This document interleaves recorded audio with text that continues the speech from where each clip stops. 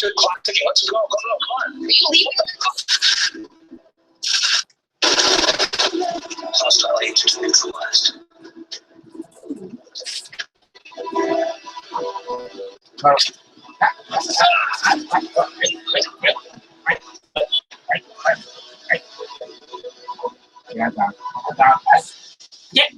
Get going. Oh, please don't do this.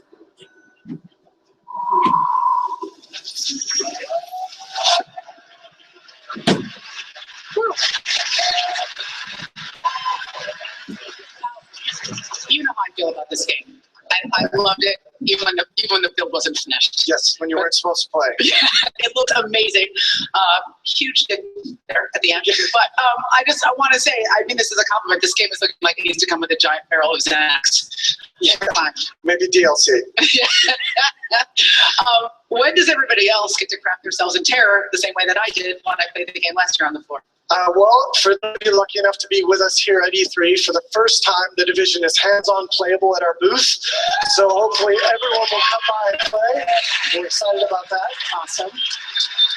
And also for those of you at home who are clamoring to get your hands on the game early, we're happy to announce that we're going to be having betas on Xbox One, PlayStation 4, and PC starting early next year. So everyone will get to play. It's going to be super exciting. Now, oh wait, and please check that out to be able to figure out, get more information about the betas. Sweet. Now that we know they're moving into beta, when's the game actually going to be available to everybody out there to play, buy, and put into their home foxholes? Yes. Today we're super happy to announce that Tom Clancy's The Division will be released on March 8th, 2016 on all platforms simultaneously. Yay! Yay! So thank you very much, everyone, and have a great E3. Bye, everybody.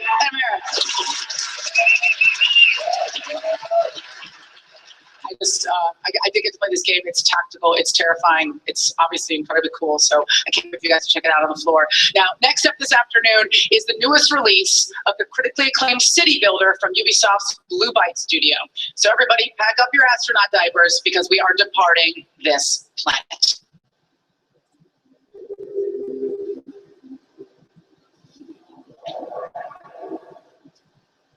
Our local forecast, the great hit.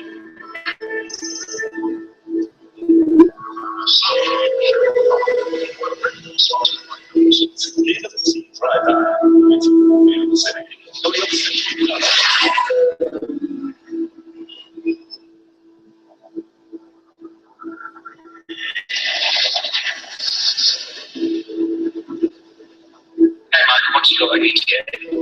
Better now. Received 26.133 degrees north, 3.628 degrees east.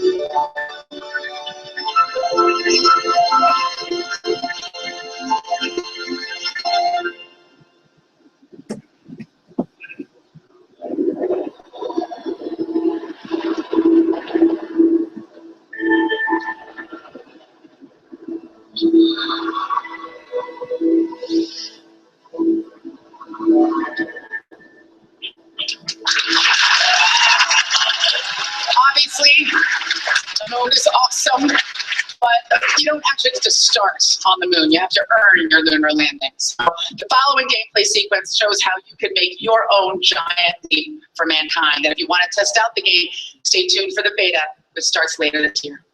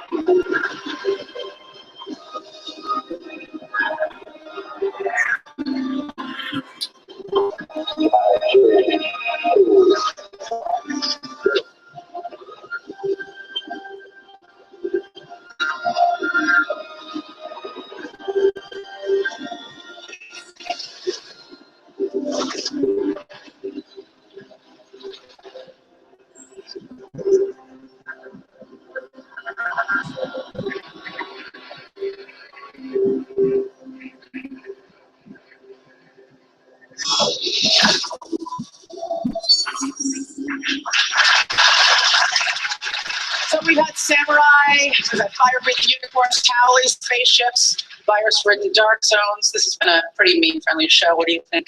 That's pretty awesome. You're actually sitting here and you're your own human life-size meme. Tell me who you are. Well, I'm Rick from RBF Productions in L, and Ubisoft requested me here as Jacob Fry. Jacob Fry from AC Syndicate. Right. You look insanely hot. But a guy from your era probably has rickets or something I can catch, but you look amazing. We should come up with a meme we're looking for this show. Right now, I'm pitching who kept the Christmas lights on during the apocalypse, but there's got to be, and just Captain Picard, like screaming out. Do you have a meme you want to pitch? Oh, Guys with rickets are super hot. well, if you were talking Picard, then we engage. Okay, good. We did that together. All right. Standing next to me right now, my friends, is Jason Altman, the executive producer of our next game, looking just as foxy as Jacob Fry, with fewer rickets. With 110 million players, 1 billion songs danced, and more than 1 billion lifetime views on YouTube, this game franchise is one of the pillars of the Ubisoft family. Right? It's time for Just Dance 2016. It is indeed.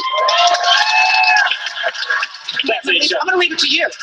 It's the fans that have made Just Dance the success that it is. And because of them, I'm really proud to say that Just Dance has become the biggest music video game franchise of all time. I gave him his spotlight.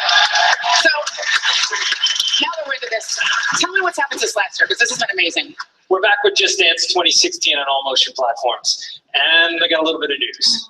You don't need a camera connected to your console to play the game anymore. You'll be able to use your smartphone as a controller to play Just Dance 2016.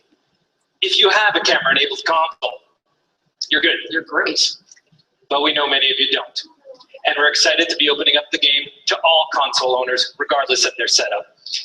And they're going to have a lot to look forward to. An awesome track list of huge hits, new features, and like always, a few surprises. Like this one. What?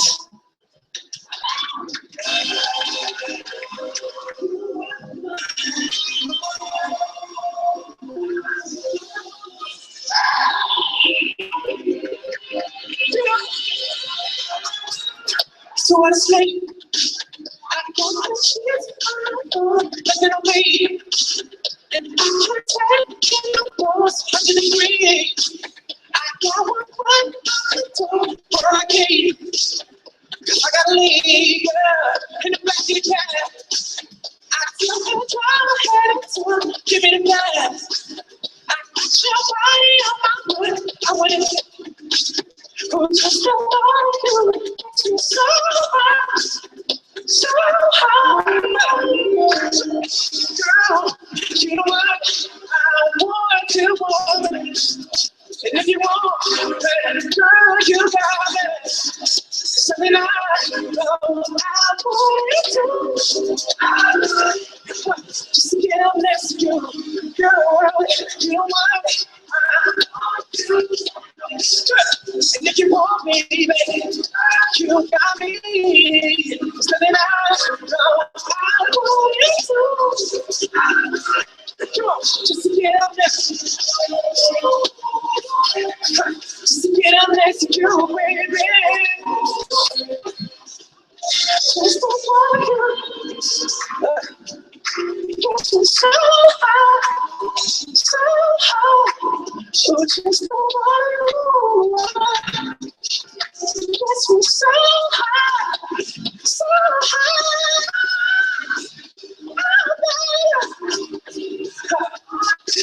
I want you. Girl, you got me. It's something high. I went to no. Yeah. Well, I would do anything. See anything and everything, baby.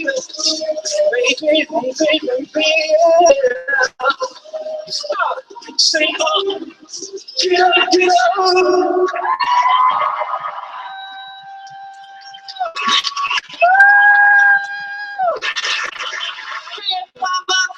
Give it up again to Derulo! First of all, I want to give you a huge congratulations because your album Everything Is For and the single Want to Want Me just hit #1 on the top 40 radio charts this morning. #1. Congratulations. Thank you so much. And it's amazing to see you up there. You know, I just stay in my seat. You know what? I'm so glad this song is #1 this week and everything. But the only thing is, I just wish you came up here and danced with us. You know what I'm saying? I just sadly, Jason, I'm living stumbling proof that not all of our people can dance. That's just, you know, there's got to be one. I missed that meeting, but I want to get into it because I actually heard that you are actually a big fan of Just Dance. I am a huge fan. I love the idea that music can inspire people, but I feel like this video game is such a part of pop culture, and I feel like it allows the young ones like my little niece who loves to play the game, and older folks like my mom who doesn't necessarily know how to dance, but it makes her feel like she could get it. So it inspires everybody. You know what I mean? Yeah, it's really great. And I'm really excited because this song is a huge hit. It's a #1 hit. It's going to be in the game. Thanks. People are going to want to buy it. They're going to dance. They want to be like you. Can't be Jason Derulo, but you can be like Jason Derulo. So thank you so much for coming out today. I'm so excited. That was a big surprise. Ladies and gentlemen, I'll see you tomorrow. Come on, give it up for Jason Derulo, everybody. So before I run backstage and try to grab a selfie with Jason Derulo, You're going to fight about that. you will. I have one more thing to share. Just Dance 2016 will be available this October on all platforms. The Wii, Xbox 360, PS3. But we have something special for Wii U, Xbox One, and PS4 players. Awesome.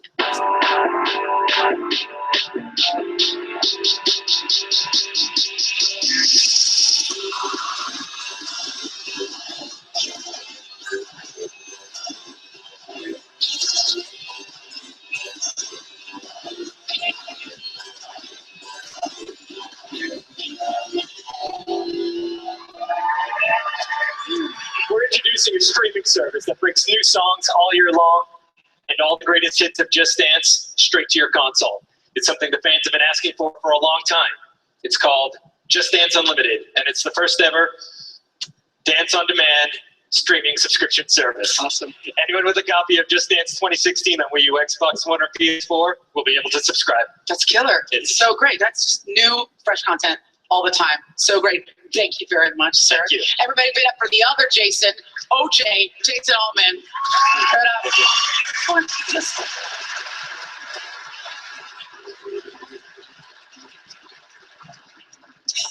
It was my pleasure.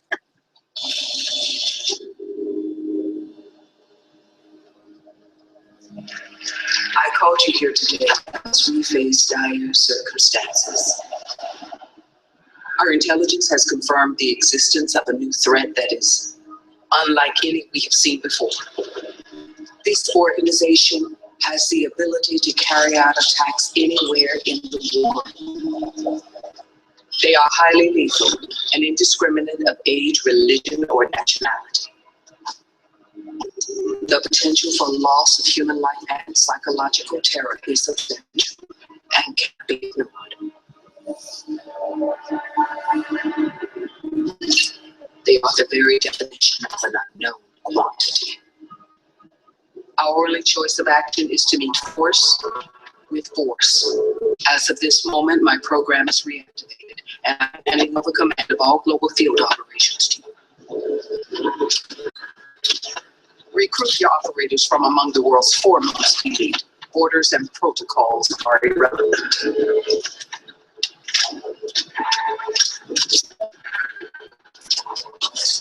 We must be the shield that safeguards the civilized world from those who wish to inflict harm.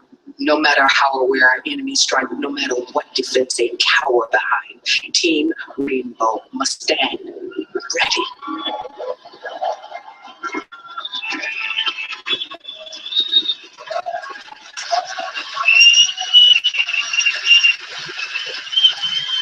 Now, if you watched the conference last year, you know that I personally lost my shit when I saw Rainbow Six Siege. I was so excited. I love this franchise. From the audience reaction, I think we're all having the same feeling about this game.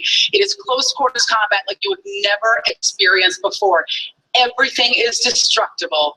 And my friends, once you die, you stay dead. It's explosive, it's bone rattling, it's intense, and it's the equally intense but cool-headed woman by the name of Six. You probably recognized her in the cinematic trailer, and now it is my great honor to welcome to the stage the extraordinary Angela Bassett.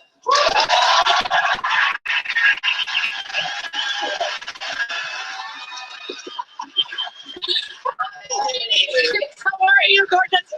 Oh my God! All right, I love this game. I love this franchise. But now that you're in it, I don't even know. So this is actually the first time that you've been in a video game. My first time, right? yeah. So tell me a little bit about that experience for you. Oh, well, thank you, Aisha. Yeah, I play the role of Six, and I'm the deputy director of the Rainbow Six Counterterrorism Unit. It has been a great experience so far. And, I'm all about playing interesting characters, and this definitely was the venue for them. Yeah, I think actually people don't realize how complex video game acting can be. When I was in Watch Dogs, my character got pancaked by a garbage truck, so I'm just happy to see that yours is a little bit more layered than my experience.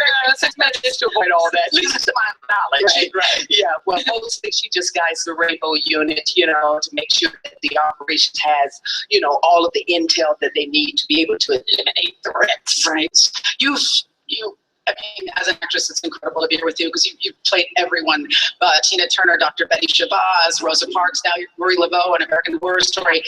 Were there any ways in which doing this work differed from those other experiences for you?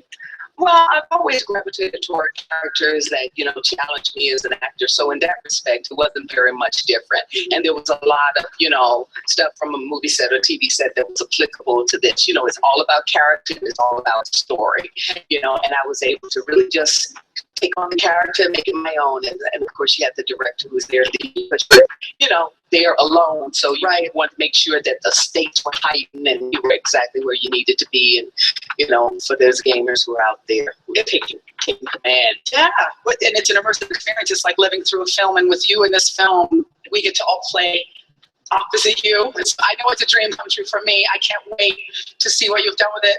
Ladies and gentlemen, truly one of the great actresses of our time. Please give it up for Angela Bassett. Thank you. Thank you. Enjoy the game. Thank you. Thank you. Give it up for Angela Bassett, everybody.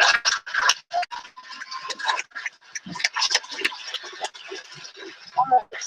So far we've only been talking about multiplayer, but there is so much more to Siege. And here to tell us more about it, please welcome to the stage Geneviève Forget, the community developer on Rainbow Six Siege.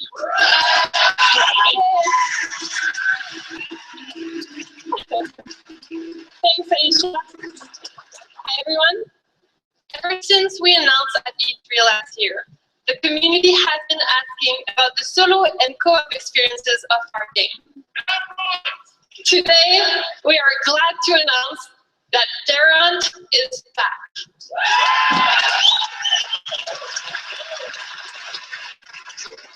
It will be playable solo or with up to 4 friends. In Terrant, our players will be facing the most challenging AI in a Rainbow Six game yet. The terrorists will be able to create a stronghold and lead an assault using destruction in unexpected ways.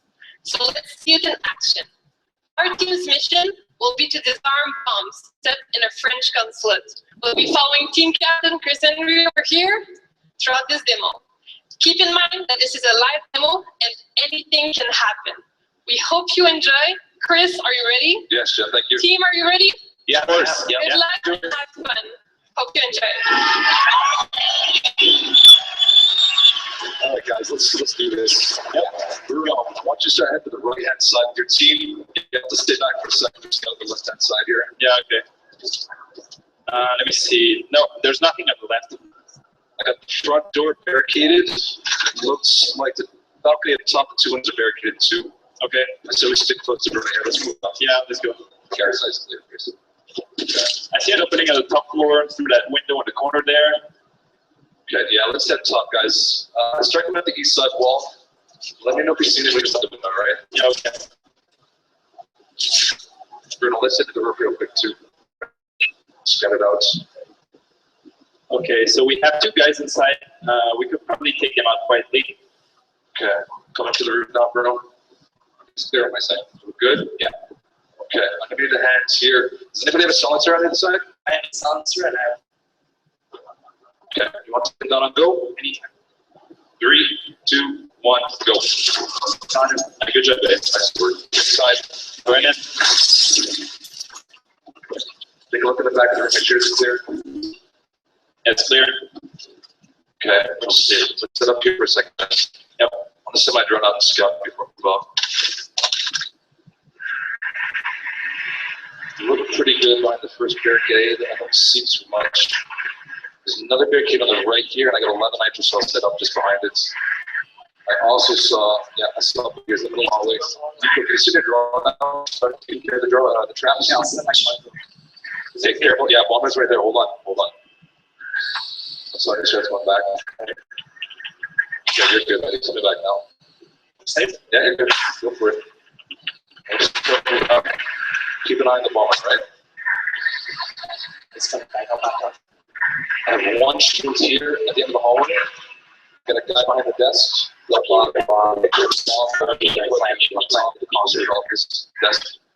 guy also behind shield. Okay, you guys ready to move up? Yeah, yes we are. Yeah, Nico, myself, we're going to head down the main hallway. Bruno, Meg, come over here. They're right on the wall, so they're coming down the left-hand side. Going in. I'll give you some cover. You got a shield right in front of you. Slow down a bit. Coming. Clear, Bruno? Yes. We good? Yeah. Yep. Clear. Okay, hey Nico, can you push this door in front of us now? Anything to You guys ready? Yeah, go for it. Go for it, Nico. Moving forward. Okay. To the other barricades. The bomber is behind the second one there, Dad. Yeah. We'll let you push up first, all right? Yeah, okay. Stay back a little bit. Bomber's Bomber's right there. He's right there.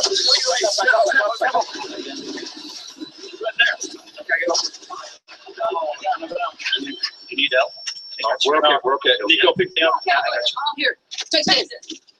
Nice work. Okay. Thanks. You're hurt, eh, man? Yeah, I'm pretty hurt. The hallway's pretty open, so take cover behind my shield here. Okay, we're gonna start moving up the main hall. You guys can start moving up on the left-hand side. Yeah, take your time. So a couple of guys on the end here. 2 guys. 4. I'm really back down. I'm down. I got it. Bruno, pick it up. Push forward. There's one guy in on the low end. 1 down, 2 down, reloading. Got one, I got one. Here you go. Okay, start moving up. Bruno, back. Yep, come to the wall, all right? Going hard. Do one more, okay. I'm right behind you. Go for it. Push up. Yeah. Take a look on the right, Nico. Yeah. Got my back? Yeah, I'm watching. All right, rechange. The room clear. Hold on, Nico's putting the right hand side. Good. They're both down? Yeah. Okay, let's got this. Yeah, good. Let's set up here. I point in the front door and check the hallway there. Mag, you see to your left there, there's a wall. Yep, can you make a couple moves from there? Here, I'll keep it backstairs. Okay. I'm gonna drop the diffuser right behind you. Yeah, good. We gotta hold it for a minute. Yeah, we got this. Let's do this.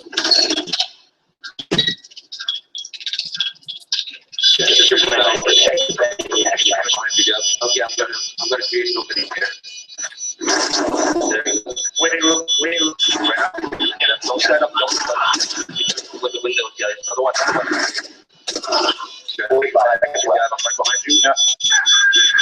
Let's take a look at the stairs real quick. One in the hallway. We got one coming back stairs. Yeah. One coming back stairs. One in the hallway. Charge one. You got charge one. I'm coming. Waiting room. Back down.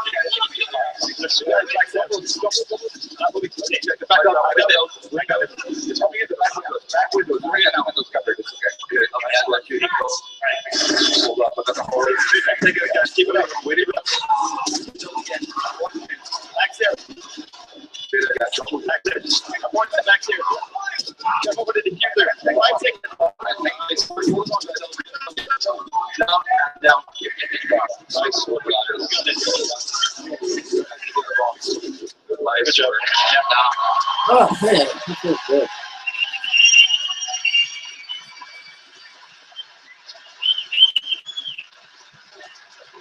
Well done, guys. You did it this time, huh? All right. Thank you very much for this. What you just saw was one out of our 4 Terror Hunt modes that we'll have in Rainbow Six Siege, including Terror Hunt Classic. For those of you who are here in LA, we invite you to come to our booth to get a first hands-on experience of Terror Hunt, as well as try our new PvP mode and map. And for everybody else back at home, we got something for you as well. We are glad to announce that our beta starts on September 24th.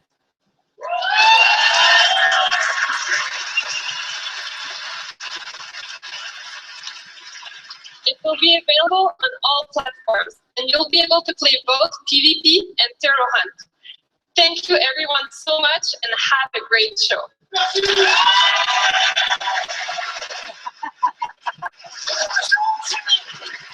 Geneviève Forger, give it up for her and the Rainbow Six Siege team for that live demo.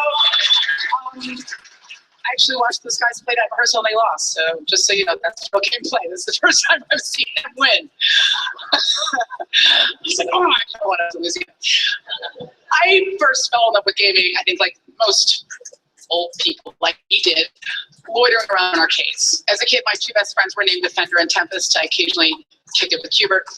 These were beautiful friendships based on a solid foundation of quarters. And while arcades are mostly gone now, that style of gameplay is alive and well, as evidenced by Trackmania.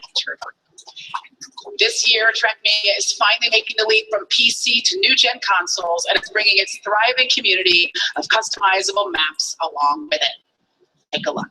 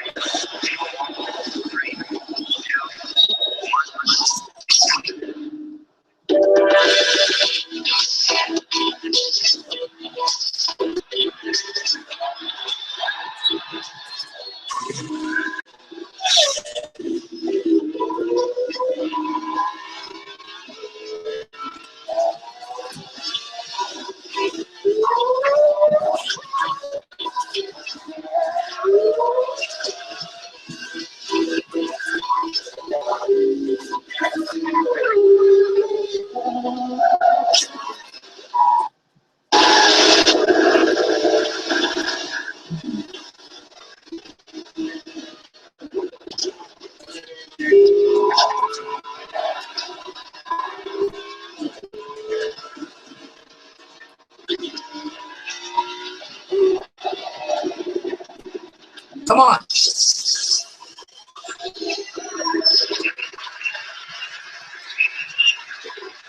Everybody, please give it up for Tommy Francois and Francois Otto. Hello, everyone. Bonjour. That trailer must come from gameplay footage and track replay. What you see is what you get. Now let's put our money where our mouth is and show you the game. Francois, make yourself at home and take your favorite track.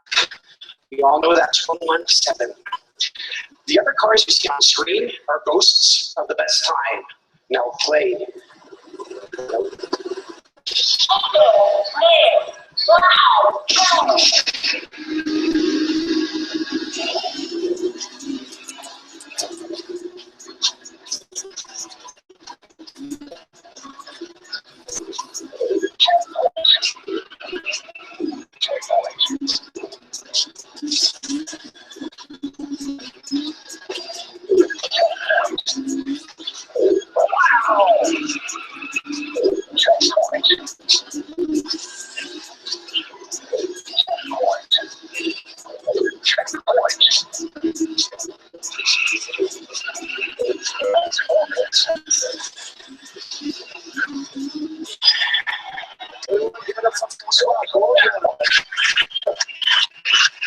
Alright, let's go to Trackmania Turbo. It's pretty impressive. 10 more tracks in the stadium, just for the Blue Series, 4 environments, 4 different gameplays, 5 difficulty levels, a total of 200 tracks. And if you think that's not enough, take a look at this magic. Our track builder mode carries levels on the fly at the press of one button. It's random, so we have no idea what we're going to drive. 3 steps to it: terraforming, look at the pretty beaches and islands, then the track being built, and finally, signage. Infinite tracks you can immediately play. Let's see how well you do, Francois. And be careful, it's tricky.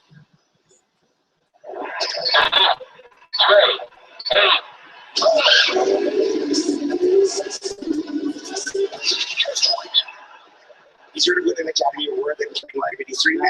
Yeah, funny. Restart is immediate. Go.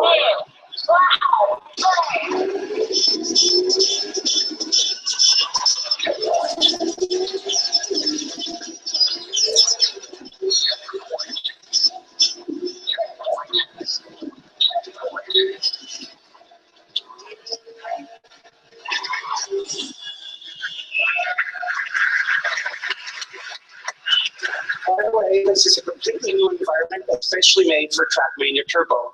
It's called Roller Coaster Lagoon. We also have a brand new take on multiplayer modes, but for that, come beat times on the arcade machines on the booth. And if you're crazy enough, come play the VR demo at the show. Thank you. Arigato gozaimasu. Dankeschön. Tschüss. Gracias. Merci. Spasiba. All right, give it up for Tommy and Francois. Clearly multilingual. Our next game has it all. A global, yes, I understand. Our next game has it all. A global conspiracy, multiple covert murders, and leaps from unreasonable heights with absolutely no physical repercussion whatsoever. Shine up your blades and lace up your greaves. This is Assassin's Creed Syndicate.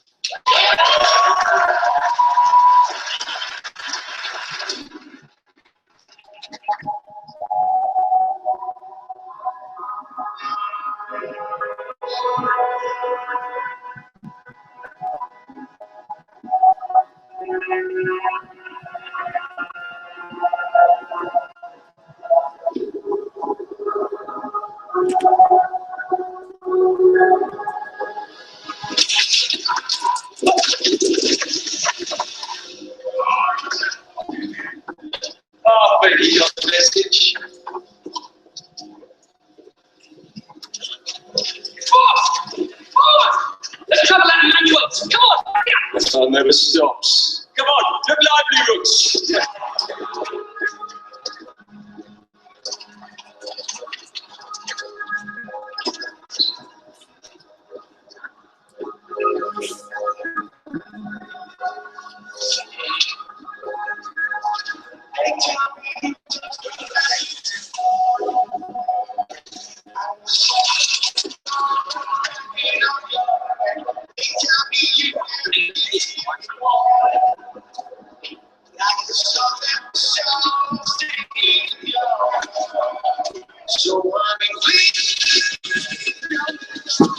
Yes.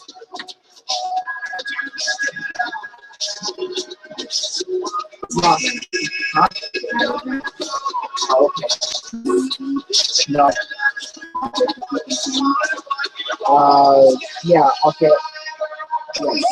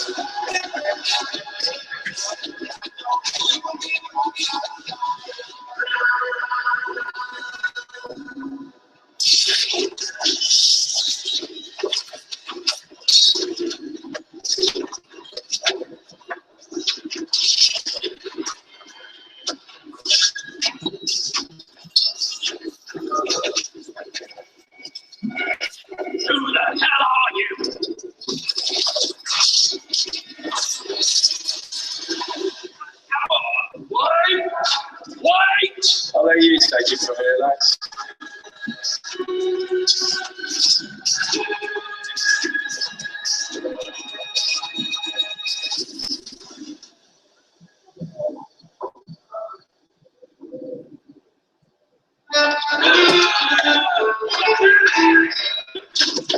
Try the bitter. Who's it? It's actually quite drinkable. Go on, toast your noble boss. It's beef for children. Or you can do better. Join me. Join the Rooks.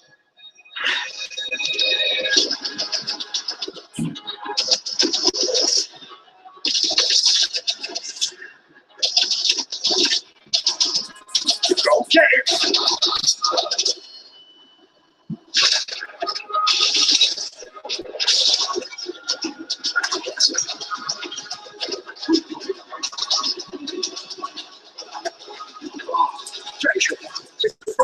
Listen, we just split the money. I mean, just take it all, right?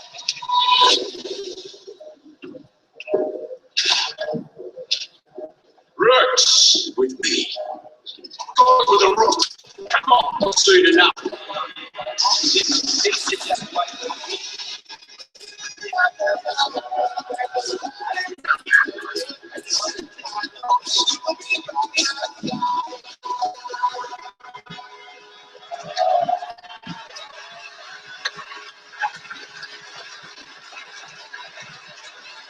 Hello, everybody. Thank you. My name is Marc-Éric Sicote, and I'm the creative director on Assassin's Creed Syndicate. Our game takes place in London in 1868, right in the middle of the Industrial Revolution. This pivotal moment in humanity's history has allowed us to create the first modern Assassin's Creed game. Together with their street gang, our two assassins, the twins Jacob and Evie Fry, will fight to take London out of the hands of the greedy and the corrupt in order to give the city back to its people. We have a brand new gameplay demo to show you at the Ubisoft booth.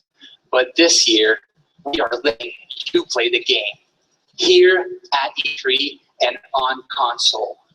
If you're not one of the lucky few to be able to make it to the Ubisoft booth, well, we're excited to give our fans the chance to play the game at Uplay Lounge here in LA, and get this, in 7 cities across Europe and Australia.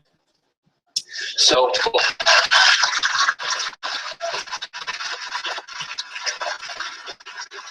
if you want to start playing Assassin's Creed Syndicate starting tomorrow, just sign up at assassinscreed.com for your chance to take back London. Thank you, and have a great E3.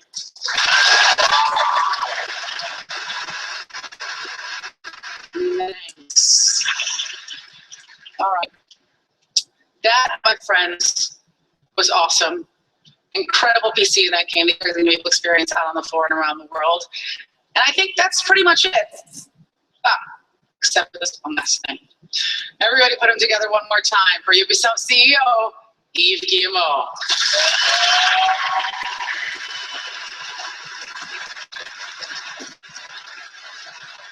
We like to surprise you with new IPs, but really, we really like to surprise you with revolutionizing our beloved franchises. And this has been done by a group in Paris, a very good group that is working in secrecy, and he has been able to create something that I'm sure you will enjoy because it is so good. So have a look.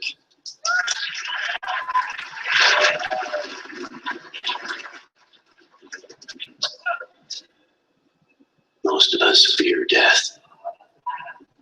For the Santa Blanca drug cartel, death is a saint. They embrace her, praise her, worship her. They kill thousands without repercussions, trafficking poison across South America, corroding governments.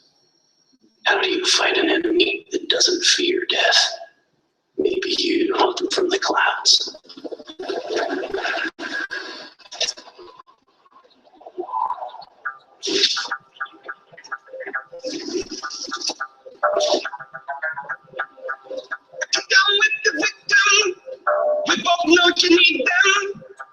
stuck in the middle of all irrelevance. Your heart is beating. Just know that you gotta get out of the middle. And that's the drama.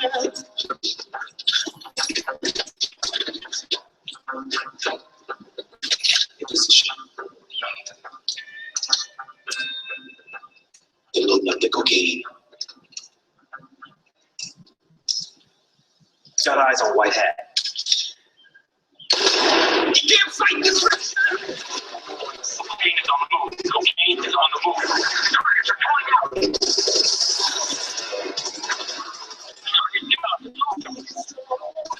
When you fight from the shadows, attack when they least expect. Take them apart. Leave no evidence behind.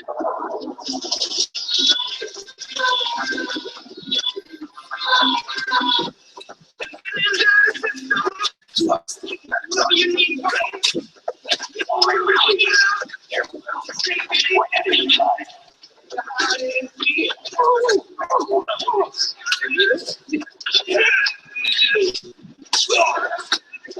Fourth place.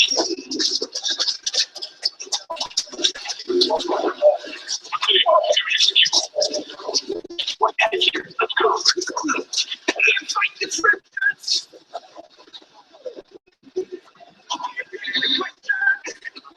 Or you can unleash chaos. Strike from every side. Confuse them. Destroy everything. Decide who lives and who dies.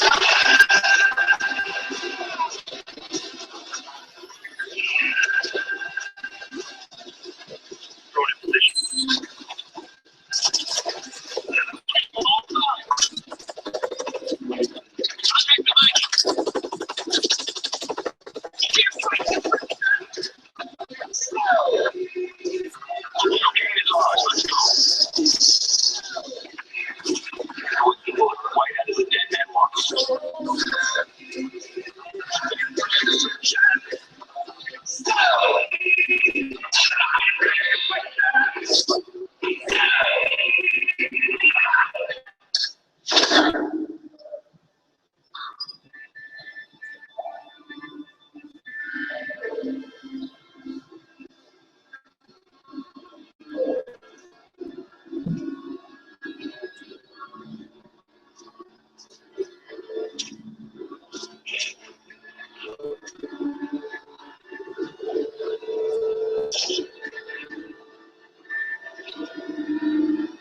Have you fight an enemy that doesn't fear death? You manipulate them from the inside until the monsters wipe each other out.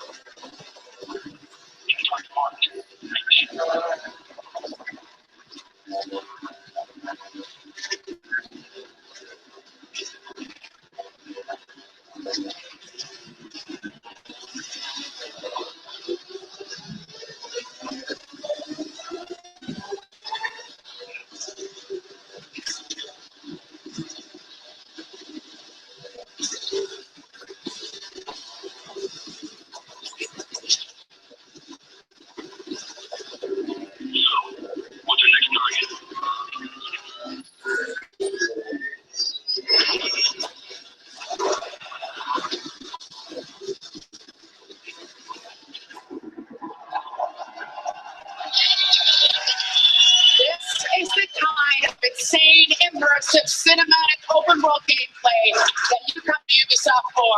I know you felt that all in your bones.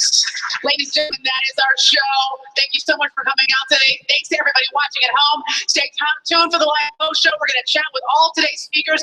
If you're in Los Angeles, check out our booth and the Ubisoft Lounge to see Ghost Recon in action. And if you're not in LA, check out Ubisoft.com for exclusive E3 insider access. Be sure to join our social media conversation by using the hashtag UBE3. We want to hear from you, and we mean it, no matter how painful or crappy your tweets. My name is Aisha Tyler. This is Ubisoft. Play on!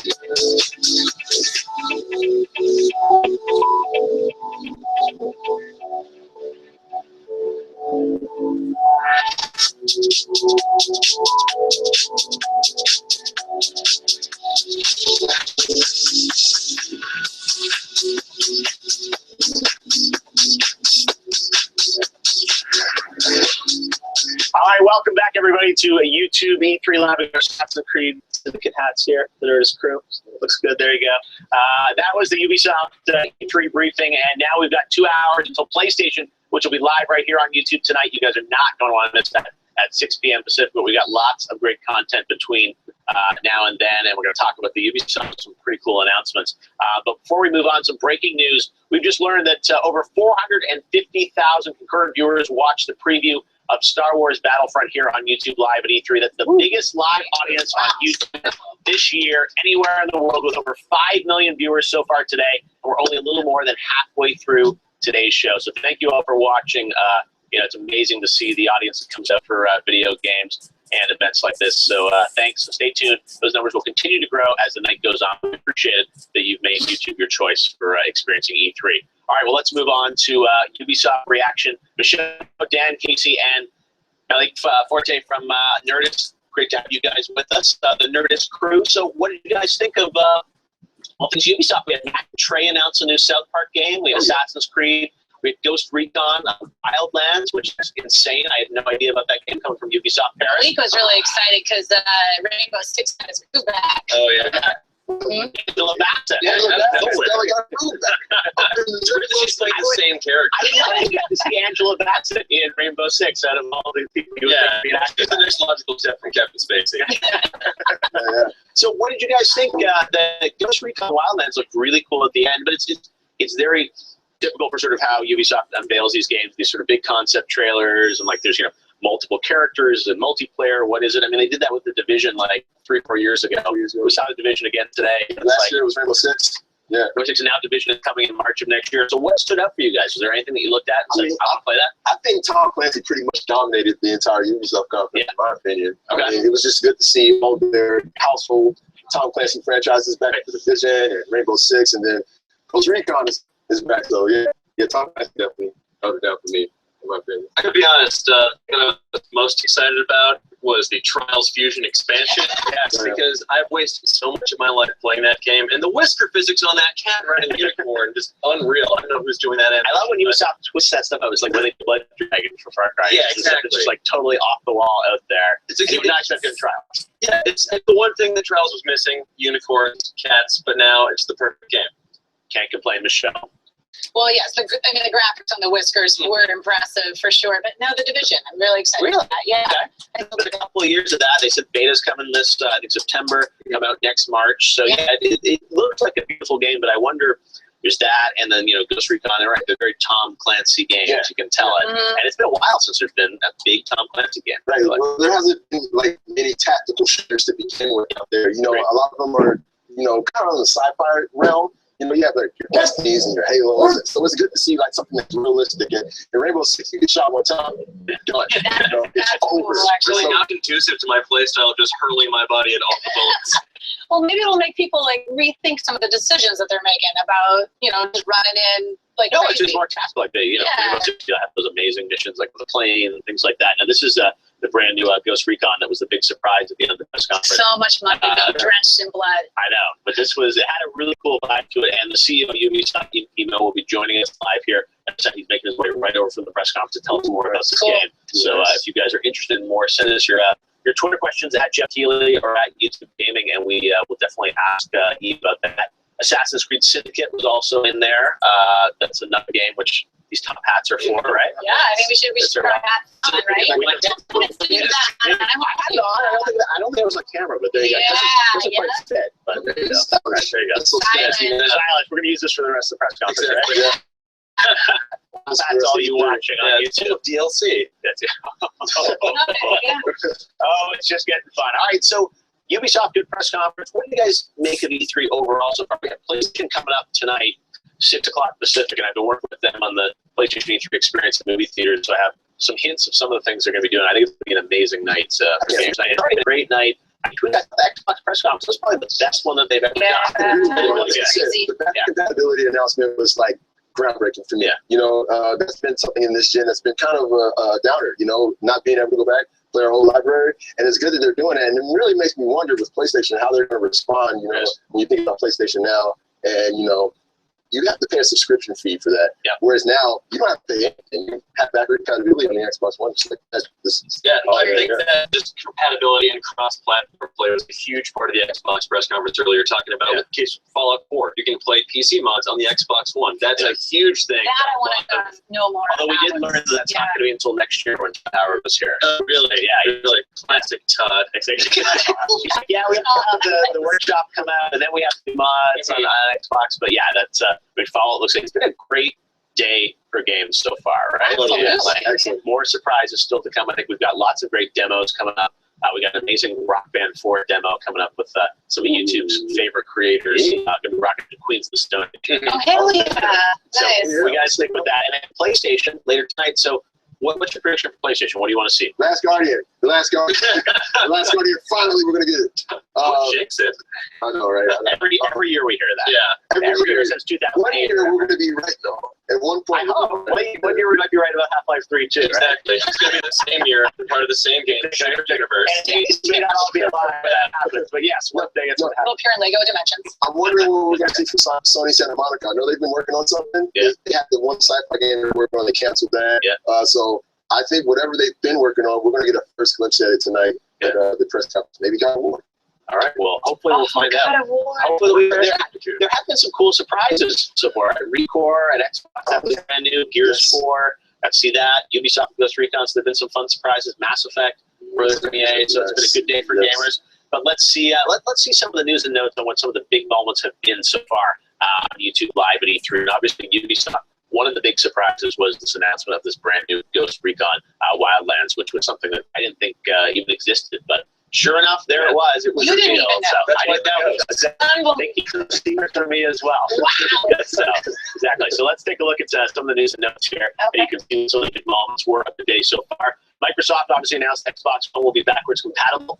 There's also a really cool demo they did of HoloLens for Minecraft, which was pretty impressive. Electronic Arts Mass Effect Andromeda was announced. That'll be coming out in the holiday of 2016. And then, of course, Star Wars Battlefront. That was the peak moment for viewership on YouTube right now. So far today was Star Wars Battlefront in the EA briefing. And hopefully we'll see more Star Wars Battlefront before the day is done. And then Ubisoft, the South Park announced that Matt and Trey did the Stick of Truth and was hanging out with Trey afterwards from the Game Awards, and they were like, "Oh, we're never making another game. It was so much work." And they changed their mind now for another one. And I thought they maybe did the mobile one. No, they're doing a full-on game. I can't wait. It sounds like so. That was really fun and a nice surprise. And then, of course, Ghost Recon was another big surprise from Ubisoft. So we'll talk with Emo and the Ubisoft team about that. We've got the Assassin's Creed team coming by and much more. But right now, we're going to head outside, because Jax is out there. Oh, she's rocking a top hat outside as well. I was having hat envy, so I thought if you can't beat them, join them. Top of the afternoon to you guys.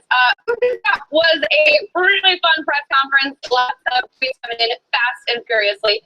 So let's take a look at the E3 buzz right now. The Electric King says, oh, this is a good one. So the title is South Park, Fractured but Whole. Quite frankly, the best title ever. Oh my dude, I cannot wait to see the memes that come out of that. TV6 says, my heart will trust at Ubisoft with Assassin's Creed Syndicate, and so will I. Ubisoft 3. All right, we're going to send it back to Jeff. We'll read you those treats a little later. We're going to send it back to Jeff in the studio right now. All right, yes, we are back here in the studio. Now it's time for a really fun demo. We got some time until PlayStation. We got a lot of great guests coming by. But right now, Daniel Sussman from Harmonix is here with us to talk about Rock Band 4, right? Hey, how's it going? It's going pretty well. So Paul, I know you're down your drums. I remember my drums. They're sitting in my garage. They're collecting little dust. So I'm going to get them out this fall. And the good news is all our Rock Band instruments are going to work with Rock Band 4, right? Yeah, it seems like backwards compatibility is sort of a big message of this year's show. And, you know, and Harmonix has been a pioneer on that front for forever, you know, as it relates to your hardware, as it relates to your DLC. You know, no fans, we know what they care about. All right, well, you guys have been working at Harmonix in Boston on Rock Band 4. Everyone remembers Guitar Hero Rock Band went away for a few years. Now they are back this year. And tell us about, you know, this new game. We're going to get together a really cool demo of a bunch of YouTubers here rocking the song. But before we get into that, tell us, I mean, what's new about Rock Band 4? Well, so Rock Band 4 is really built on the foundation of what made Rock Band a phenomenon in the first place, right? Full band gameplay. Probably the biggest, you know, piece of news that we have here at E3 actually is the guitar solo feature, right?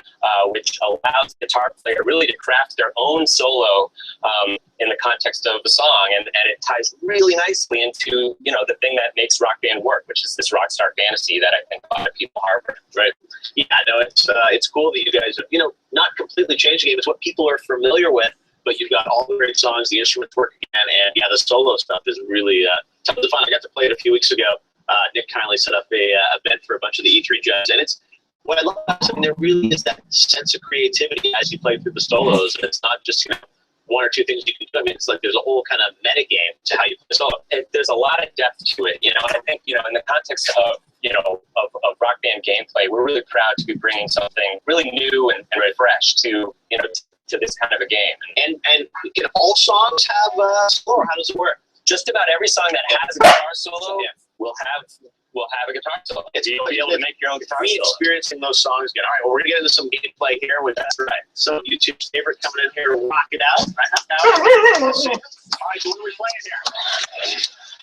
What do you want to? Oh, well, you paused it. So this is My God is the Sun by Guns of Stone Age. All right, get to it, guys. Rock it out.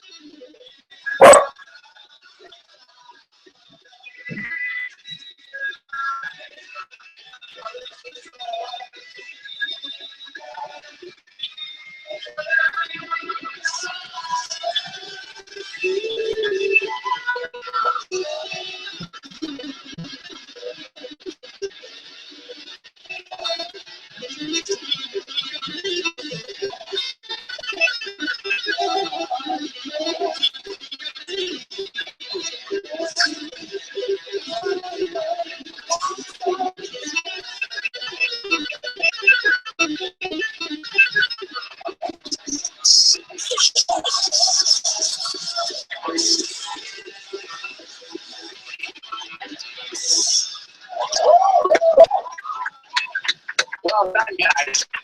Was that 4 or 5 stars, I think? Looks like, I think it was 4.5 stars. That's good. Big, team effort. Thanks, Jeff. I appreciate it. Well done. All right, yeah, 4 stars. All right, that was fun. Thanks, guys. It's good hanging out with you, and we look forward to checking out Rock Band for one coming out October 6th, 2015. All right, we will check it out in October. Well, we're going to head on back to a break, but we got so much more for you guys coming up here in the next few hours leading up to PlayStation. We got with Ubisoft. Peter Moore from EA is going to be by here to talk about some of EA's announcements, including Star Wars Battlefront. Stick around. YouTube Live with E3 continues right after this.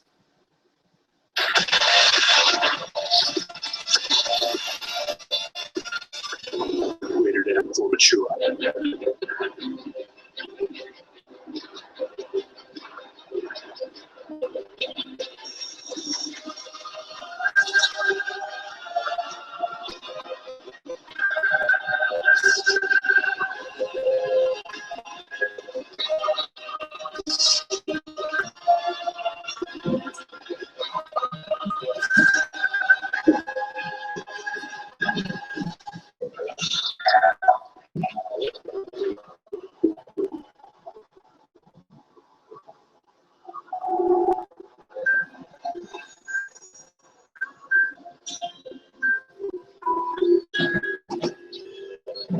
It's happened again.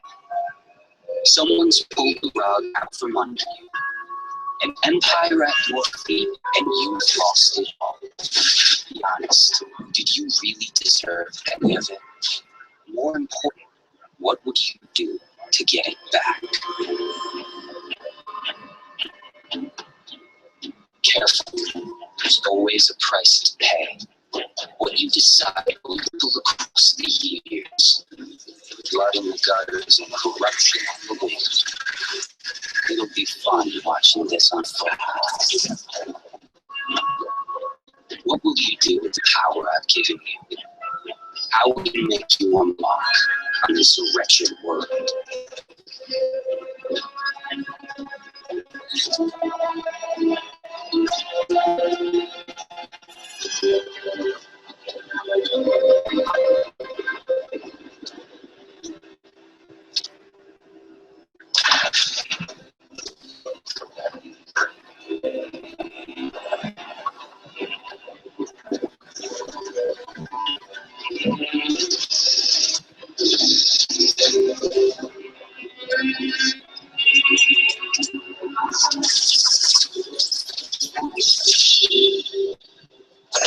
You cover your face. I know who you are.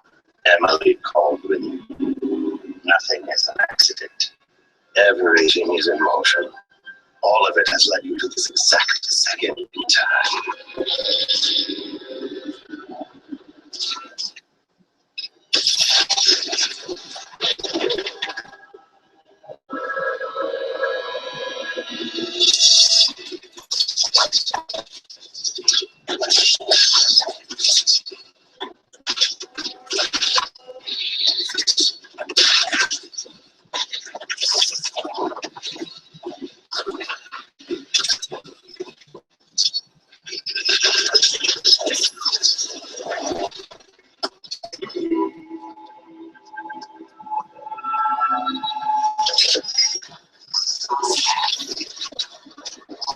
dangerous for you.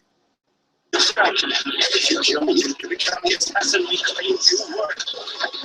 You become one of us.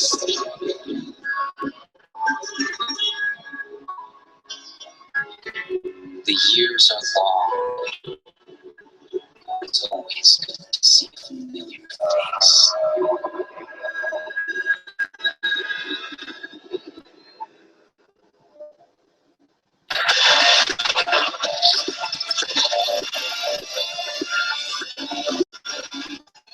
If you've been with us all day, you know there were some major announcements in today's EA briefing, and here now to elaborate is the CEO of Electronic Arts, our good friend Peter Moore. Peter, always looking dapper. You had a suit change today. Yeah, you're compensating to twice for 2 months. No, absolutely. What do you do to the press conference when you're done? It's part of the E3 rules. You hang them up in your It's just a shrine. I have a shrine in my closet. Like all the years, all the press conferences. Totally, yeah, I tag them. Even your hoodie from the Xbox. That was Jen Allen. That wasn't me. No, I have the shiny suit from a couple of years ago. That is shiny silver suit. You're always a dapper man, Peter. Thank you, Jeff. So let's talk about EA, your press conference. Lots of content. Yeah. So much you guys went a little long. Sorry about that. Yeah. All right. Fine. You ended in a big moment with Star Wars Battlefront. We just talked about that. It was the biggest moment of the day so far in terms of concurrent news.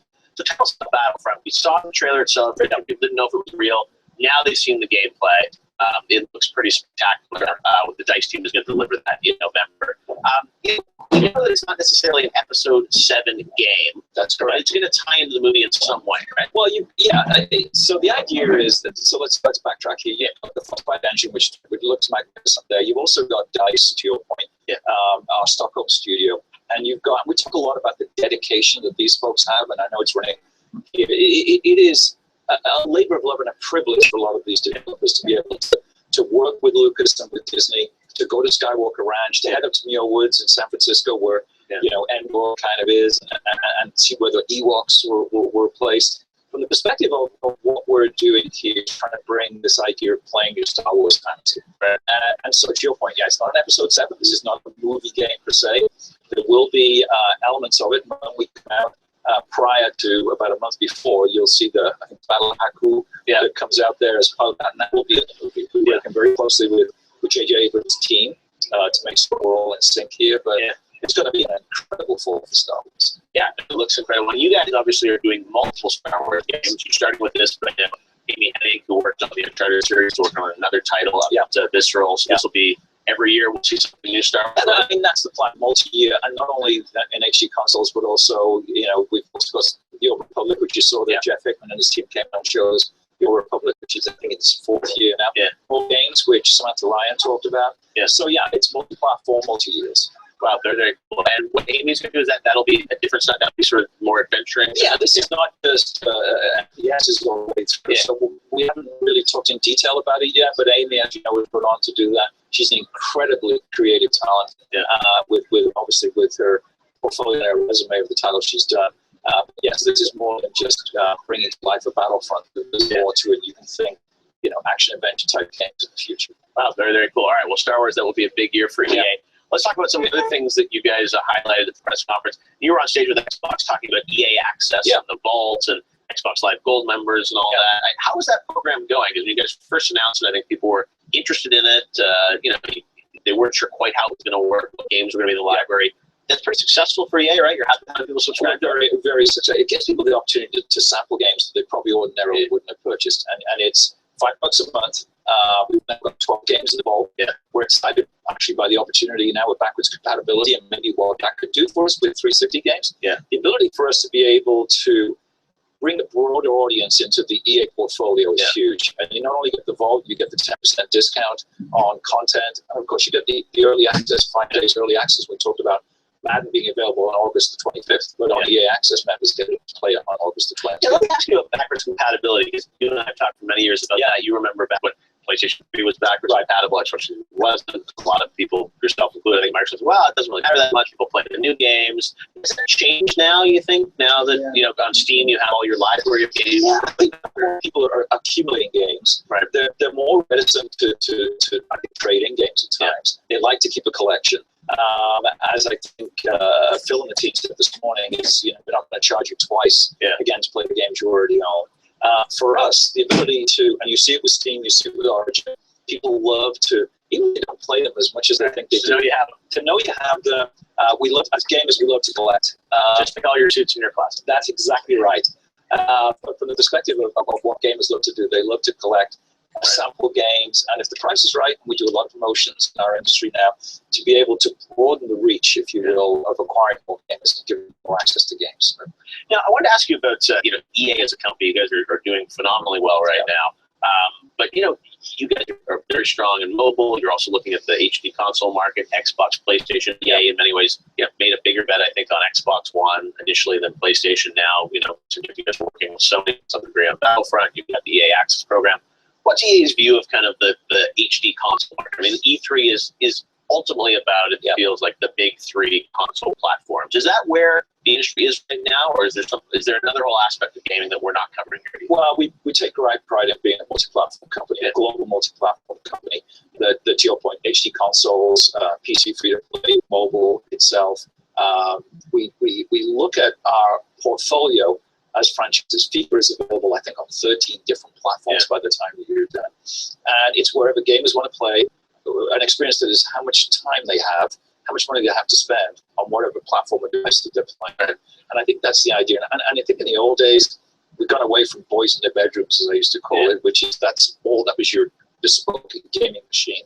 Now we all have games machines around us 24 hours a day. And we at EA like to be there for everybody, particularly with our big franchise like FIFA, like a Battlefield, like a Need for Speed. I also thought showed very well today.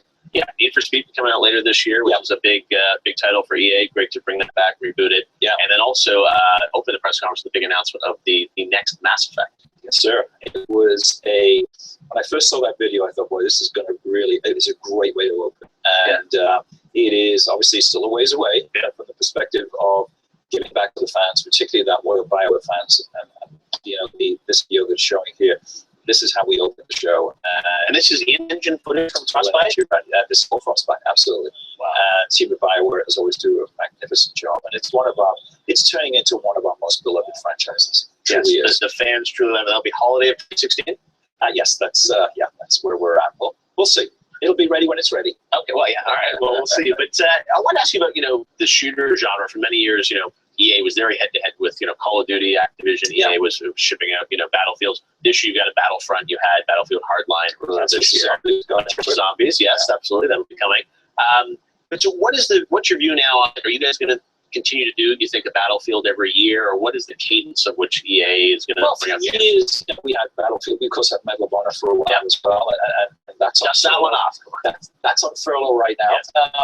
I think the idea is to bring the FPS category is such a powerful part of our industry. It really drives a lot of attention, obviously, not only ourselves, but our friends and competitors at Activision with Call of Duty, to your point. I think having Plants vs. Zombies God Warfare is an interesting expression. It is. It's got a great sense of humor.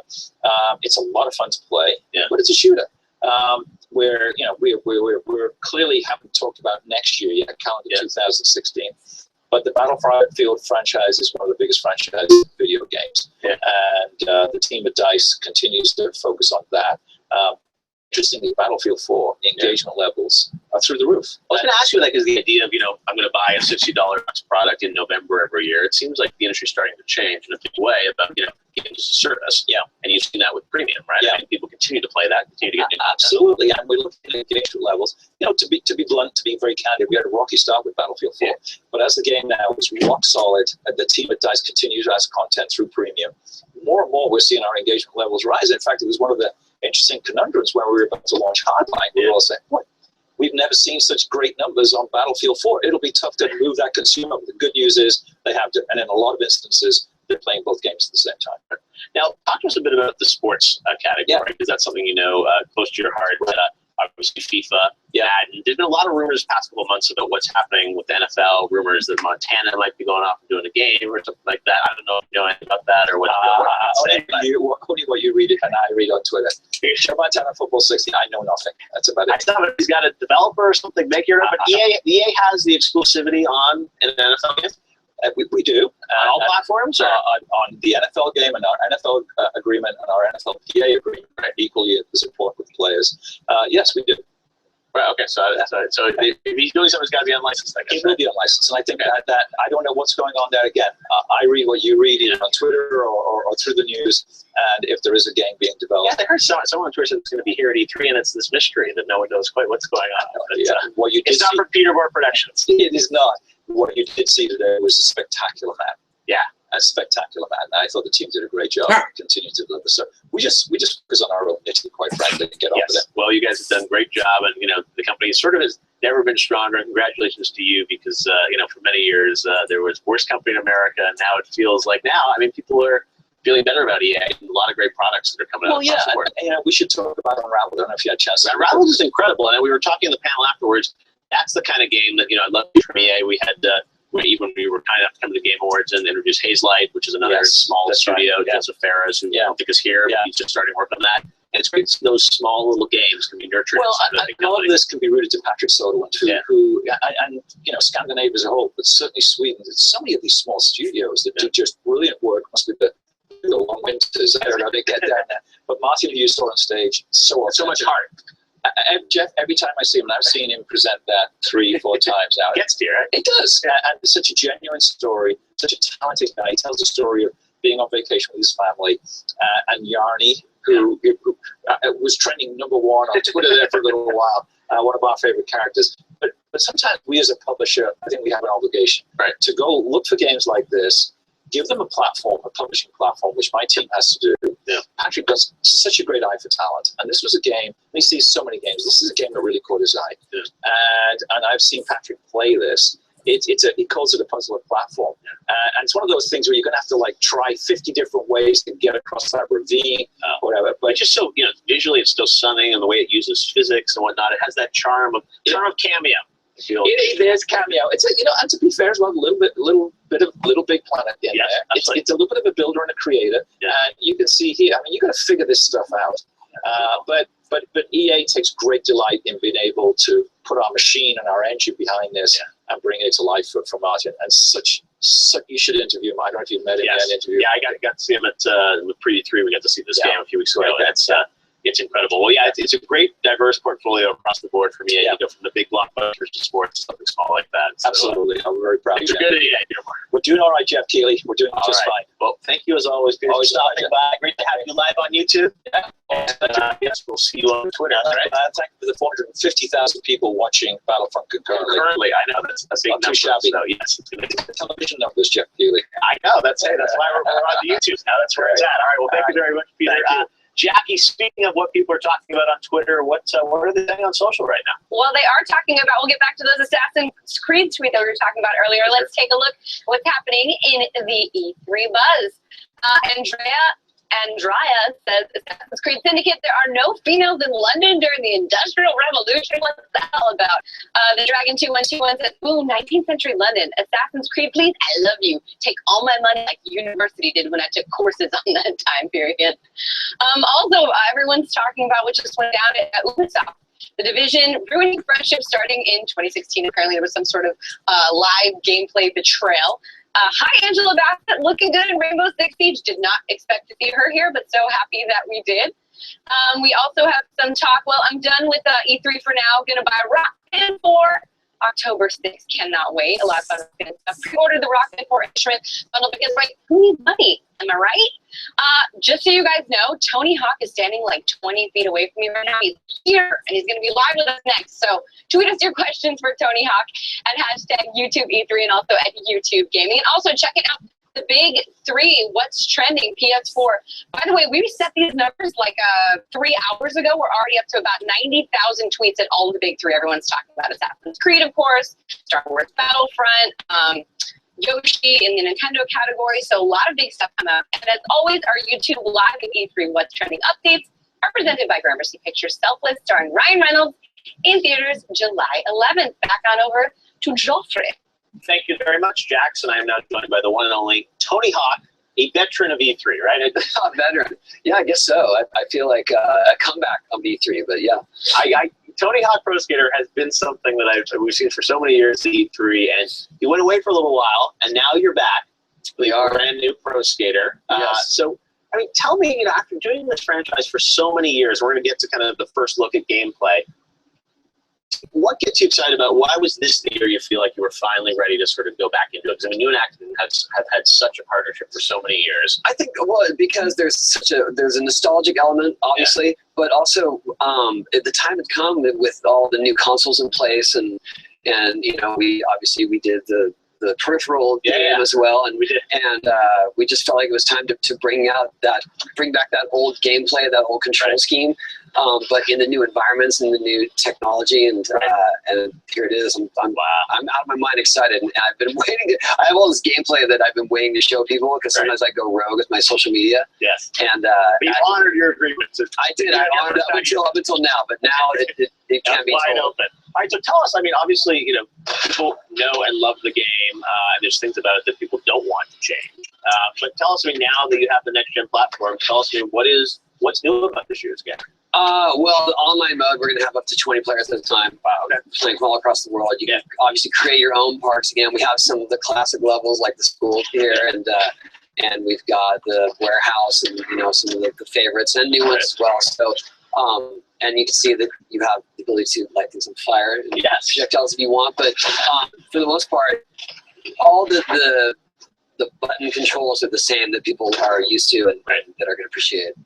And obviously it's running super fast here. It looks like 60 frames per second, kind of really jamming it. Exciting, yes. Yeah, that's amazing. So, when you guys get back into doing this thing, how involved are you now? I mean, you're still playing it. I mean, I know you really care about how this thing plays. Well, I'm running Robomoto. We've been together for a while now. But also, I just play it because I want it to feel like it felt. I want it to look spectacular, but I want the gameplay to feel the same. And I'm so used to how it did feel through all the series, obviously. So that's what I'm mostly concerned about. And I want the levels to be fun, and obviously I want the soundtrack to be something special, because people count on that as well. That's right. I mean, soundtrack is such a key part of it. Interesting. Now you see like Spotify, you can get that on PS4 and set your own soundtrack and stuff. What are you thinking of the music for this one? Well, we have a lengthy playlist, and one that I'm proud of. I mean, it covers a lot of genres, but still is rooted in skate culture, in punk rock. I think there's still a lot of gems that didn't make it on previous soundtracks that I pushed to have in this one, and they're in there, so I'm excited. And I think there's there's not as much, but almost as much expectation on the soundtrack as the gameplay. Yeah, and tell us about the game bugs you see, the controls of it in terms of like the story and modes. I mean, how much you over the years you've done crazy kind of story modes and things like that in Tony Hawk games. Yeah, well, that's the reason we called it THPS 5, is because it's more along those lines of the 2-minute challenges and combo and secret tapes and stuff like that. So that's more the direction of this game, but I feel like our online play is something that people are not expecting at all. Right. Up to 20 people. Up to 20 people, yeah. Wow, that's absolutely insane. Well, it looks really cool. So where are you guys at right now in development of it? Oh, we're very close. Okay. Coming soon? Yeah, I mean, they're not saying the official release date, but it's definitely this year. Okay. And I feel like the game is getting refined, and we are very close to the final version. Yeah, it looks fantastic. All right, well, Jackie, I know you've got a social media question. Yes, the questions came in real quickly. This one for you, Tony, is what is the soundtrack to the game going to look like? Is it going to be... That's from Jeff Keighley, right? Yes. What is the soundtrack going to be like? As good as usual or better? Well, I hope it's better. Obviously, we can fit more songs on it now. Yeah. What can I say? Well, one track that I know is on there that I was hoping for is Plague Mender. Black Sabbath Scriptures. Yeah. There's one. I can't really get a lot out, but listen to that song, you get a feel for what I'm talking about. All right. They're very cool. All right. Well, you got another one, Jackie? Yeah, the other one said, will there be some old school skaters in the new Tony Hawk? Good question. Yeah. Who else is going to be in there? Andrew Reynolds. Andrew Reynolds is the original skater. Yep. Most of the skaters are newer, and like representative of what the skating is nowadays, contemporary skating. Right. My son Riley's in it, which is super cool, and it's not nepotism. He definitely deserves he earns it. He earns it. He's definitely got his own following as a professional skater, and to be honest, I was surprised that he agreed to do it. The request did not come from me. The request came from elsewhere, and I said, "Hey, they're asking if you want to be in the new game." He's like, "Yeah, it sounds fun." Right. Does he have to go through like the motion capture and VO and all that? Yeah, and body scan, the whole deal. Yeah, and it definitely looks like him. He's got the hair and the tattoos, and He looks Father and younger. son can skate He together doesn't look this online. old. He looks younger. Father and son can skate alone. Well, it's really cool to see how visually, stunning it is and how fast it is. I think that's the thing that's like, people that love this is about the precision, the fact that you're at, that high frame rate, allowing that fidelity to really kind of, get on the controls. Jackie, what else would I ask you for? I think that's it. Anybody in the studio have any questions? Can I get a picture later? Yeah. That's it. That's all good. All right. Well, Tony, thanks so much for swinging by. Great to see you. First look at Tony Hawk's Pro Skater 5 coming out sometime later in 2015. Yes. And now you can follow Tony on Twitter because it sounds like you're going to have tons of video and footage now that you're free to do it every day. I feel like the gates are open. So, I may have to hold back a little bit, but I have a lot of stuff I want to share. It'll be playable at E3, right? Want to go and check it out? It will not for the public. Okay. Not special thing, but you just saw it. That's what it looks like, and it's coming soon. It's coming soon. Yeah. Awesome. All right, Tony Hawk, thank you so much. We've got much more coming up here on Spike or on YouTube, E3 Live. I knew I was going to do that at one point. All right, Jackie, over to you. What are they saying on social? Here on YouTube, there's a lot happening in social. Let's take a look at the E3 buzz. KTTV says Battlefront comes out just a week after Fallout 4. Can I beat every quest and side quest in Fallout 4 in 1 week? It's sort of like binge playing. GS Archive 2015 says Mass Effect, Star Wars, and sequel shine at EA's E3 showcase by whoever that was. And then we have Intention Craft. Mass Effect trailer looks like the Western approach in space. And Alex D. and Lloyd says, a long time in the future in a galaxy far, far away. Mass Effect Andromeda. Those are our tweets for right now, and I'm going to send it back over to you, Jeff.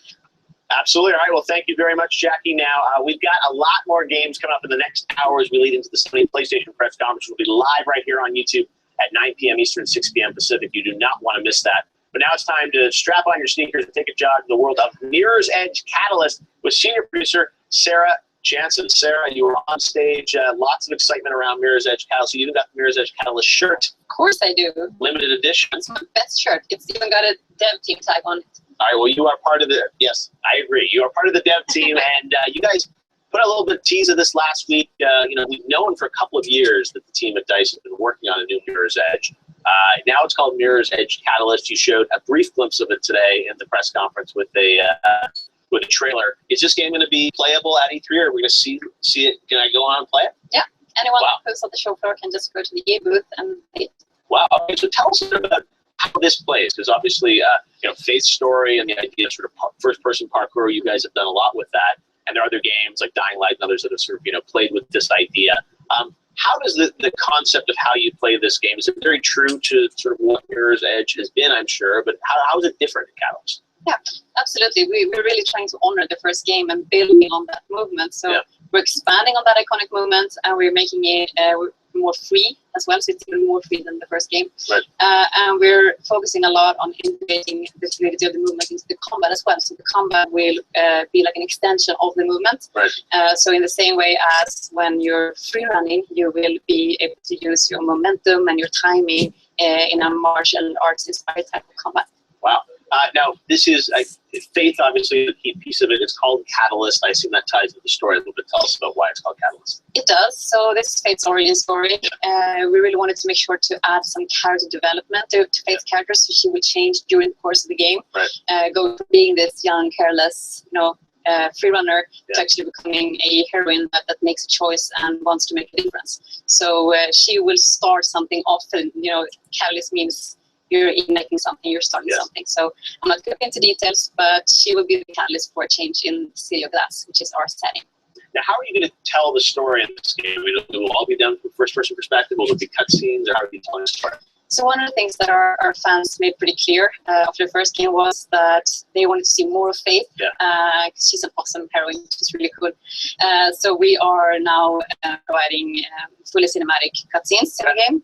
But we're also showing her off in many other different ways, such as reflections in the environment and cool third-person finishers and the cinematic cutscenes. Now, tell us about the sort of the setting of this game. Obviously, Mirror's Edge is known for that sort of sleek white look in the cities. Where are we going to go in this game? So the art style does truly honor the first game as well. I mean, it's one of the really strong parts of the first game, and we love that part. So we are keeping that sleek, stylish, iconic look of it, but we're going to give you more variety. So we're actually going to go to the dark and gritty tunnels below the city, and we're going to let you free roam the rooftops, and you're going to scale huge skyscrapers, and you're going to see just a lot more variation in the environments than the first game. Wow, well, it looks absolutely stunning. And again, even though this is a trailer, is this all in-game footage or in-engine footage? In-engine footage. Wow.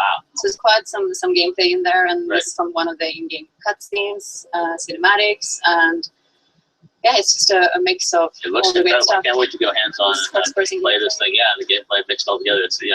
Well, a lot of these trailers. combats. Wow, a lot of these trailers from E3, they're starting to look too good. Just amazing what you guys can do real time now. And so, Mirror's Edge be coming out next year, right? Spring of 2016. February 23rd.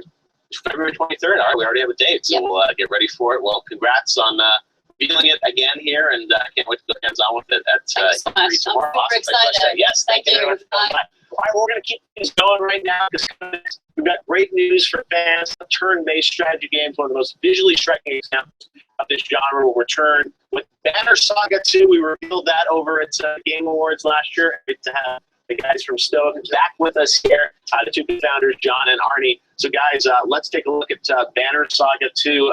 You've got some gameplay footage here. We're going to talk about it. First of all, when is the game going to come out? Game's going to come out this winter. Okay, this winter. Yeah. All right. Well, it was great to have it revealed last year. So, yeah, we're looking at one of the beautiful sort of cinematics that you guys used when we revealed it. But we can go right into some of the gameplay and talk about the style of playing it. So, tell us, you know, the first game got a lot of great reviews. You guys did an amazing job bringing it to life. For Banner Saga 2, what did you want to change?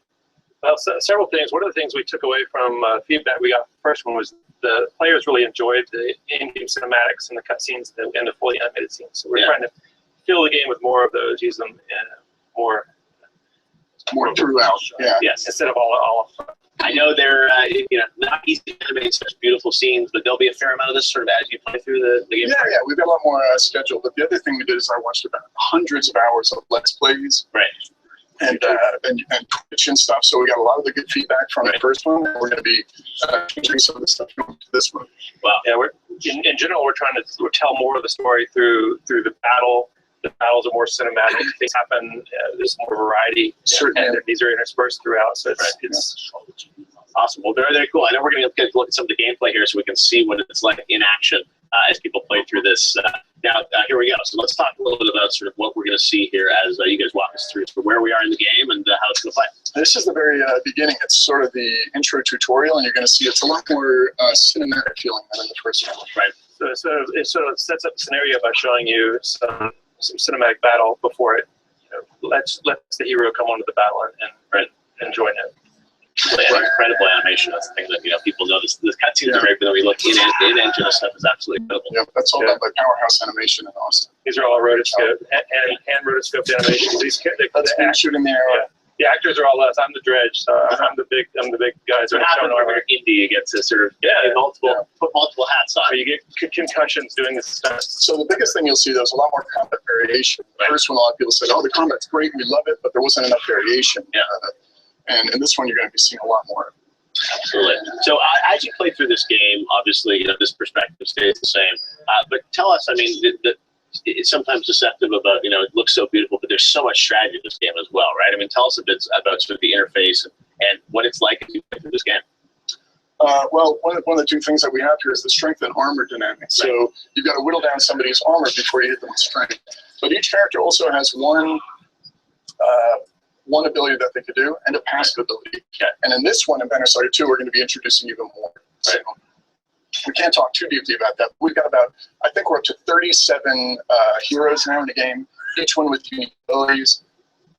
So the unique abilities really let the individual units have synergy with each other, so you can build up many combinations of strategy based on the different things. Here's another example of dialogue, which everyone's fan of Bioware games will know the idea. And something that's really important is in the first one, all the decisions that you made will carry over into this one. Oh, okay, cool. I didn't know that. Yeah, so we're encouraging people to finish the first one. Yes. Shameless plug right now. We're on sale on Steam, 75% off. So go there and finish it before the Banner Saga 2 comes out. Oh, awesome. Okay, well, good Steam sale. That's always good to hear. We did a great Steam sale around the Game Awards. It did really well. So that's awesome. Well, the game looks great. And as you said, kind of look at that. It's so beautiful. You guys are able to put together the music, obviously. Austin Wintry and the team. It's going to be another full orchestra doing the music as well. Yeah. You guys are not skipping out on Matters Audience. Yeah, right now we're in the West Hall showing off the games. So come by and play it. Awesome. We definitely will. Well, guys, thanks so much, Stoic. Always good to have you guys with us. Thanks again for revealing it last year and coming by E3 Live. We've got so much more for you guys coming up as we lead into the PlayStation press conference. Guests, Ubisoft are coming by.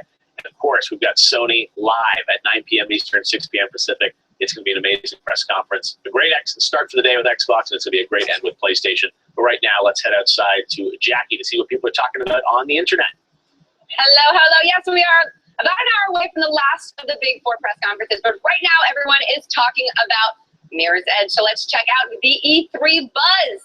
Jesse Cox says, look, I know I'm supposed to be thrilled about both Mirror's Edge and Madden, but mother flippin' Pele. Nick Pfister says, she doesn't need any guns. Sarah, you made me so happy when you spoke these words. Morgan Webb says, Mirror's Edge, Mirror's Edge. I imagine that's how he said it. I'm stoked for this game, obviously. And Danny K13 said, Banner Saga 2. I have no money to spend. Stop giving me things to buy. That seems to be a general trend today. Everyone's like, I want it all and I want it now. Let's see what's the top trends right now in games. Still at the top of our list, Star Wars Battlefront. Unravel, which we had a nice little preview of earlier today. Batman Arkham Knight, No Man's Sky, Kingdom Hearts, Last Guardian holding strong all day, and Xenoblade Chronicles 10. All right, Jeff, that is what's trending for now. We, of course, will be back with more in just a bit. Oh, really? I didn't know. Awesome. All right. Well, thank you very much, Jackie. Just catching up with Yves Guillemot, the CEO of Ubisoft, coming over from their press conference that we just watched about an hour ago. Yves, always great to see you here at E3, and congratulations on a big press conference, a big opening and a big close, and a lot of games in between. Thank you. Thank you. So let's sort of go in order. First of all, Matt and Trey from South Park. They said after they finished Stick Truth, we're never going to do a game again. It's so much work. Yet there they are on stage announcing that they're going to work with you guys on a whole new game for next-gen systems, right? Yes, that's right. They loved it so much that they wanted to come. That's amazing. Now, I know sounds like it's not going to be sitting in the team that made the old games. There's a new team that's going to work on it? Yes, it's a new team in San Francisco working on the game, and wow, it's a great team. Okay, so they're a new Ubisoft studio, or? It's part of the San Francisco studio. Oh, wow. But, there are lots of people that came from all around. Well, that's awesome. Well, it's good to have South Park back. Stick Truth did pretty well for you guys? Oh, it did extremely well. Yeah, and those guys are so devoted. That's why when Trey came out, he won an award at my Game Awards last year, and they're so passionate about games, and it really shows through, on the show, but also inside the game. Those guys play so much. Exactly. Beta test the other games. Get them that division beta. All right, so you always have a surprise. I feel like every press conference, it's sort of like you must think about it because you love to come out at the end and reveal something. And it's Division a couple of years ago. I remember Rainbow Six. This year, a new Ghost Recon, which was, I love how you revealed it because we didn't quite know what it was until the end. Game looks phenomenal. That's coming from the studio in Paris. Yes, it is the Paris studio doing it. They have been working on it for quite a while now. Yeah, so tell us about that. I mean, open world game, it seems like there were teases of, many players in the world together, which is something you guys have done for a few years, teasing games, having multiplayer aspect. There are lots of open world games out there. What is unique about Ghost Recon? Why are you so excited about this game? What is great is you will be able to play the game the way you want. So the systemic gameplay and the fact that it's huge, you will be able to play it with who you want and with people you want, and you will be able to share your experience because it will be very different from what the other experiences will be. Wow. Well, it looks like there's so much variety and it's such a cool vibe to that game. So will that be, obviously there'll be a big kind of multiplayer component to it. Oh, yes. Will it be campaign as well? You can your friends come in co-op or? For sure. Okay. For sure. You will have all three. You will have co-op, you will have PvP, and you will have, as you can see, a huge campaign. It's absolutely amazing and beautiful, and it's cool to see where Ghost Recon has gone because I think we were all used to sort of the future soldiers and the futuristic things. This feels very much in reality. Is this present day in this game? Yeah. Wow. Yeah, it looks amazing to see what you guys have together here. So when is this going to come out? Have you said yet? No, we didn't say it. Okay. Yeah, we need to keep those guys. Not this year, I'm sure, right? Not this year. A little tease, and this will be at E3. Is this going to be playable? Will we be able to go play it? Not at E3. Okay. But it's a little bit of a tease. But this is all real-time footage, you said, right? It is, yes. Wow. And this is playable now. And it's playable now, yeah, for sure. You get to play it at home. We don't get to play it yet. But just amazing visually what you guys are able to do. So let's talk about the whole portfolio of Ubisoft games. Let's talk about Assassin's Creed Syndicate. I know you guys had some challenges last year with Assassin's Creed. This year, you're coming back with Syndicate. What did that whole experience last year, what did you guys learn from that, and how are you applying it this year to Syndicate? You know, we really learned that we had to allow a lot more time for polish, especially when we recreate completely the engine. That's what happened last year, and recreating everything there was quite a work, and the team were very young, but you know, they didn't finish quite well, but we are working and using this new engine to go to the next. Well, and also you guys, I mean, every year you do an Assassin's Creed, which is amazing, and sometimes these incredible DLCs in between. I mean, it is such a huge initiative for Ubisoft. Let me ask you, I mean, how many years do you plan Assassin's Creed? I mean, do you know 4 or 5 years now, like what the theme is going to be, or how far out does the team plan? I can't tell you. Actually, you don't have to tell me what it is. We have teams working and really. Do they all sort of sometimes do like little prototypes and ideas, and they sort of there's a runoff about what idea is the best, or? No, they're really focused already their ideas, but in fact, you know, we have teams that are really taking the time and making sure that we can come with the best game. Yeah, I know this is first year Quebec City is leading this one, which is very exciting. Yes. First year, I think first year hasn't been Montreal, right? In the franchise history. Yes, it's true. It's the first year those guys. It looks really cool. Now, I wanted to ask you about the Assassin's Creed movie as well, which is something that I know. I think it's taken over the Avatar slot at the end of 2016 for Fox. Michael Fassbender in that. You know, been talked about for years. Is it really happening now? Do you think? You know, so far so good. Okay. Now we are going to start shooting in September. Oh wow! So everything is ready. So I hope we'll be able to give you more news. Next soon. year. Yeah, very soon. Now, you think about that, is that going to somehow tie back to the game and the franchise, or do you like it at sort of keeping it separate like Batman has, you know, games, has films? Is this going to somehow link together, do you think? So link them together and make sure we, you know, in creating the scenario ourselves, work with all the Hollywood talents and make sure that we work also with the guys that created the games and make all this universe coherent. Well, that's great. I can't wait to see what you guys do with that, because I think it's such an important franchise, and sounds like it's going to be a big film and a big game. So congratulations on the across the board. Division, Rainbow Six, Assassins, Ghost Recon, South Park, and even crazy stuff from, you know, what we saw what the guys are doing with the cat on the unicorn. It's like, you like that? Oh, Auntie and those crazy guys over there at Red Lakes, you never know what to expect. Well, Eve, always great seeing you. Thank you so much. Have a great E3, and thank you for coming by YouTube Live for the first time. Thank you for having us. All right, thank you very much, Eve. All right, well, we've got much more coming up. The Assassin's Creed series has taken us to so many places over the years. And speaking of Assassin's Creed, now it's time to talk a little bit more about Syndicate. Our tour starts now with game director Scott Phillips. Scott, how are you? Good. Eve Timo gets to introduce you here. We just talked here. I thought he would go first, and it was great. He warmed everything up, so I think I'm ready. Now we're ready to take a look at the game. So you're up in Quebec City.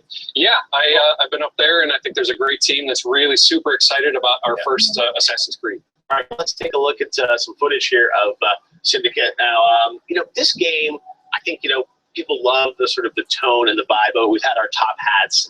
When you guys first jumped into, you know, London, this idea of the game, what was the unique flavor that you wanted this Assassin's to have?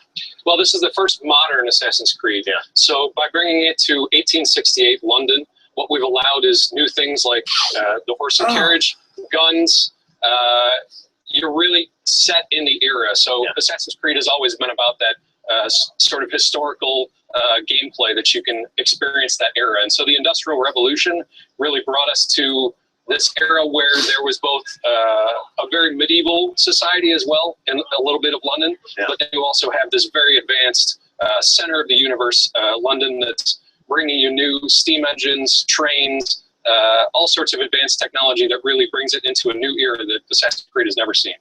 Now, Quebec City team, this is the first one that you're leading. What is the spin from a gameplay perspective that you guys want to put on Assassins? We sort of have the tried and true tropes of Assassins, but now, I mean, there's so much possibility in this era in terms of the types of gameplay. What aspects do you think are going to be most unique to fans? Like, it used to be, well, we have, sea gameplay in one, or it's like other types of things, vehicles. What can we expect in this one that you think is going to be new for Assassin fans? So I think the two biggest things would probably be the systemic vehicles. Yeah. So they're out throughout the entire city. You can hijack them. You can hide inside them. You can fight on top of them. They're integrated into all three of the pillars. Yeah. And on top of that, you've got the rope launcher, which allows you to scale the tallest buildings in London at the time, which are the biggest buildings ever in Assassin's Creed, as well as go across our giant streets. That structure of the city has really changed the flow and the feeling of the game, and really opened it up to be much more modern feeling than some of the very small cities in past AC games where it was very tight. We have a much bigger open city, and that rope launcher really allows you to get everywhere you want very quickly while using the parkour to also seamlessly move around the environment. Yeah, it's absolutely fascinating what you guys have done visually with the game this year. And the engine, the graphics technology, feels like there's been sort of a revamp of that this year as well, too, right? Well, it's definitely an improvement. What we've done is take what Assassin's Creed Unity built as the first next-gen Assassin's Creed and improved on that, as well as bringing in the vehicles. I mean, it really changes the way you have to build the game, because not only do you have the thousands and thousands of people that you have in Assassin's Creed Unity, but you also have these vehicles, hundreds of them driving around the city at any time. So it's definitely a challenge, and we're really excited to bring this. It's the biggest thing for us is setting that 1868 London, taking over the city with your gang, which is the first time you're able to use a gang, and then all of our advanced technology like the rope launcher. It's really a very exciting game. One thing I wanted to ask you about for Assassins, I don't know if you can answer this or not. Yes. But, I used to love sort of the more modern day stuff with Desmond and whatnot, and the franchise moved away from some of that. You got jumping through time and different time periods. How is that going to factor at all into this game? That's definitely at the core of the franchise and what it's about. We have those elements for sure. I'm definitely a fan of those. I felt like the future narrative is the way to move things forward, since the past is already mostly set. You're reliving it.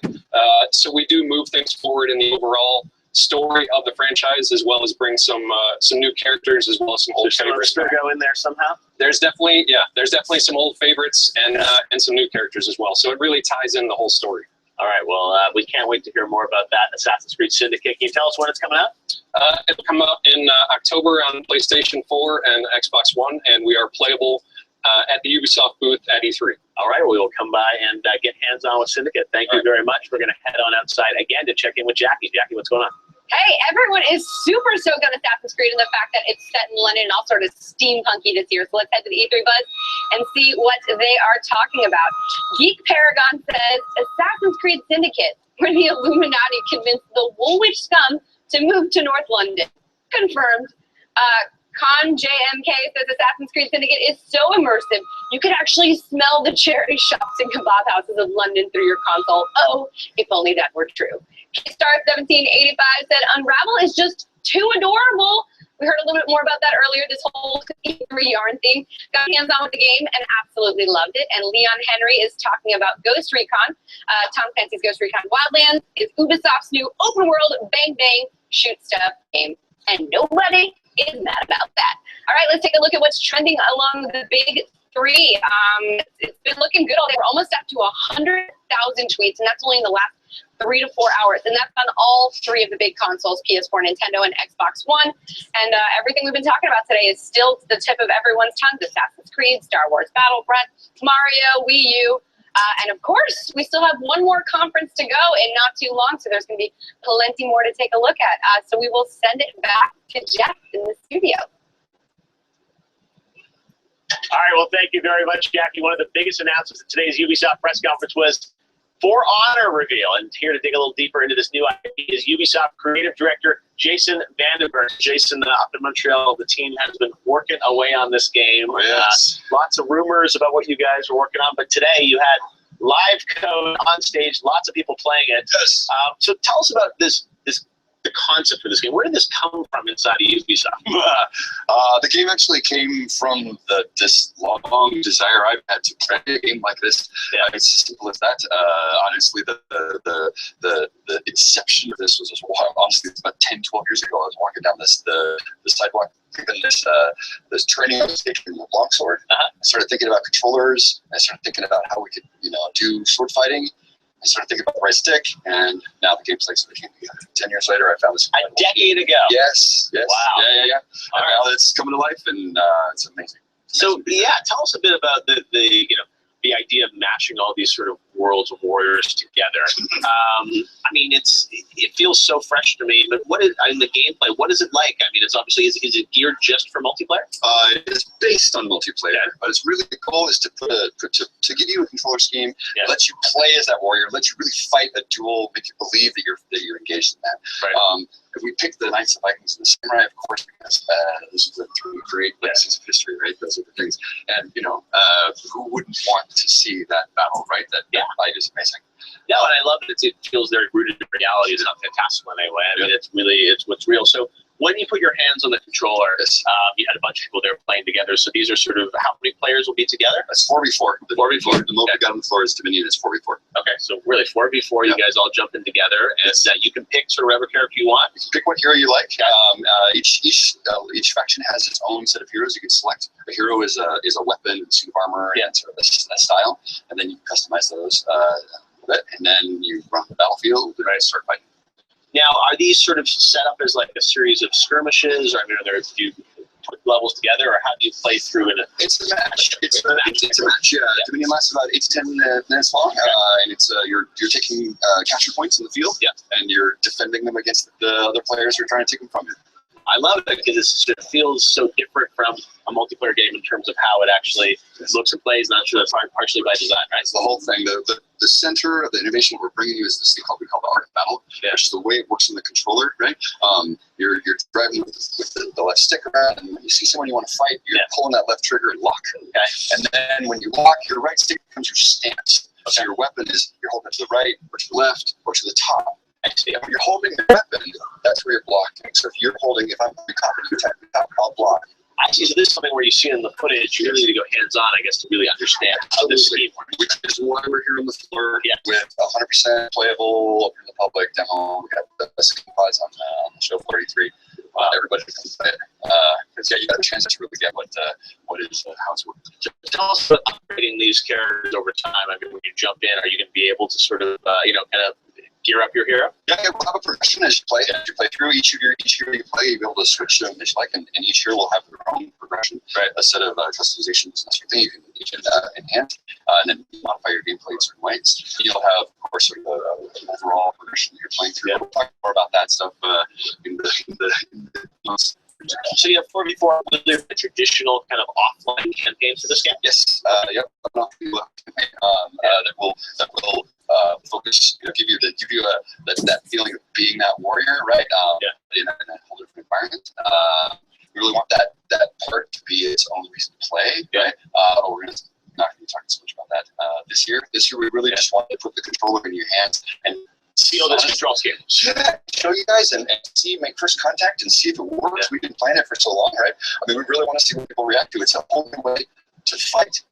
We think it's a whole new kind of game, and we just need to validate that. Well, no, you're right. When you're trying to introduce a new control scheme for multiplayer, people are always used to this plays just like Halo, this plays just like Call of Duty. This is obviously something completely new, obviously. Very much up. And there's no first-person mode, right? This is all third person. That's very, very cool. So tell me, when you guys are jumping into the game now, do you have a favorite amongst the different classes? I am definitely, and the character we've got here on Florida today is the Warden. They're the classical knight, and I honestly love that character. I mean, part of my desire to make this game and sort of work on it in the first place comes from just my long-standing love of all of that. And that 40th history all those legends that grow out of that, right? So it's easy for me. Of course, everyone on my team has chosen a different faction. And, that rivalry is fantastic, actually. Well, it sounds like you're just having a lot of fun playing with this. Like, how many years have you guys been working on this? We've been working on it for quite a few. It's been a couple years now. Right. It's been a long development. A lot of iteration. Exactly. Right. Yeah. Really need to find out how that thing worked, but we did that through hundreds of different versions of the game, and really constantly, always from the beginning, forcing ourselves to build the game, get it up, and make sure it was running over network, make sure it was just always working with the constraints we were going to use, and then just testing it with real people, and then iterate. So awesome. Where's the next big step in our cycle? Yeah, well, it's a very public way to be at the press conference. Go hands on with the V3 too. So thank you so much. I'm happy to see that you guys do some branded up in Montreal like this, and can't wait to play it tomorrow. And I'll let you know what I think. Come on down. All right, thank you very much, Jason. All right, well, joining us now for a little insight into Sword Coast Legends is game director Dan Tudge. Great to see you. How's everything? My fellow Canadian, come on down here and let's talk about Sword Coast Legends. So this is a game that will be at E3. You guys have been working really hard on it, I know. Tell us, what can we expect from it? Well, today we're going to show you, we're going to show this week, we're going to show campaign creation, which is probably the most exciting feature of the whole thing. Sword Coast Legends, you get to play as a dungeon master with 4 other players, and I think creating those stories and those campaigns is really what the heart of the whole thing is for us. Yeah. All right, so we got some gameplay up here. Tell us about the team and what you guys have been building with this. It's obviously looks great. It looks a lot of detail to the animation. But as you play through, what's the experience going to be like? Well, this is very much built on the legacy of all the great D&D RPG classics, so Baldur's Gate and Neverwinter Nights and Icewind Dale. And for many of us, we came from BioWare and actually joined up with N-Space, so you can see a lot of those games there, and games like Dragon Age Origins. Yeah, I mean, the legacy of the team, as you said, is very tried and true with this. As you play through it, the experience of it, I mean, tell us about sort of the as you play through it, some of the abilities you're going to have as you play through this game.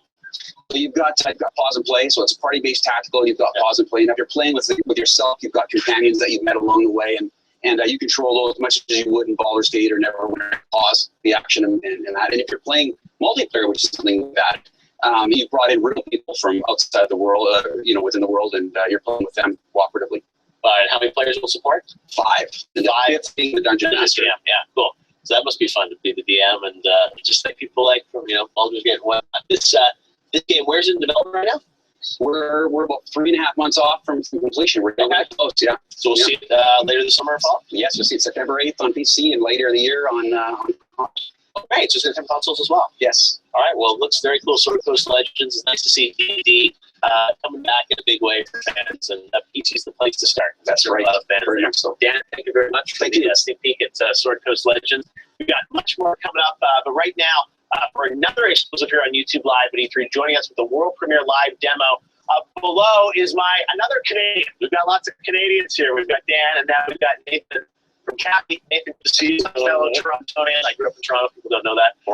Man. I know. Lots of good stuff. So below, we heard about this 2 years ago, I think, at the Xbox E3 briefing with Phil Spencer wearing his Below shirt. Cappy shirt.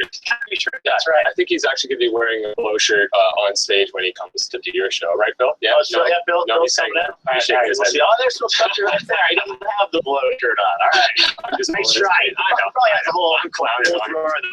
All right, so Nathan, Below, I'm excited about this because we haven't seen it in a little while. Yeah, and you want to come by and show something new. We kind of went dark for a little bit when we realized, okay, we need to get down to the guts of the game, figure out really what we're trying to do with it. And that was kind of the last year. I think we showed it at PAX the last time. Yeah. And now we're going to show a whole bunch of new stuff at E3 2015. And no one's actually seen it except for a couple of fans who got to sneak into the Microsoft Fan Showcase. So Below is a game about exploration. Yeah. It's always been the kind of central theme of the game. And you get to play as this little wanderer arriving at an island with kind of no set goals, no tutorials, no dialogue. We just kind of hand you a controller and let you learn all about it as you play. The game is very dark, and your lantern is a very important piece of it. And also finding fire is extremely important as well, not only because fire provides light, and that's super important, but also because you can actually go in and craft soups in the game. And soups are kind of our solutions. They let you stave off hunger, they let you deal with thirst, they let you deal with health, because all of those things are super important because you're just going to die a heck of a lot. The game is totally inspired by roguelikes and dungeon crawling.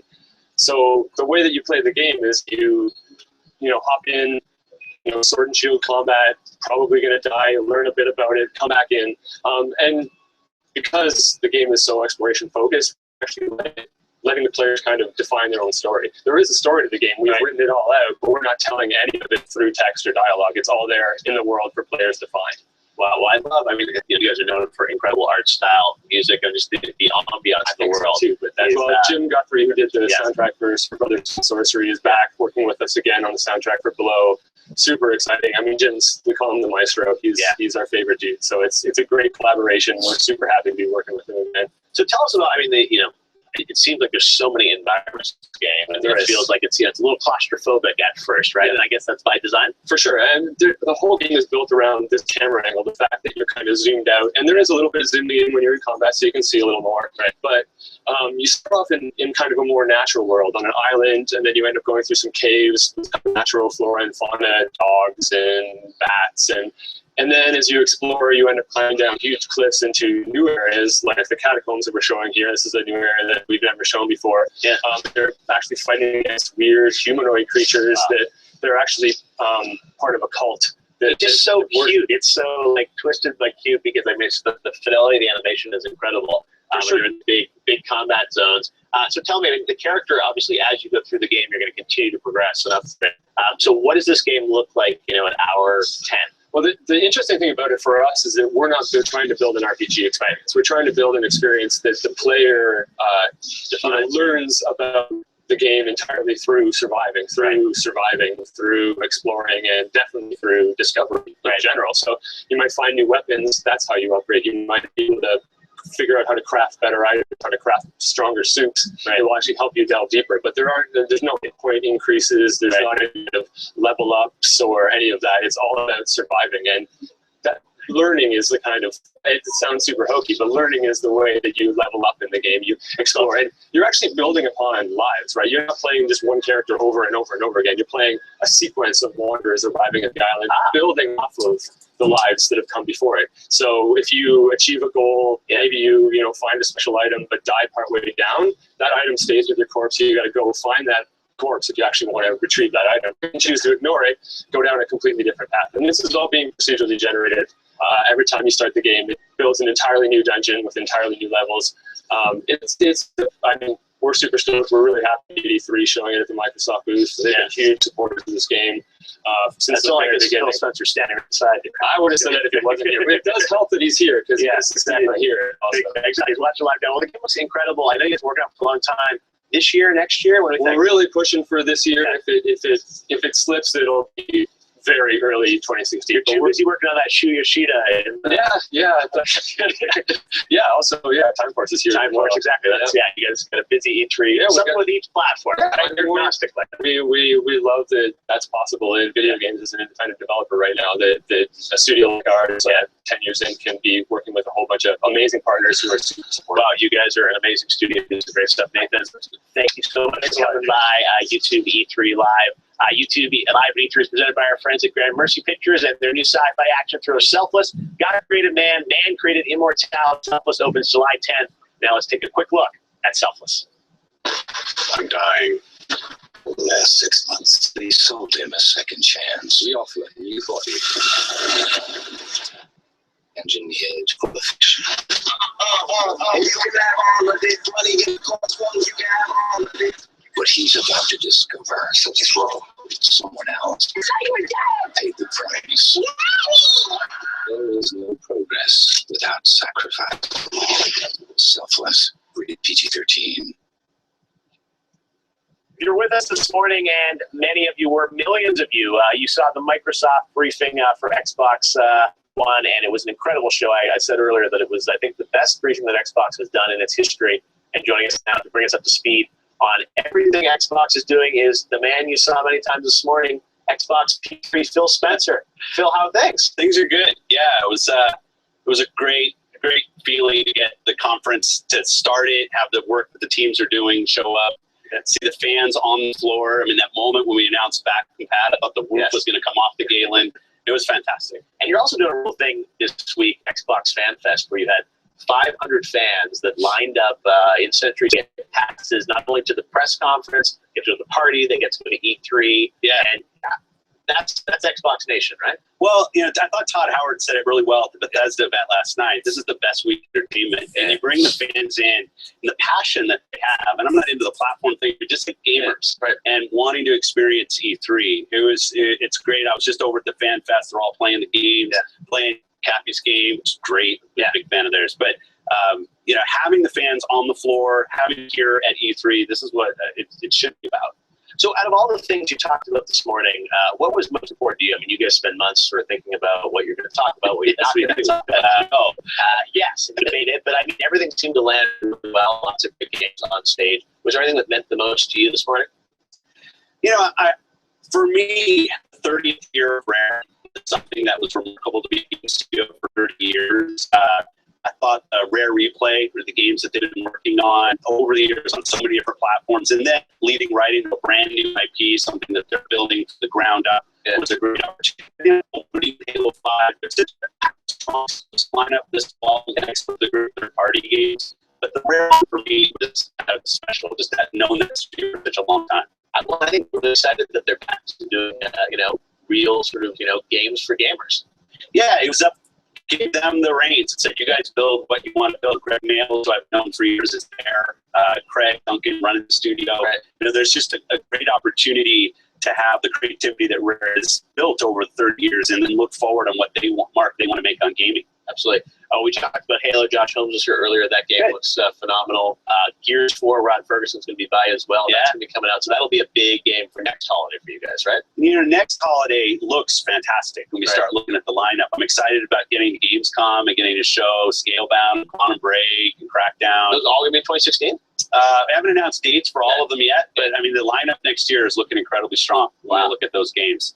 And some of them actually might come a little earlier than that, but it's a great team. Well, before next E3. Okay. Someone maybe. He's got to be right before we ship it. You guys do have a lot of amazing sort of first-party titles across the spectrum. You said the fact that you could have Scalebound, Crackdown, and Quantum Break not even at E3. Yeah, that was a strategic decision to kind of wait and give them their own stage. Yeah, like Recore, our first time working on a first-party game with Inafune-san is something I wanted to show on stage here. He was in the audience. It was great to be able to do that. But yeah, the first party, obviously, as the old first party guy, is really important to me. But at the same time, we had Todd on our stage, and Todd Howard has such a history with Xbox.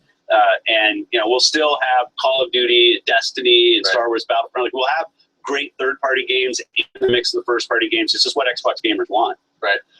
Let's talk about some of the things that I know you guys were just talking about on the Daily Show, which is the new Xbox, the Xbox Live interface, and how that's being updated. I know you guys didn't show that this morning, but you guys continue to improve the platform as well? Yeah, our focus has really been around performance. Yeah, like letting people do the things that they want to do on the platform quickly.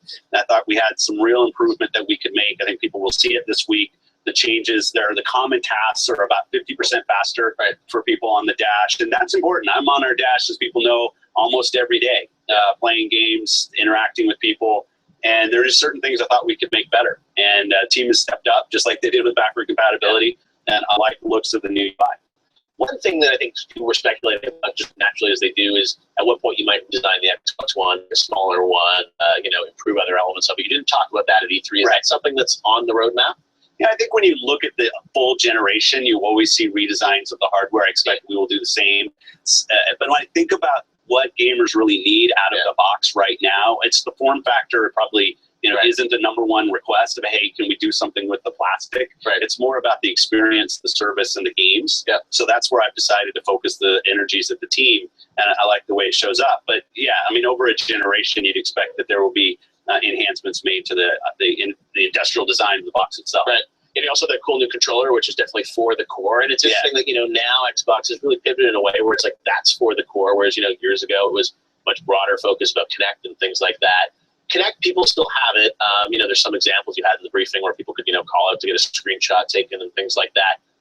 As a platform for Kinect, I mean, are you putting resources against designing games content for Kinect, or is that sort of passed over? No, we have lots of engineers that work on the Kinect functionality to support third parties and to games that are developed with Kinect. So it's an important investment for us in making sure the platform's great. The technology that's in HoloLens is similar. It's actually the same team that does the back-end technology around gesture and voice. So there's a lot of investment in that space And I think actually as HoloLens gaming take off, you might see more games coming to Xbox that are connected, just as people get more adept at using motion and voice. So HoloLens, you had a really cool Minecraft demo there. Yeah, pretty cool. And I just wonder, like, is that, you know, the game aspect of it, and HoloLens, I know it's still like in the Windows 10 timeframe. When are people going to be able to get a HoloLens or start to experience? Is it this year? We haven't announced the date. We're really focused on the experiences. We know we need to get the experiences right before we think about date, price, and other things that people ask. Zach's on the team, and Lydia was on the team. You know, this is a experience to me felt authentic to Minecraft and authentic to HoloLens. We need to land those. And having the first-party team partnered with the platform team is just a unique opportunity. And I love this demo. I thought it it's amazing. Well, that's the thing is that you guys do such a great job the way you film this, because it's sort of the, you know, the camera sees it, and you sort of imagine what this person is seeing right now. The camera itself is a feat in getting that camera to work. But and this is what Zach's is seeing. He's obviously on the other side, but you know, he sees that same perspective when he looks at the table. And again, for a property like Minecraft, for a game like that, it just seems very natural. Absolutely. So that is that something that will work with my Xbox One? No, that is a native. HoloLens is an untethered device. The computing is in the HoloLens itself. So you want to talk to the Xbox One or connect up potentially? Like, I could have, you know, playing Halo, and I could have my HoloLens on and my controller, and I could have like augmented things. Yeah, we've been working on that. In fact, there's some demos that we were looking at showing around what we could put around a television if you have a HoloLens on stage. It was going to be kind of hard to do, but there's a good roadmap of things for Xbox customers if they own a HoloLens and how those two will collaborate. But this is HoloLens standalone running Minecraft itself. Wow, well, it's amazing, and you guys had a great lineup of content across the board for Xbox fans. We look forward to seeing some more playable stuff on the show floor. Yes, and a big holiday, the best holiday in Xbox history. You're saying? I think so. Like we have Gears, Forza, Fable, Halo, Call of Duty. I mean, you look at the lineup first and third party. It's an incredible time to be a gamer. That's what I mean. This week it's been across the board today. It's been amazing. I think Sony's gonna have good stuff too. Sure, everyone's gonna have across the board. It's pretty exciting to see HD console gaming in the state it is right now. Yeah, as a few years ago, people were asking, do people need consoles? Now they're both selling incredibly well, and the content is fantastic. Well, Phil, you've done an amazing job really, you know, reinvigorating. I know everyone at Xbox is really excited about where the platform's at, and I think the fans, as you saw, are really excited about a lot of their content. So we look forward to seeing you E3. Congratulations again. Great direction, Phil Spencer. All right, well, now it's time to take a look at the very first trailer for the just announced Gears of War Ultimate Edition. Check it out.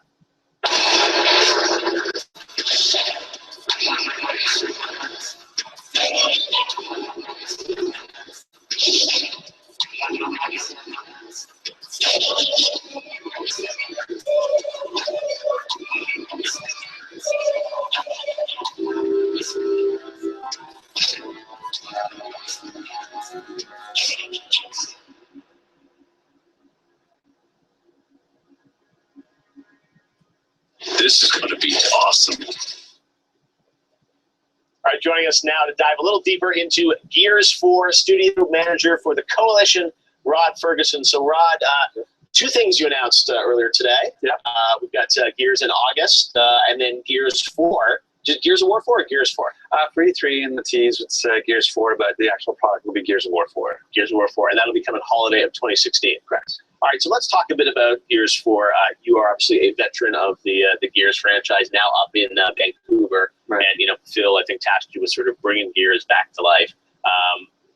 You've been through the history of Gears. I don't think you worked on the last one that People Can Fly did, but or maybe you worked on a little bit of it. But, what do you want, you know, when you think of Gears of War, what do you want Gears of War to stand for moving forward? Well, we wanted to sort of stand on its own. I mean, that was one of the things that I really brought when I came to the studio. There's a lot of things that as you were going through and you've done 3 versions of the studio, you've been on for 7 years, we started to look at like, you know, what else can we kind of do with it? And you sort of become a little bit of its luster, and then you see the success of the games. You're like, hey, should we chase that? Should we chase this? And one of the things I really stood up in front of that team when I went up there to Vancouver was like, we don't follow. And so let's really embrace what Gears is. And maybe that means that we have a slightly smaller audience, but what it means is we have much more deep in the passion. I mean, you see that. I mean, how many more fans could you have with tattoos, right? So, so it's that sort of feeling is just like embrace what Gears really is instead of trying to chase other people.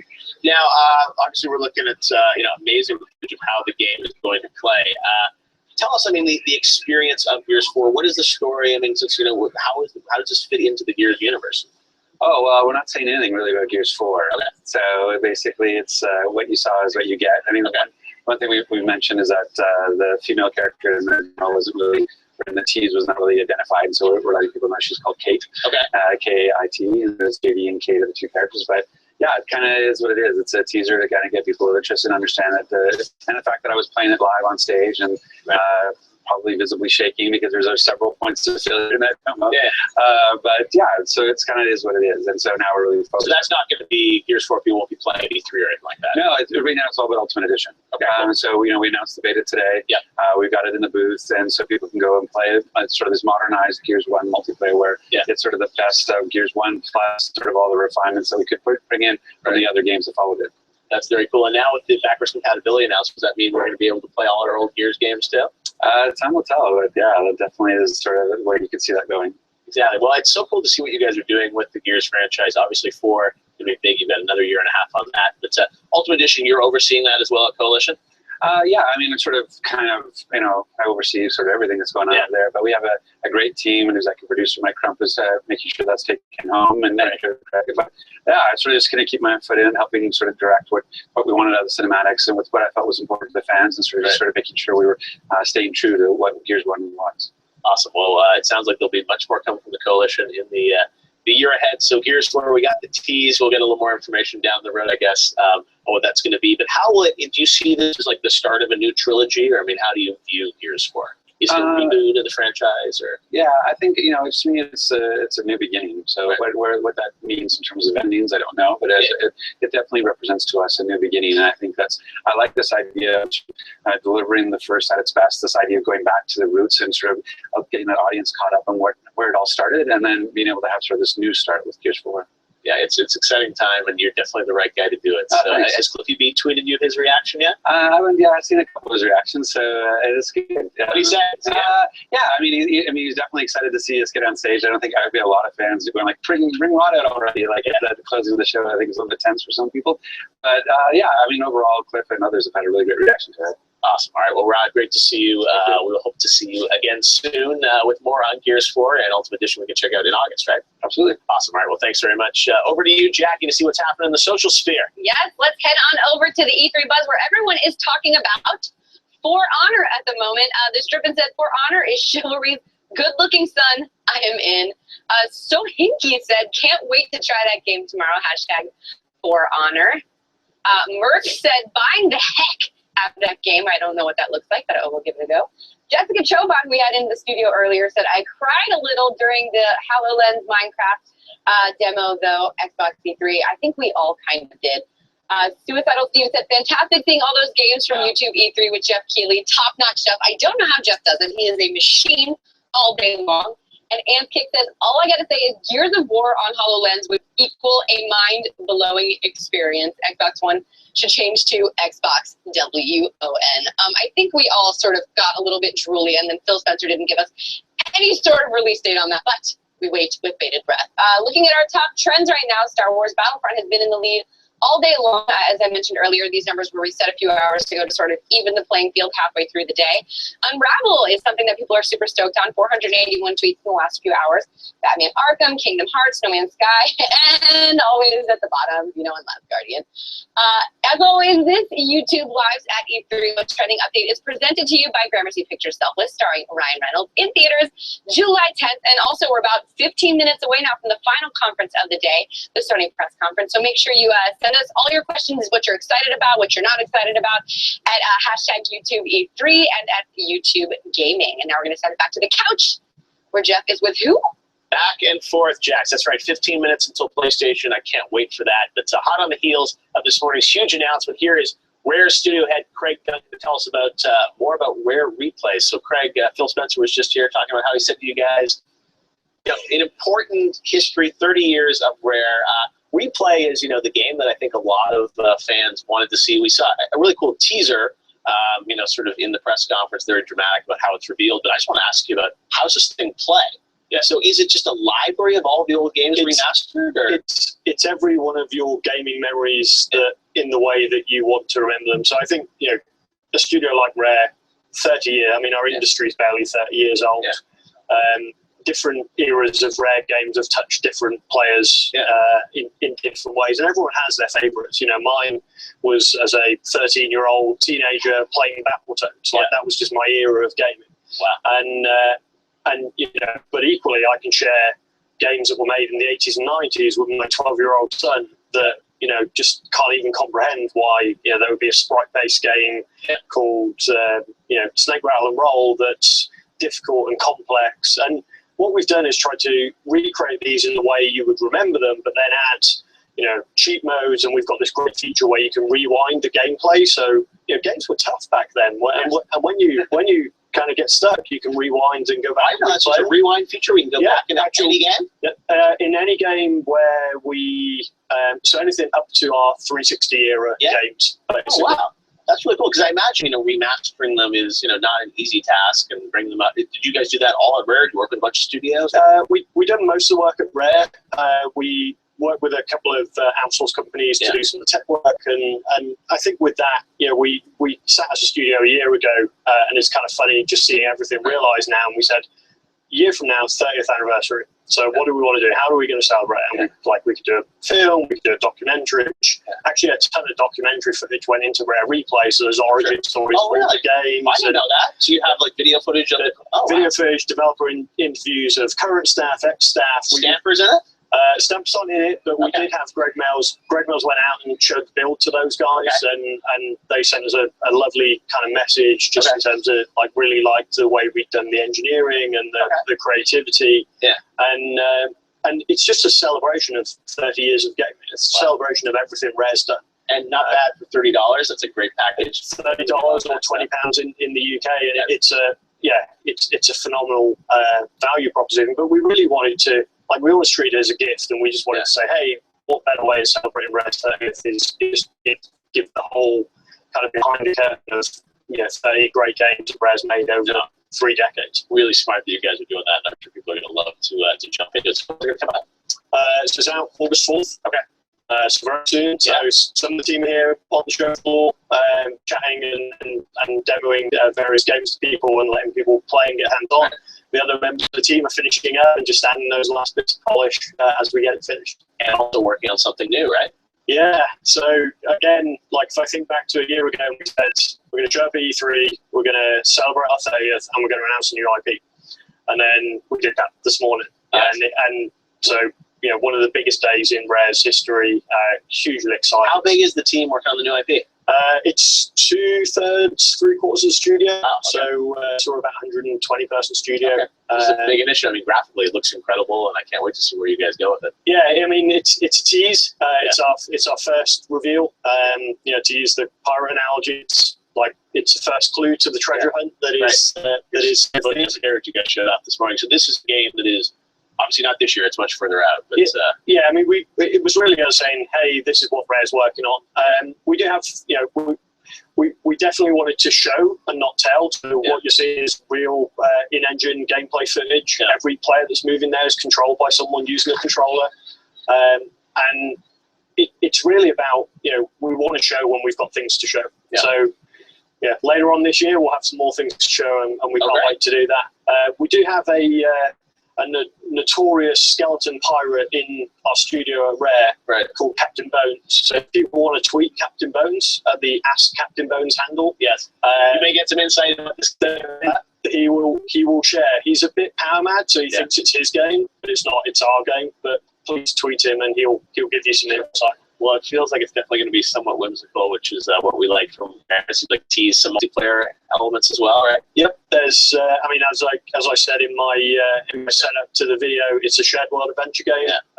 You know, we want players to play it in their own way. It is a multiplayer game. You've seen game tags in there. They were real play sessions that we did in the studio that we captured for our E3 reveal. Well, it's cool. It's great to see Rare back stronger than ever, and we can't wait to see where you guys go. Craig, thanks so much for coming by. Cheers. Thank you. E3 Live. All right. Well, next up, we've got another exclusive, the worldwide premiere trailer that you've never seen until now. I'm not sure what game it is, but let's check it out.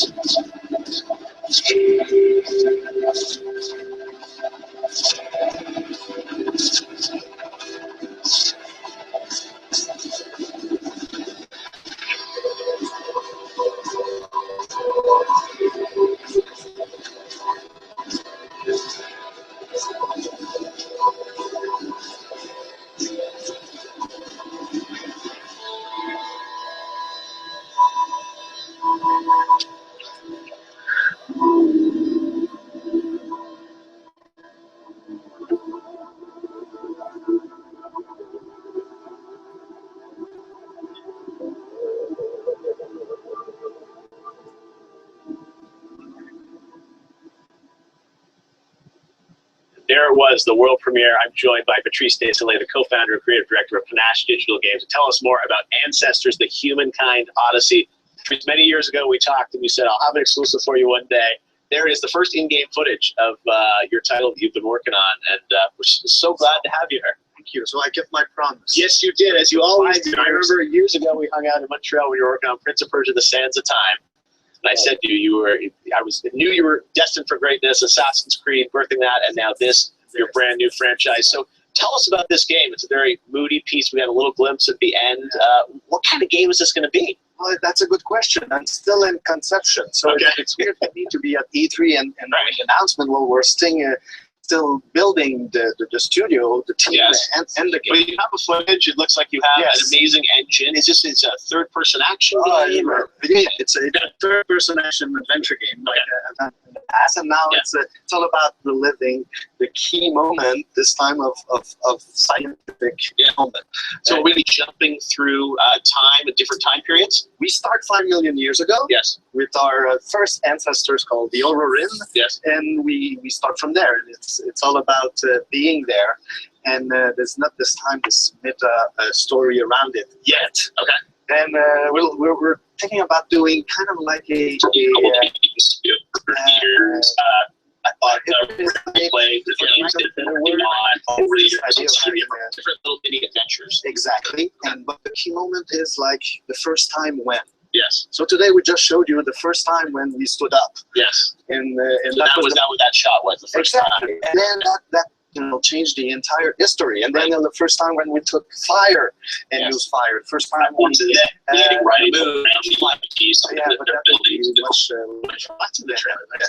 it's all about surviving. Yes. Also. Okay. So the idea is you have sort of an adventure will be set in one time period. That's what you'll get. But we go forward. Which so one episode would it be sort of the episode of this year or you'd have multiple years?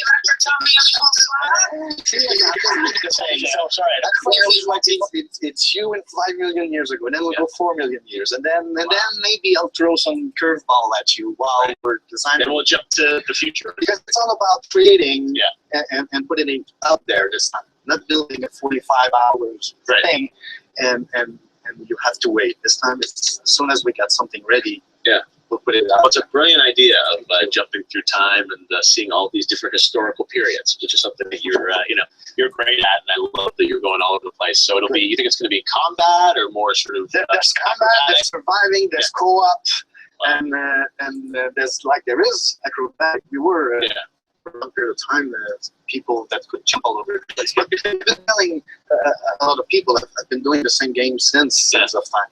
I know. Now it's with this character. Well, it's great.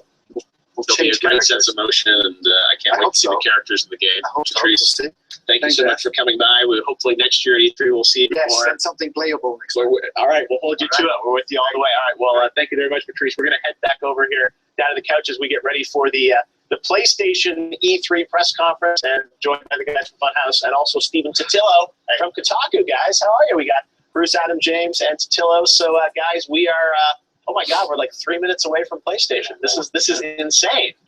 So this is a big press conference. Xbox had a great press conference this morning. Sony looks like a lot of secrets of hell what they're going to be doing here in a few minutes.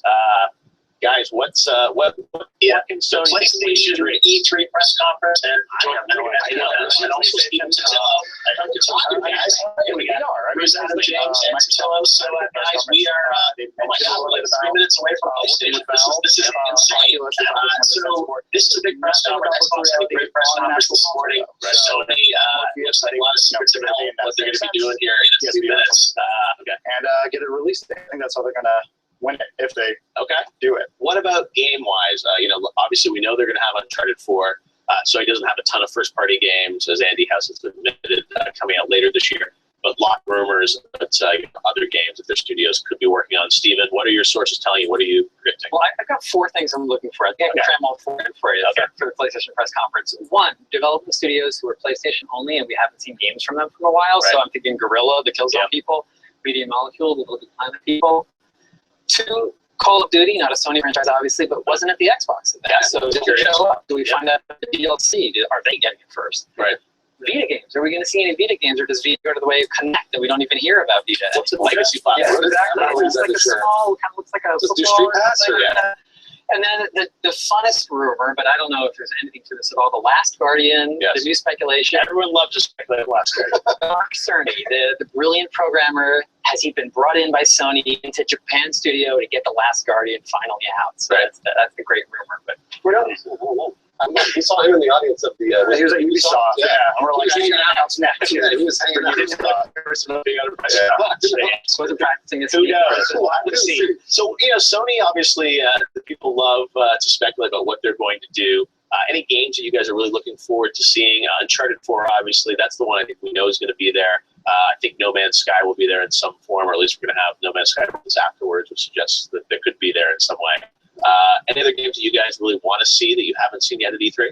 I'm interested in seeing more of Destiny. Yes. And I think we're going to get some of that. I think they're going to double down on Destiny because we haven't seen that anywhere else. So I'm interested to see how that franchise is going to develop. Right. So open question about they've done the 2 expansions, but what would they do this year? You've reported, Steve, rumors of something that, their comment, I think it's called, or something, right? Yeah, it's another expansion we're expecting to have come out in the fall, and it sounds like a pretty substantial one that fits what people have been looking for. Right. I'd also like to know if The Witness is finally going to come out. Yeah, Jonathan Braid's going to show up, right? He's got to be there. Yeah, hopefully. Jonathan Braid, that would be a good new name. I like that. That's true. Witness was at the PS4 announcement event like 2 years ago, February. We haven't seen it in a while. And yeah, you're right. What will they do with indie games? What first-party studios are there, as you mentioned? Are there other third-party games they're going to announce? Rumors of like a couple years ago, they had things like Kingdom Hearts that was on stage a few years ago. Would that come back? Would Square hold that until tomorrow, where Square has a press conference? We're not sure, but we're going to head right now to the LA Memorial Sports Coliseum, where PlayStation is getting ready for their press conference. Enjoy it live right here on YouTube. We'll be back afterwards. Enjoy the show. It's your chance to fly with your head held high right about now. You got to move. Don't let this moment pass you by. This is your time. You got to move.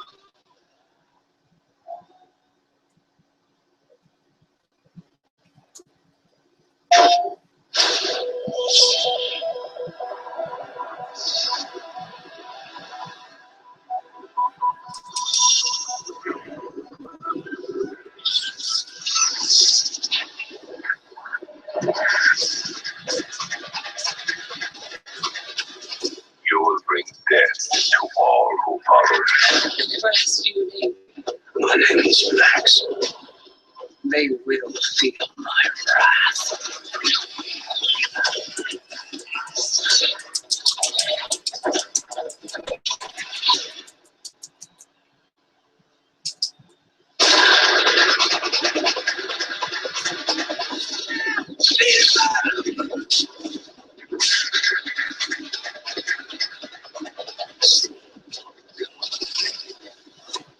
I nearly shut your head off. It's good to see you alive, little brother. Come on. We got a treasure to find.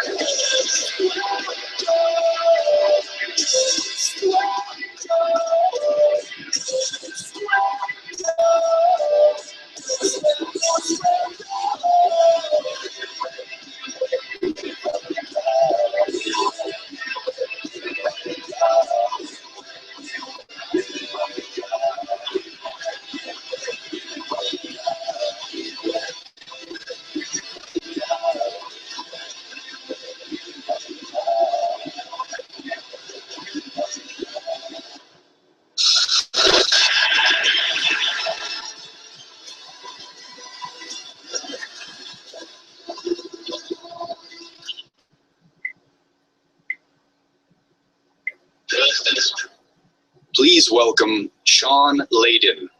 Good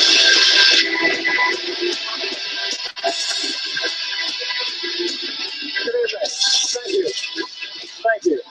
Good evening, everyone, and welcome. Thanks for coming tonight. Welcome to thousands at theaters across North America who are also watching us, and millions of you online. Welcome to the press conference.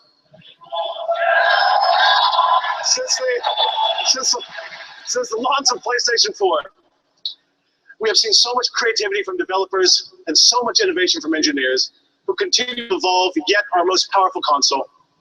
Today, we will show how games, some familiar and some entirely new, are taking advantage of PS4's powerful technology to create, indeed, the best place to play.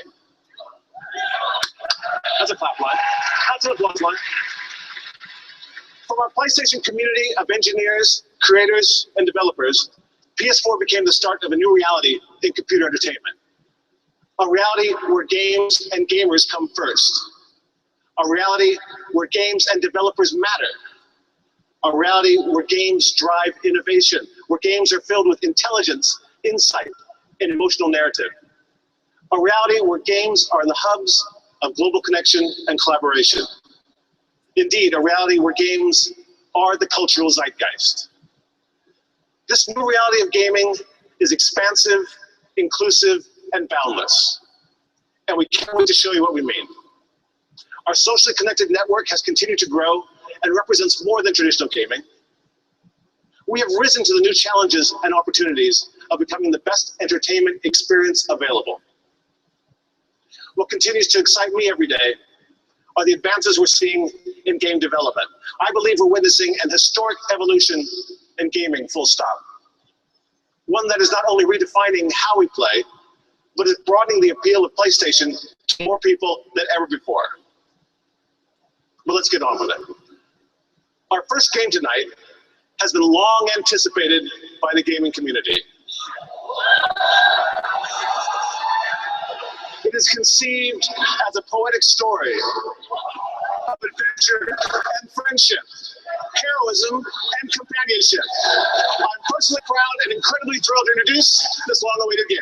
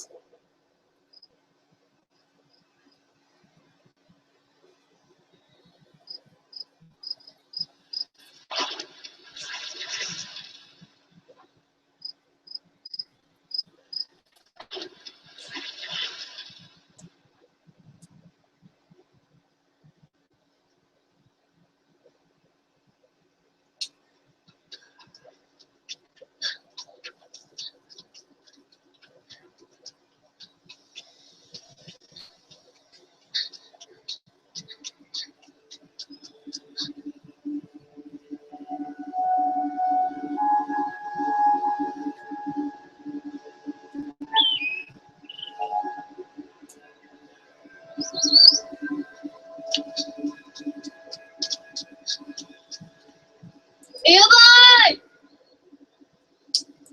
Chơi cơ!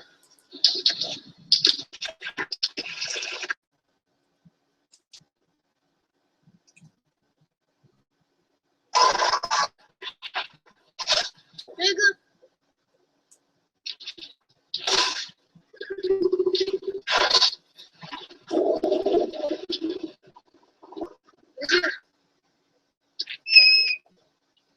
Chơi.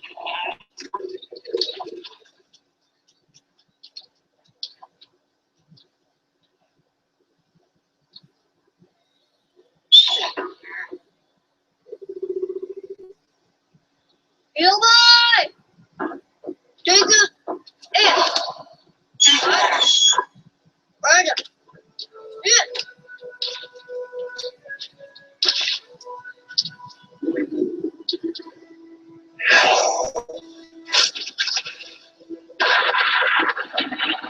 Chơi cơ! Chơi cơ!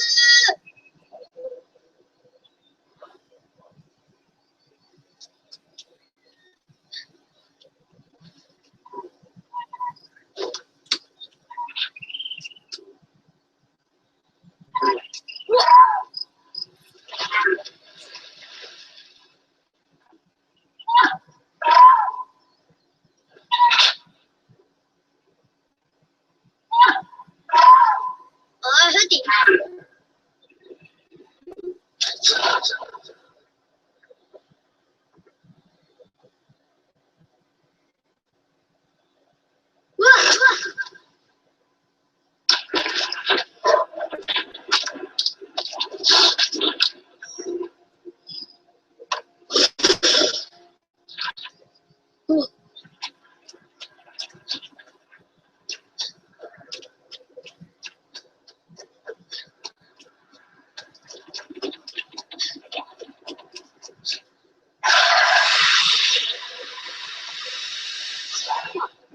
Yêu ơi! Chơi cơ!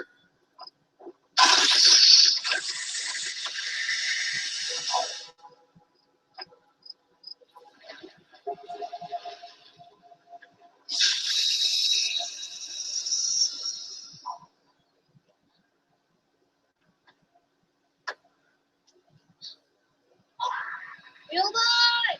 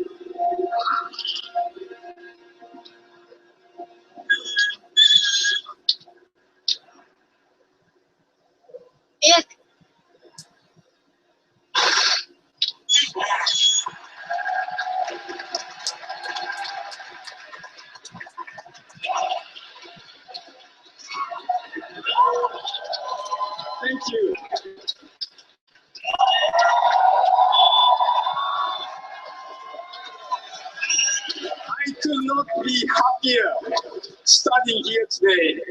You don't know how long I have waited for this moment to reintroduce The Last Guardian, with first ever seen gameplay footage on PlayStation 4. Yes. And of course, I'd like to acknowledge the visionary behind this title for all his creativity, leadership, and hard work. The creative director of Last Guardian, Fumito Ueda, to introduce The Last Guardian, with first ever seen gameplay footage on PlayStation 4. Yes. I'd like to acknowledge the visionary behind this title. Thank you for all his creativity, leadership, and hard work. Next, to introduce a completely new franchise that I'm totally excited about, it is my pleasure to welcome from Guerrilla Games, Harmon First.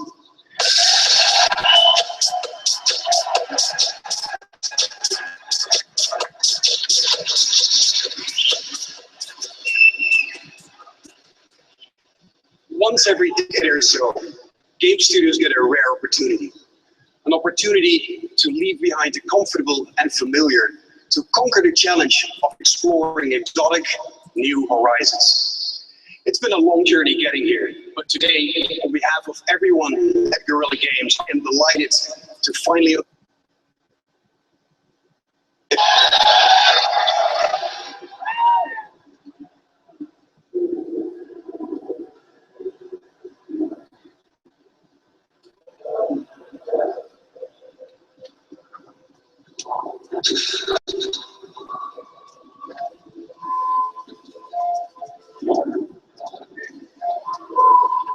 We know we weren't the first ones here.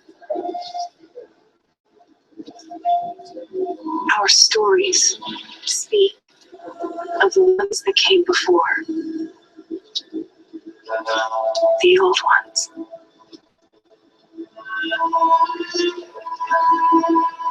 The world of the old ones was so different than ours. They had built incredible cities with towers that reached the stars. But a darkness came, and their cities turned to graves. And without them, the land started to change.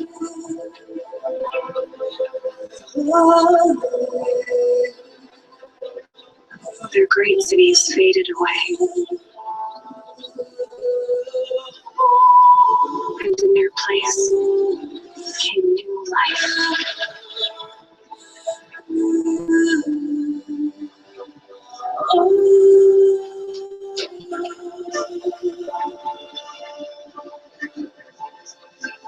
Over time, one by one, the tribes came to these lands. Some small and humble, some powerful as kings. They say my tribe was the first to hunt, the first to raise our bows. For this world is never ours. We've always shared it. A dangerous balance between man and machine.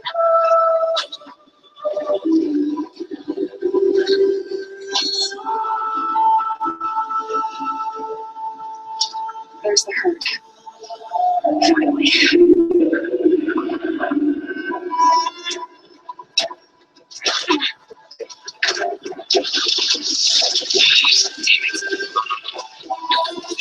Watch your head. Better stay on sight. Go,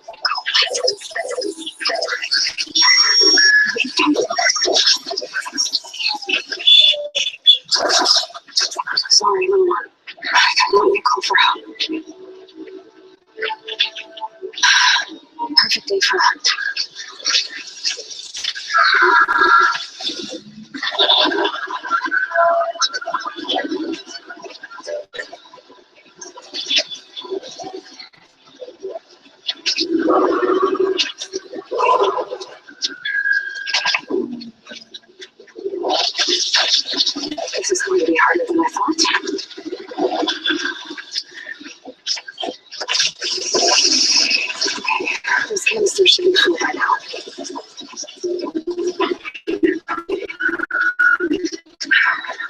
couple more. Oh, come on! Yes!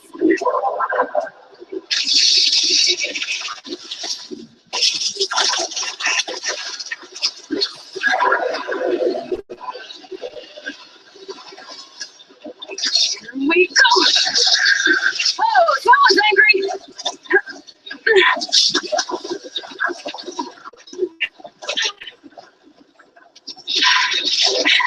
Controllers. Got it!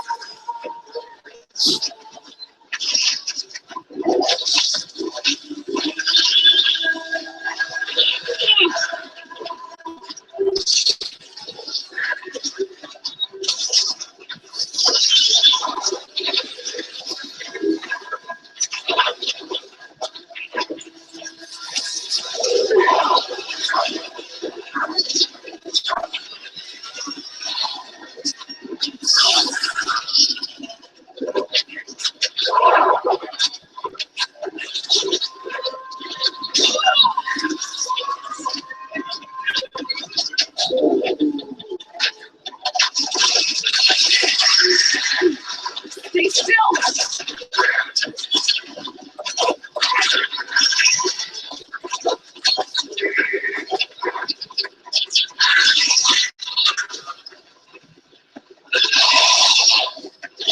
All right, time to shut you down!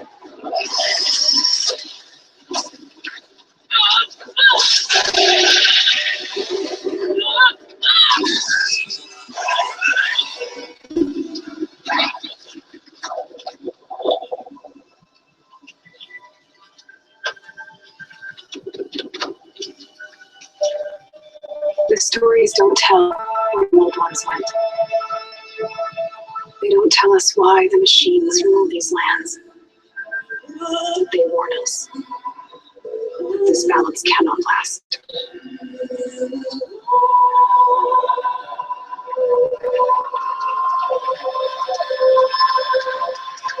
This war is coming.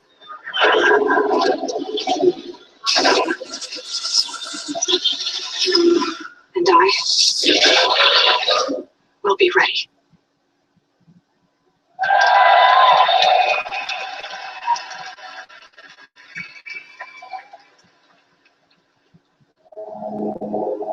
We're at 47. I've got the first row files compiled and uploaded. Go over them and let me know what you need.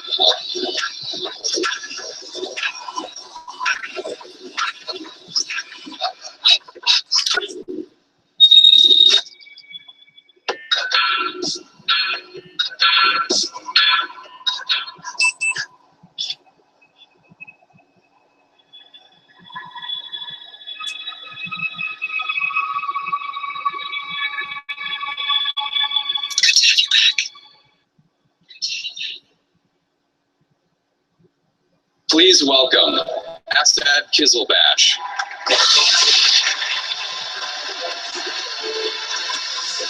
Thank you. Wow, that was beautiful and brutal. This is the world of assassination, and that was the world premiere of the new Hitman. Gamers will travel to exotic locations around the world to take out high-profile targets as Agent 47 returns in the most ambitious Hitman ever created. Developer IO Interactive are bringing this blockbuster franchise to console and PC, leading with a digital release that will invite gamers to a live and ever-expanding world that will continue to grow, deepen, and evolve as time goes on. And PlayStation is the place to experience the new Hitman. A console exclusive beta being available to PlayStation 4 gamers when they pre-order the game, which is awesome. And then 6 unique contracts that will be exclusive to PlayStation 4 players as the year goes on when the game launches. Can't wait for this game. It's great to see Agent 47 back again. Okay, so this next title is fantastic. It's a console exclusive, and it's fan favorite Street Fighter V. Let's take a look.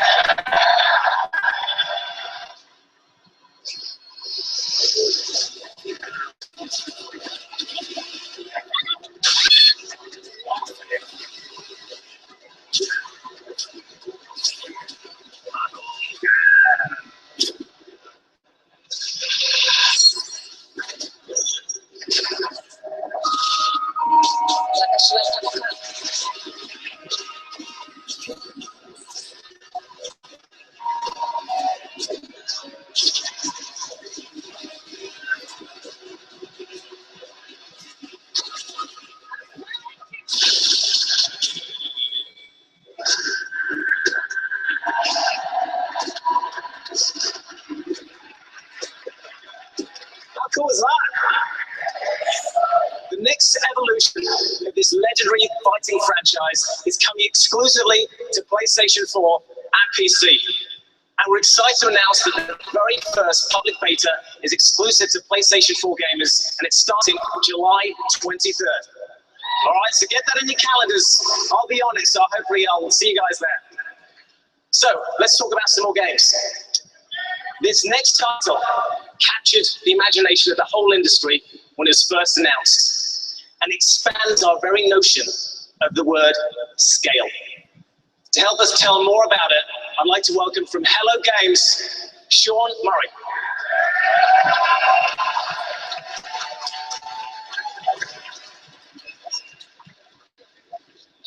Hi guys. So last year, I stood here and we showed you a video of this crazy game we're making called No Man's Sky. This year, I guess I really just wanted to show you how it plays.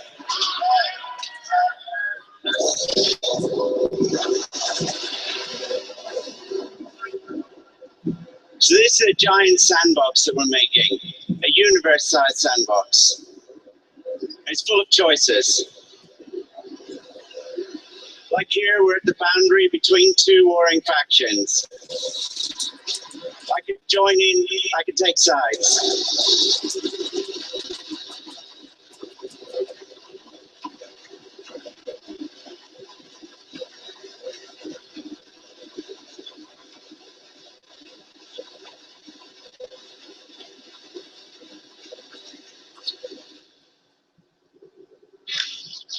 So that's a tiny glimpse of space combat, but I've only got 3 minutes, so there's loads that I want to show you. Like this.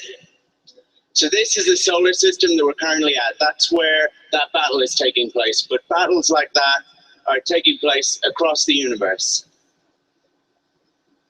If I pull back a little bit, you could see the other stars nearby that I can reach with my current hyperdrive. And I'm going to pull back a little bit more to give you a sense of the size of the game. When I do, I really need you to keep in mind, to understand that every one of these points of light is a sun. And every one of those suns has its own solar system with planet-sized planets orbiting around it. Those have life, ecology.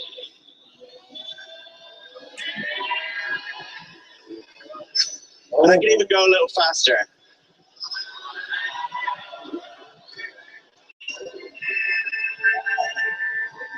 Now, most of these places have never been visited. Many of them never will be.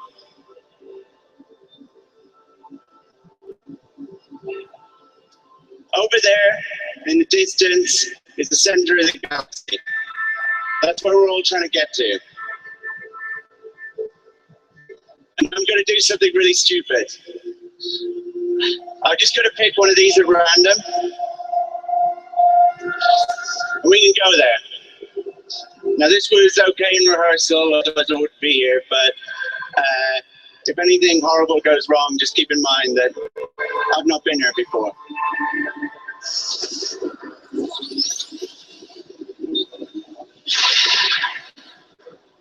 Cool.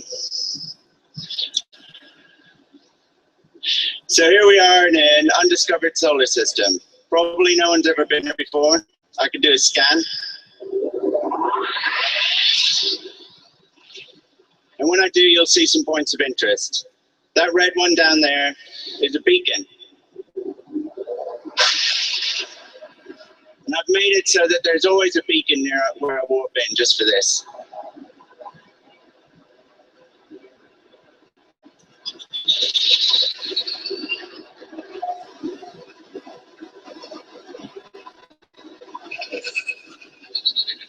So beacons are where you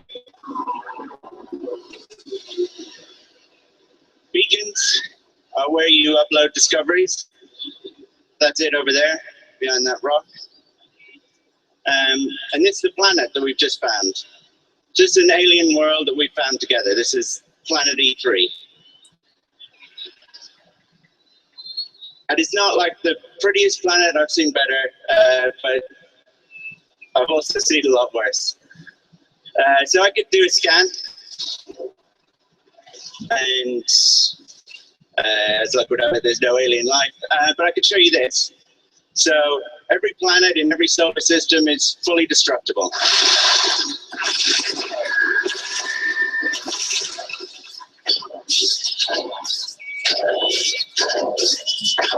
Those guys are the Sentinels.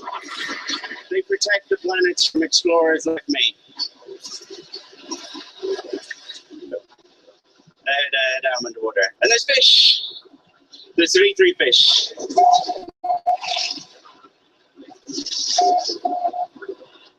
Cool. So now I need to find that beacon. And I can upload those discoveries.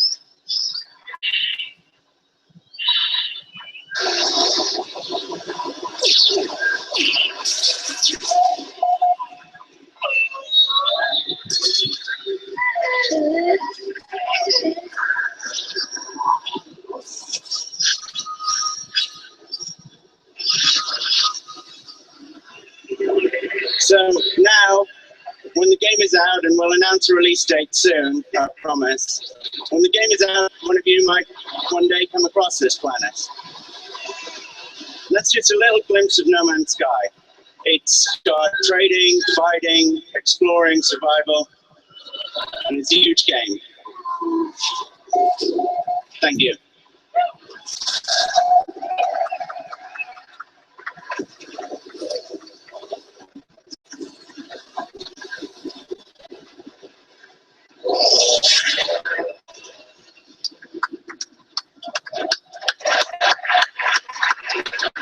Thank you, Sean. Thank you, Hello Games.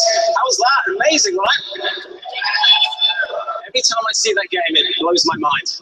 So, moving from the massive scale of the universe to the wonderful complexity and richness of the human imagination. This next title showcases how the genius minds of a studio are challenging the very nature of how we create.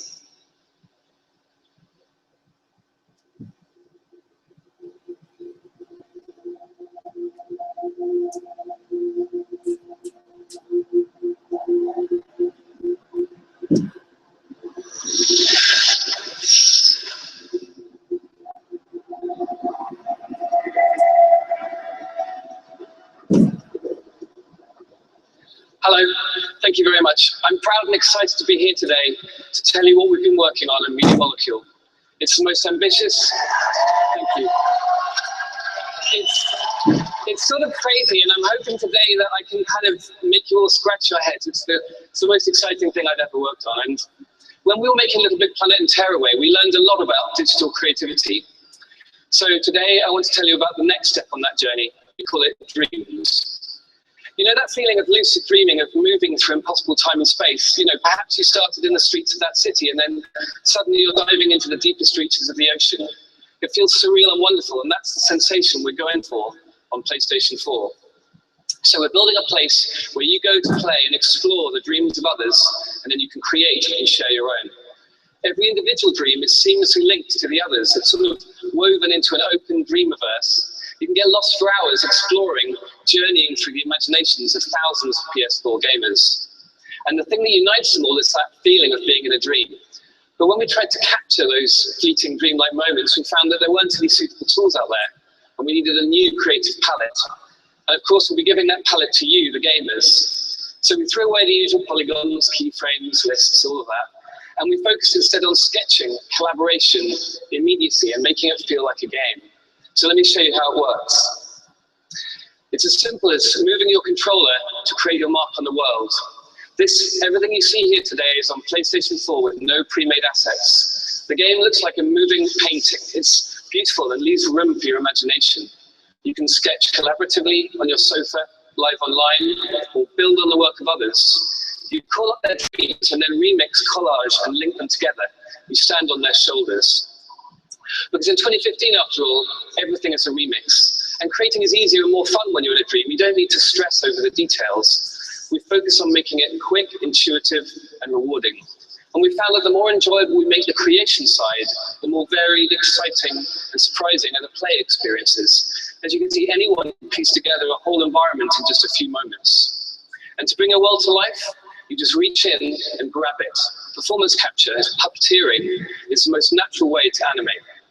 So I've only had a few minutes today, so rather than trying to explain it all, I just want to give you a taste. I hope it fills your head with questions, and that's natural. Every person we've shown this to over the last 4 years says it takes time to sink in. So we'll have much more to share at Paris Games Week. Please stay tuned, and in the meantime, I hope you enjoy some of the first dreams realized 100% on PlayStation 4. Thanks.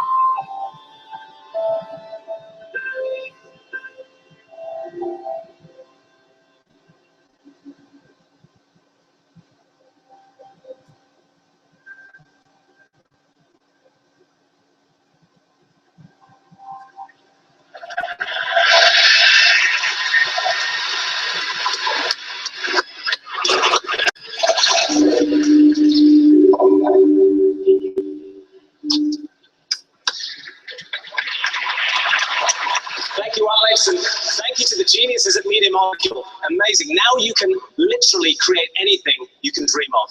A game, a play, music, a performance, all from scratch. Absolutely amazing. So next up is an intense mystery set in the Wyoming wilderness, where your only lifeline is a woman's voice at the other end of a handheld radio. Created by the brilliant storytellers of Campo Santo, Firewatch will be making its console debut on PlayStation. Let's take a look. What's this cave down here? NFS tells people not to go too far in there. It's pretty dangerous. You're in it, aren't you? It doesn't seem that dangerous. Ah, no! Henry! Seriously, it's completely fine in here. Damn it. That storm knocked out the phone line I used to talk to the service, which means we're cut off.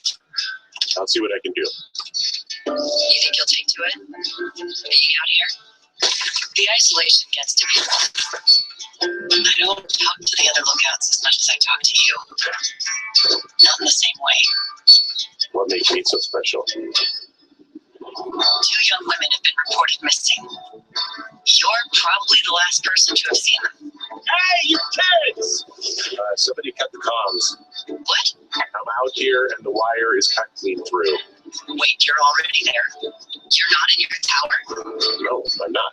Then who is? Please welcome Adam Boys. Hello, everyone. This shit just never gets old. So last year on this very stage, our partners at Activision and Bungie shared an incredible vision for Destiny.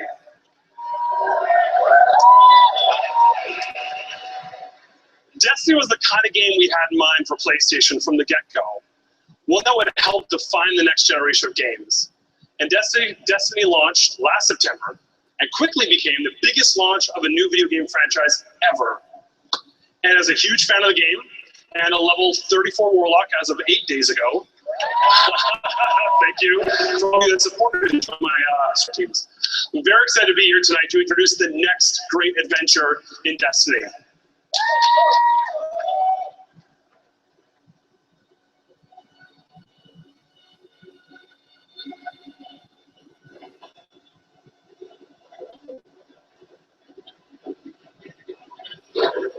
His name is Oryx, the Taken King. And he's coming for you, Guardian.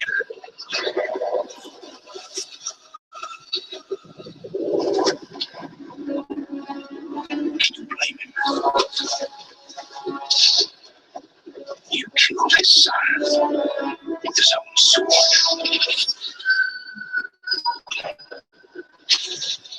Now, he's out for revenge. And he's building a dark army to hunt you down. But I've heard the legends. You're ready.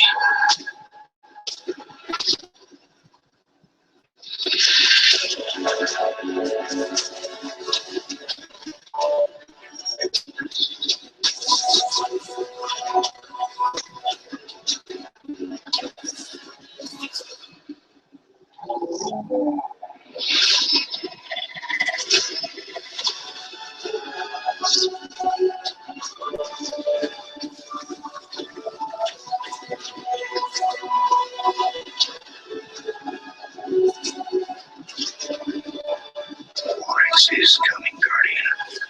You've got his attention.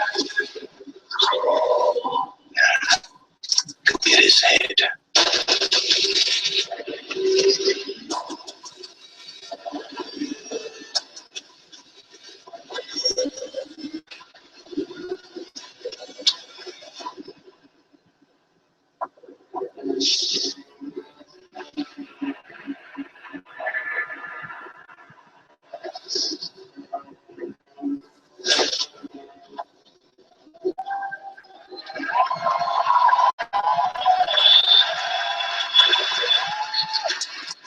Yeah, you can trust me, I've tried the new supers and they are delicious.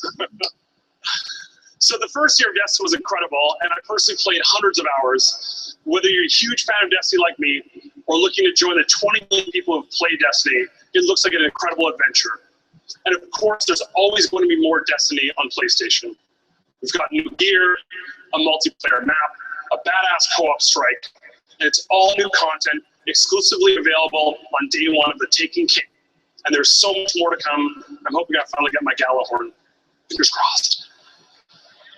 You know it. I know the same guy is missing his too. I know. Damn it. And to those people that have four, so.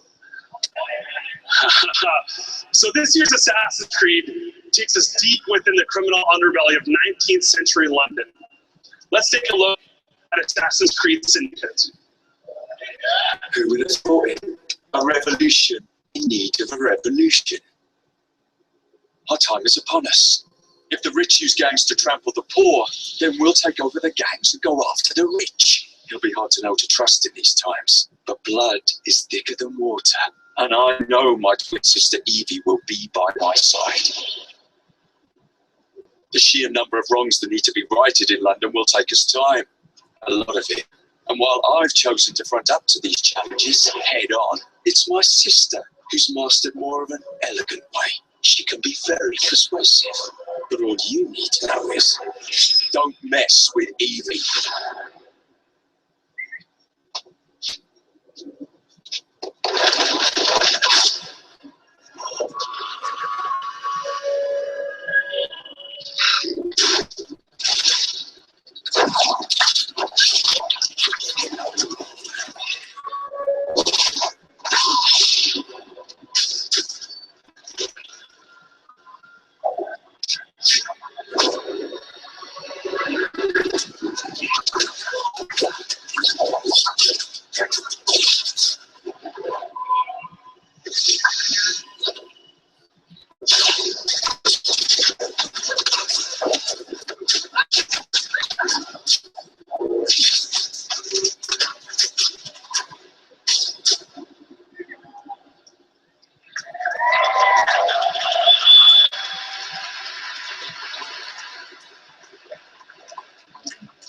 And we're pleased to announce that you'll be able to play some very special missions known as the Dreadful Crimes exclusively on PS4.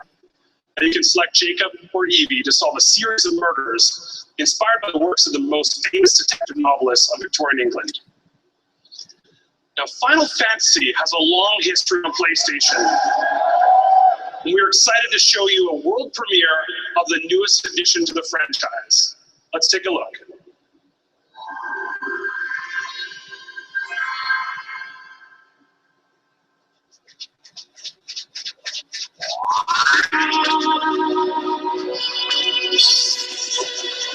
As memories lost are slowly drawn back in, two siblings embark on an adventure unlike any before. Welcome to Grimoire, a world of the weest of beings. Here you can befriend adorably familiar monsters, and turn tiny enough to jump on for a ride, or turn tall enough for them to ride on you. Join forces with adorably familiar heroes and heroines, and witness a most peculiar story unfold. They may be small in stature, but the fate that awaits them is grand indeed. This is the size of a new Final Fantasy, the beginning of a new world, and a tale with countless encounters. World of Final Fantasy.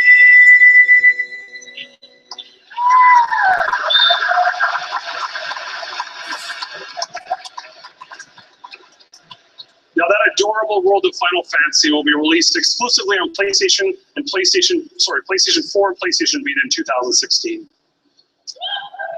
Now, many years ago, Square Enix released a groundbreaking title that went on to become one of the most beloved games in PlayStation and video game history. Tonight, I am proud to announce that by popular demand, we have a very special treat for everyone.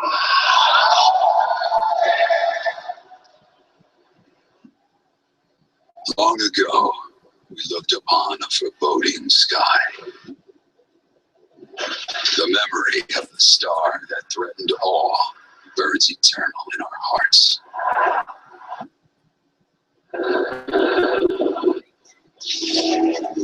In its wake came an age of silence.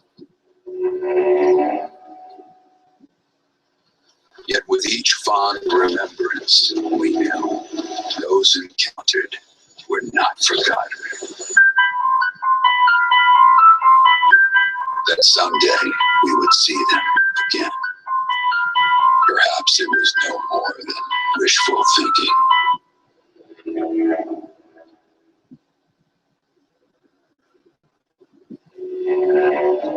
But after the long calm, there are now the beginnings of a stir.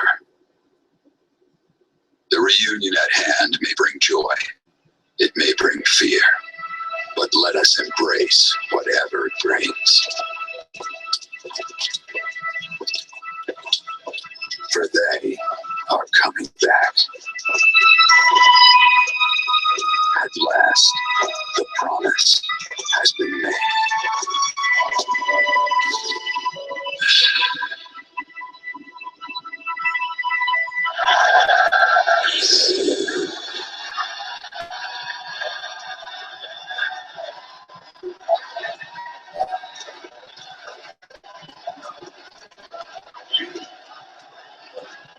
A little bit of excitement.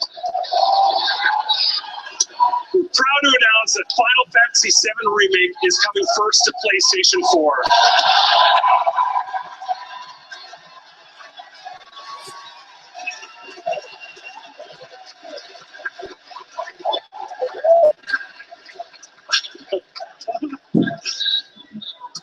Now, our ongoing partnership with Devolver Digital has brought us some very diverse and very unique titles from developers all around the world.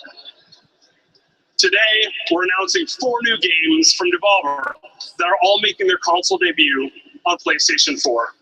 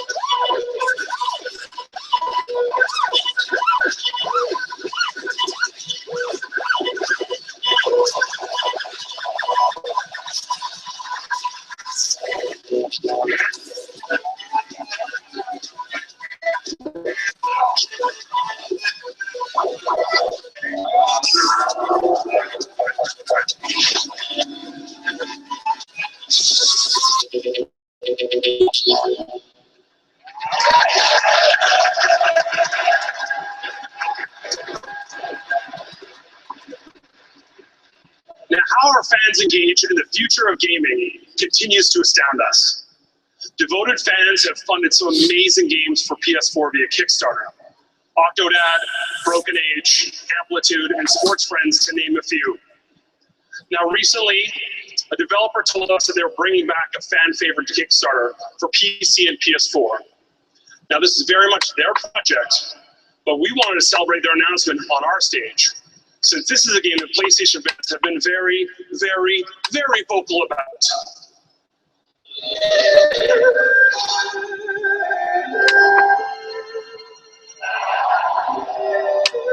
出張に行ってもどこ行っても、3はどうなった、3はいつ3出るんだとか可能性を探ってきた結果、キックスターターでシェンムー3を作ることに決めました。やっとシェンムー2の続き、外伝ではなくちゃんとしたシェンムー1、2の3っていうストーリーを展開できることになります。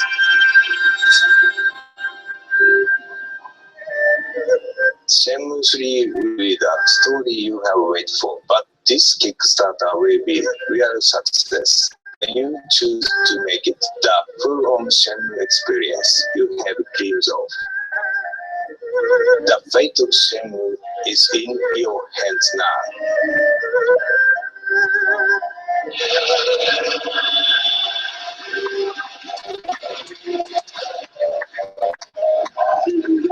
Ladies and gentlemen, please join me in welcoming Yu Suzuki.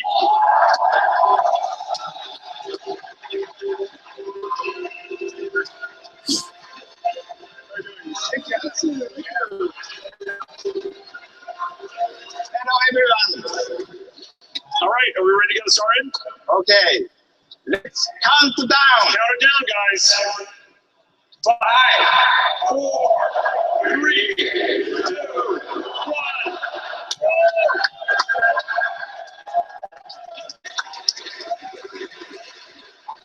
Today is very exciting. I hope we can make Shenmue 3 for all the fans.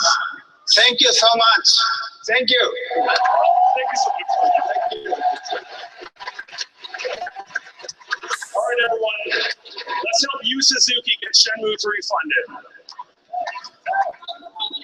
So it's been a pretty busy night so far with The Last Guardian, showed that.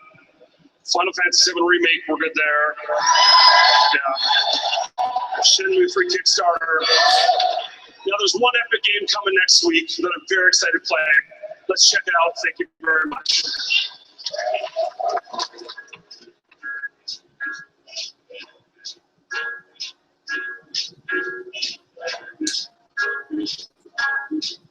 I've got you under my skin. I've got you deep in the heart of me. So deep in my heart that you're really a part of me. I've got you under my skin. I'd sacrifice anything, come what might, for the sake of having you near, in spite of a warning voice that comes in the night and repeats in my ear. Don't you know, little fool, you never can win. Use your mentality, wake up to reality. But each time, just the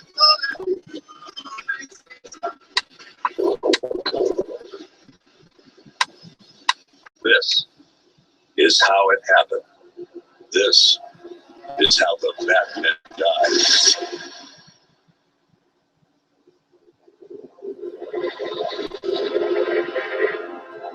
9 months ago, Joker was cremated. I pressed the button and burnt the evil bastard myself. And then we waited. Gotham braced itself for the inevitable power struggle. But it didn't come. Crime actually fell. Deep down, I knew war was coming. I was just waiting for someone to pull the trigger.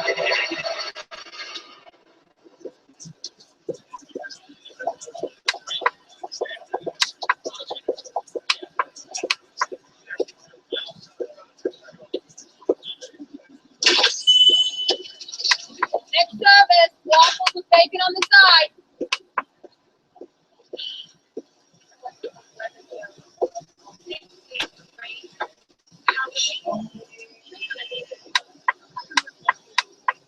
Hey, I'm sorry to interrupt your dinner, Officer Owens. There's a guy smoking over there in the corner booth. Wait here. I'll have a word.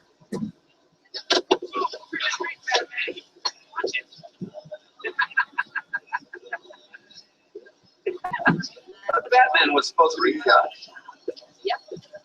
besides, I was afraid. My God. One guy got stepped out. Excuse me, sir. There's no smoking in here.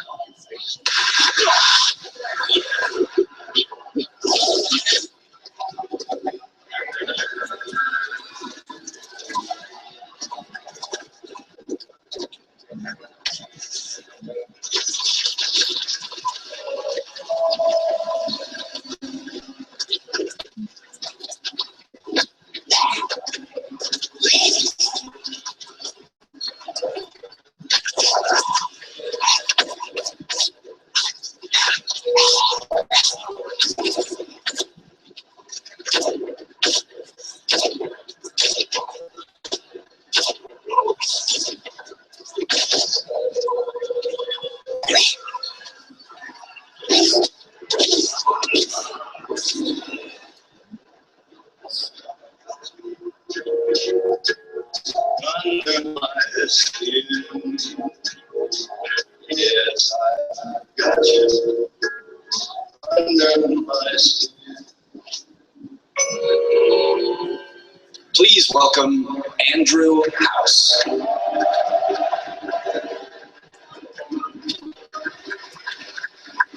Good evening, everyone.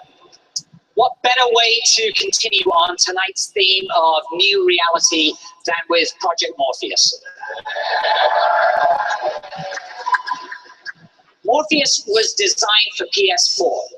And because of that, developers are quickly moving from the drawing board to creating 360-degree experiences that truly immerse the player. But we haven't even scratched the surface.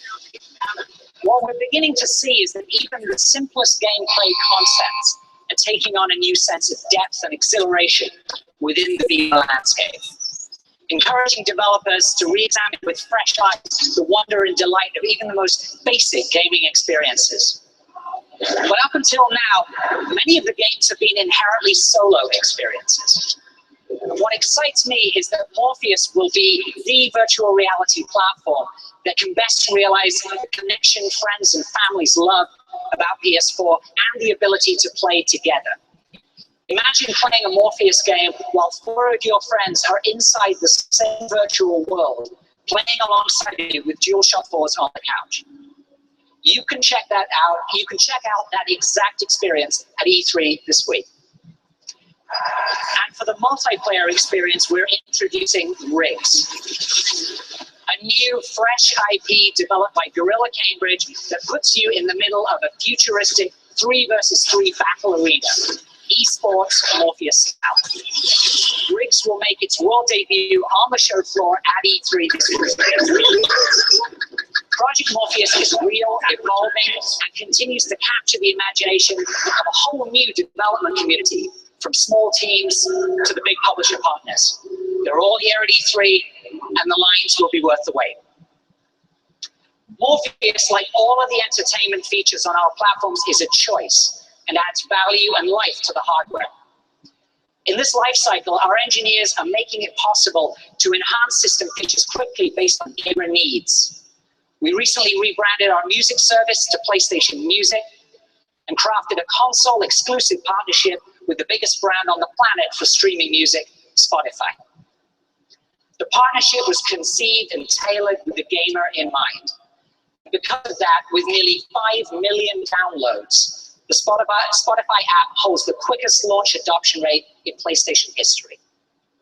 And this year, we also delivered on the promise of PlayStation Vue, one of the most ambitious services we've created since launching the network. PlayStation Vue is not just a streaming service, it's a complete live TV experience designed for the gamer, making it simpler and easier to find the television they want. We are currently in New York, Chicago, and Philadelphia markets, and we are launching tonight in San Francisco and in Los Angeles. PlayStation Vue continues to grow and our content continues to get better. Starting in July, we will begin offering a la carte channels nationwide and will be the first pay TV service to allow users to subscribe to individual channels without the purchase of a multi-channel bundle.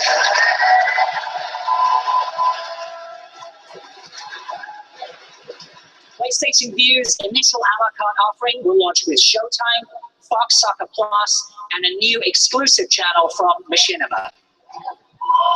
And PlayStation Plus members can subscribe to these packages at discounted rates. We have something very special with PS Vue, and we look forward to many more announcements. With a robust network comes the best place to play, and each of our recent product innovations continues to advance our vision for being that place.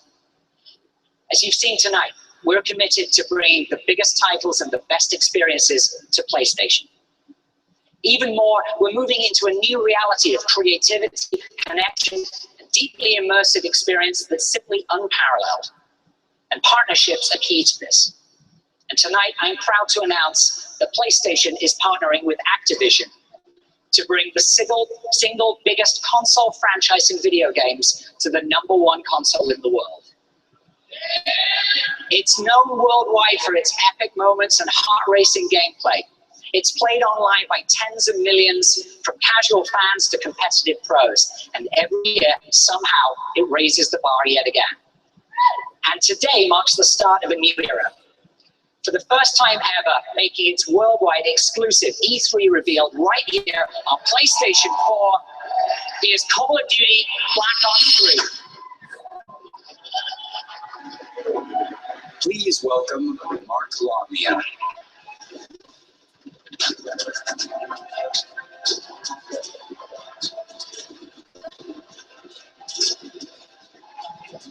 Hello, PlayStation Nation.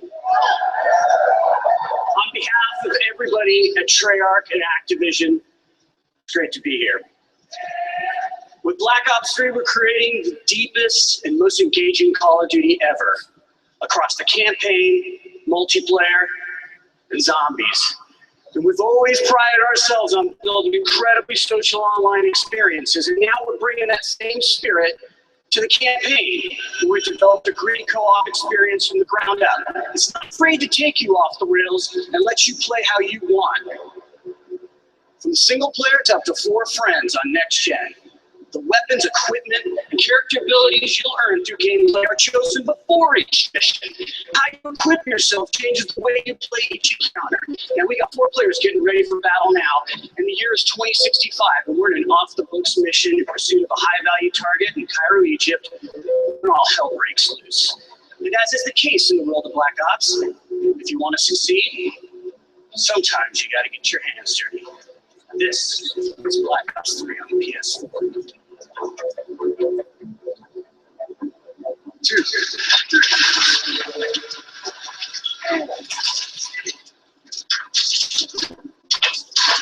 Anybody else alive in there?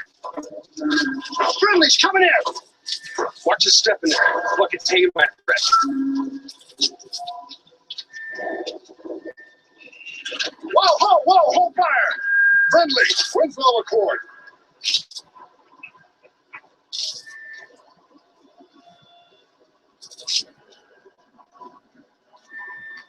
Strong energy presence in the square. There's too many of them. Damn.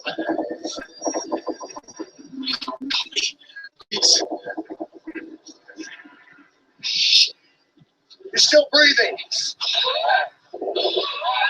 All right, I'm gonna move. Get out of there!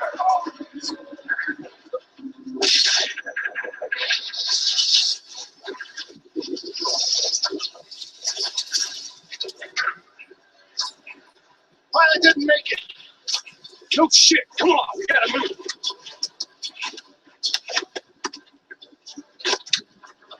Get out there. Find some cover.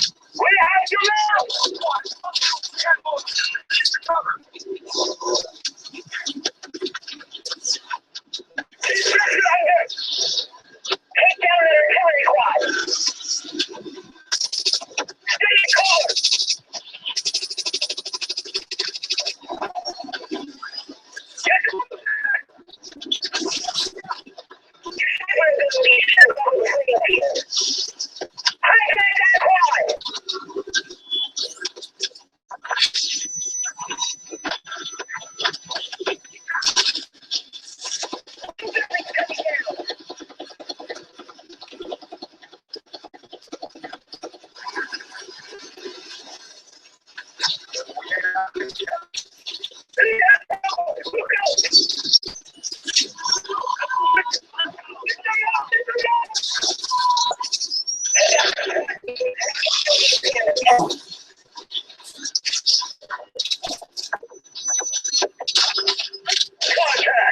We fire on him now!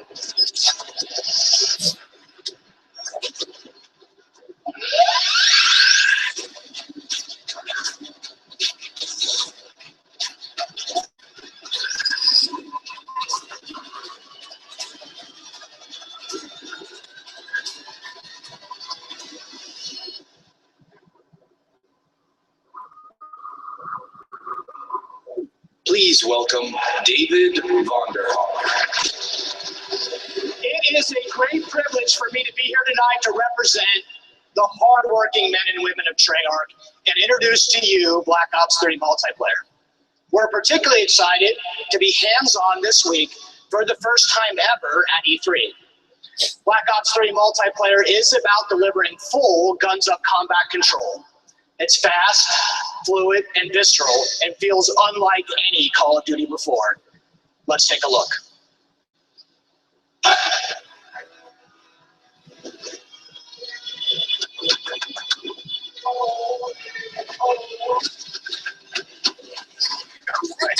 Coming up your coat down.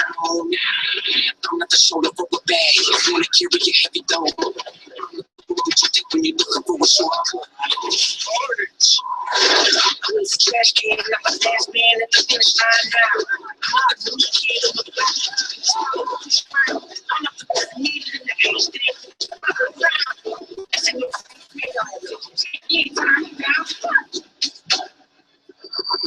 let's talk to the good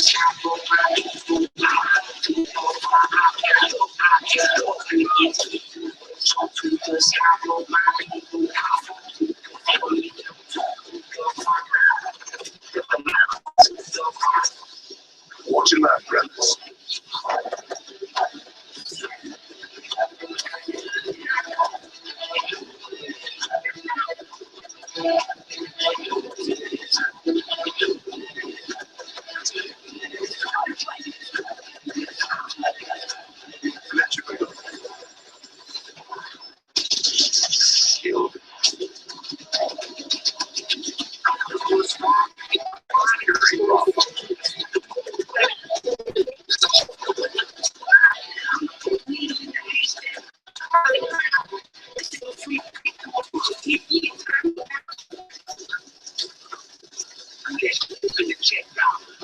Triple kill.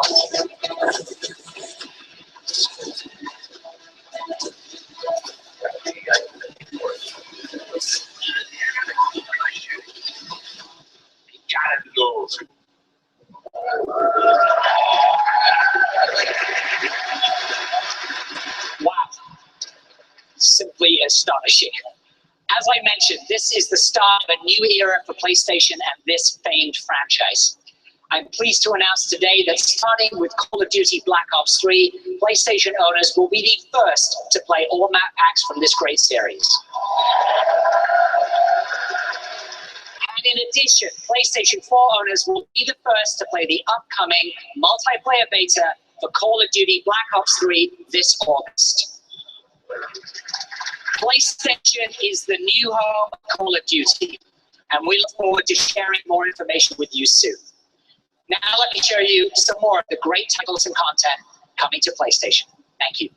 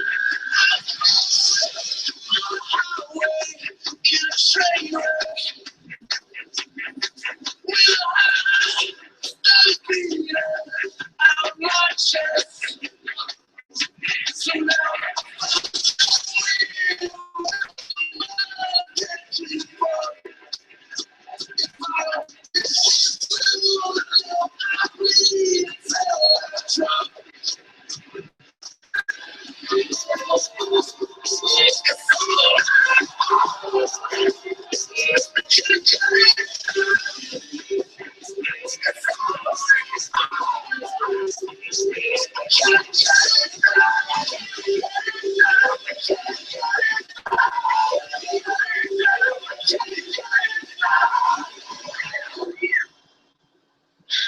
only going to see what I want you to see. And I have quite a lot to show you. Going on?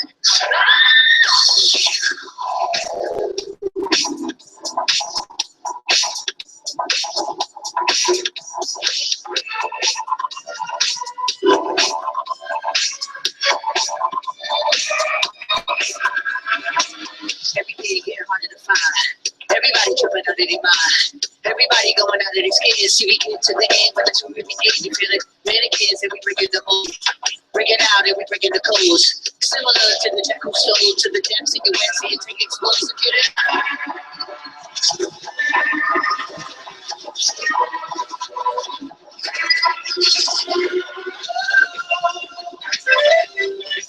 Don't try to impress. Just do your best.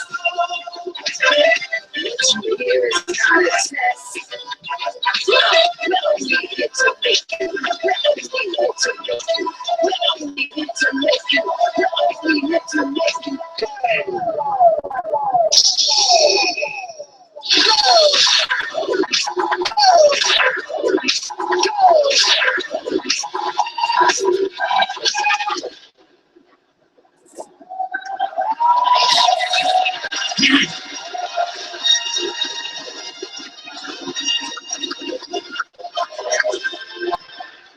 Star Wars films have inspired fans of all ages for decades. But the power of Star Wars is in the way it connects with us. Films, television, toys, and of course games. We've embraced our partnership with our friends at Lucasfilm to bring Star Wars to PlayStation in a big way. Please welcome John Vignacchi. Thanks, Sean. All right, this fall, Star Wars will join forces with Disney, Pixar, and Marvel inside of Disney Infinity 3.0. Star Wars is a multi-generational brand, and our goal is to deliver the complete Star Wars experience for kids and family. At our launch this fall, Star Wars fans will enjoy Twilight of the Republic, a new adventure set during episodes 1 through 3, the Clone Wars era. Gameplay will feature epic lightsaber combat and fan-favorite Jedi at the very peak of their power. And then, a month later, Rise Against the Empire, that playset will release. Now, this gameplay experience allows you to relive iconic moments from episodes 4 through 6. And we think it's the perfect way for fans of the original trilogy to introduce TIE fighters, X-Wings, Tauntauns, and more to their kids and family. Today, it is our pleasure to announce a limited edition Disney Infinity 3.0 starter pack that is exclusive to PlayStation platforms. It will not only feature the Twilight of the Republic playset and characters, but also the Rise Against the Empire playset and figures 1 month before they're available on any other platform. And now, here's the world premiere of the official trailer for PlayStation's early release playset, Rise Against the Empire.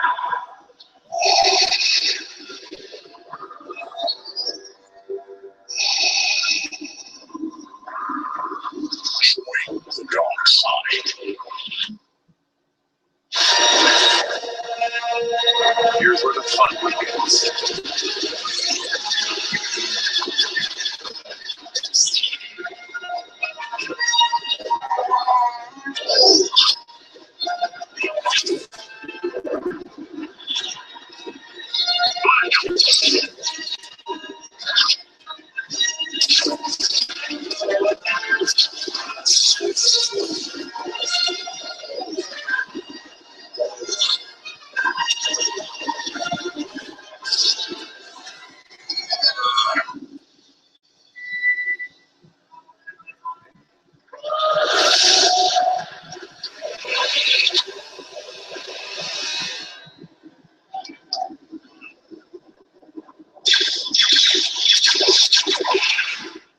No, all right. Did I forget to mention, you guys are also going to get the Boba Fett figure. You better watch this fall. The only place you'll be able to play as Boba Fett before the holidays and experience the Rise Against the Empire playset before anyone else is through the PlayStation Limited Edition Star Wars Saga Starter Pack. Look, we hope Disney Infinity 3.0 is a great standout title for kids and family, and most importantly, Star Wars and PlayStation fans, when we launch this fall. Thank you, guys.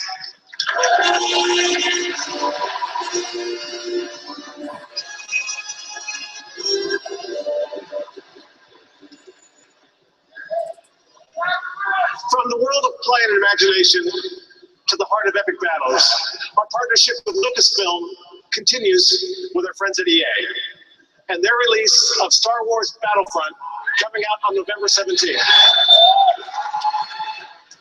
When we first saw this game running on PlayStation 4, we were absolutely blown away with what the talented team at DICE has been able to accomplish. So to tell us some more about that, I'd like to welcome to the stage General Manager of DICE, Patrick Bach.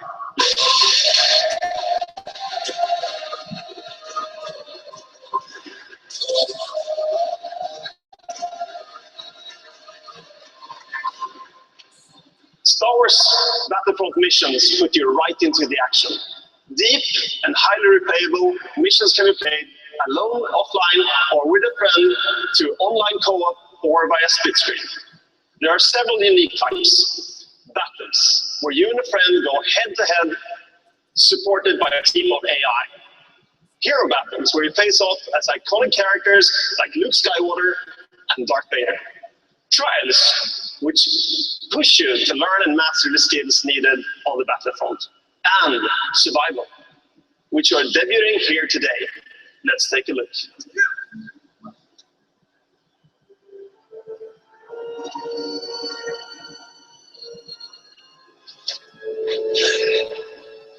Not my best landing. Let's go! You made it. Thank the boss. We've located your crash site, but it looks like the Empire will be too fast. Prepare to defend yourselves until we can get there. Here they come!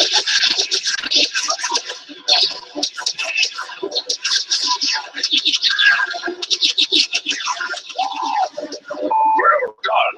We've sent you a drop bomb.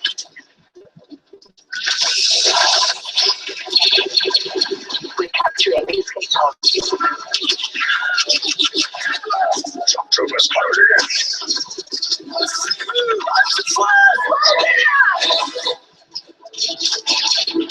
You're in the cave!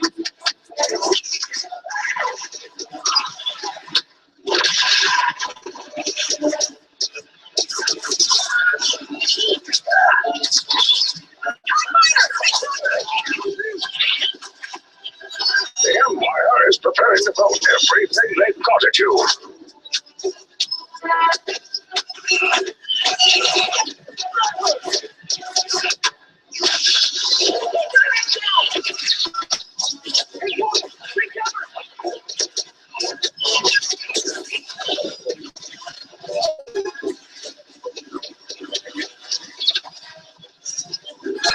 Great work. We've driven back the Empire. I wish I could see the Emperor's face right now.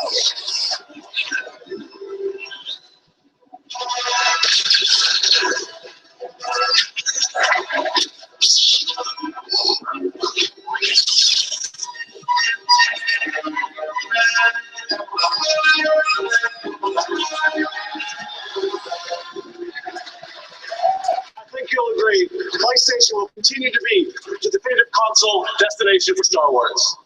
And with that, that almost wraps our show. We'd like to thank you all for your time this evening. We hope that our array of entertainment ignites your imagination and continues to fuel your love for gaming. We are ever grateful for your support and passion. And now to formally close our event, a small title which requires no introduction.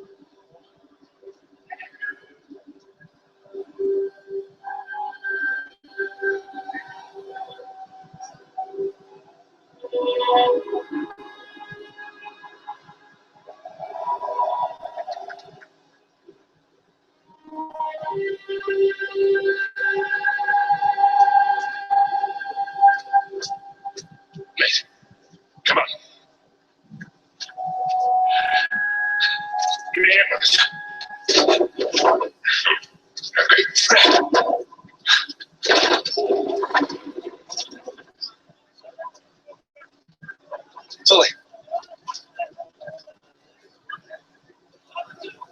I think that's Sam's tower. It's definitely Sam's tower. Come on. This way. Pardon me. This way.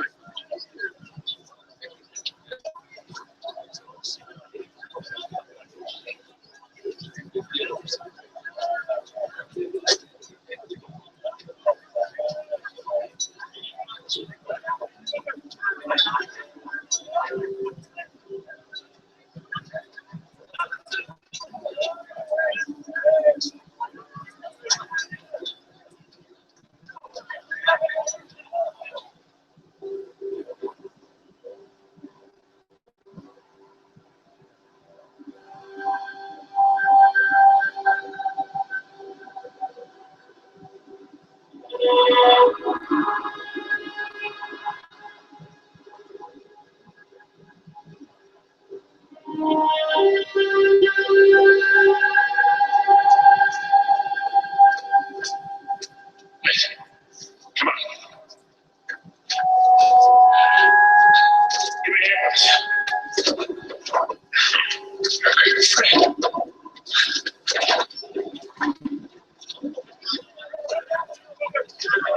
Sully. I think that's Sam's tower. It's definitely Sam's tower. This way. Pardon me. This way. Excuse me? Excuse me, what? How long it take before Rafe gets here? Let's not stick around to find out. Come on, down here, nigga. Sorry, pal. What?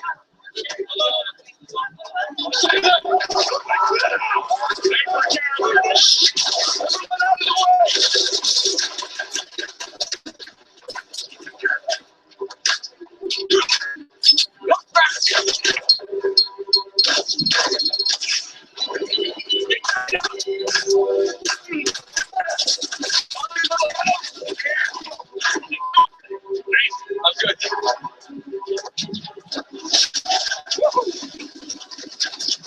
I'm not 100% sure.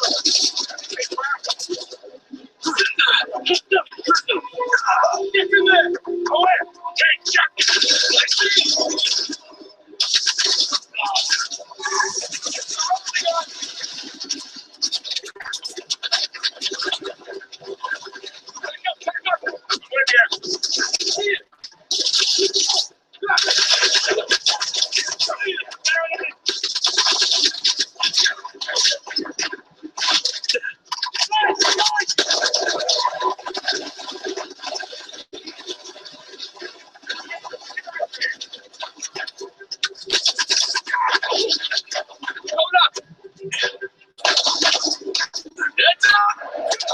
I'll take that. Let's cut through here.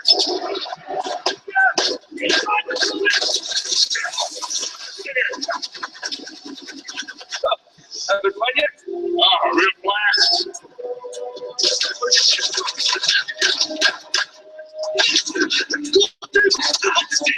Come here, you.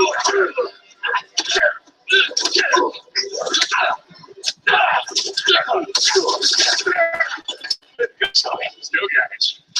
Come on. Right behind you.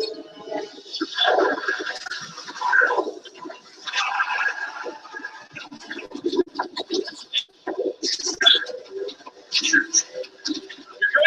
Great. Lauren. How did you get to Sam? Because he's heading downhill. Brilliant.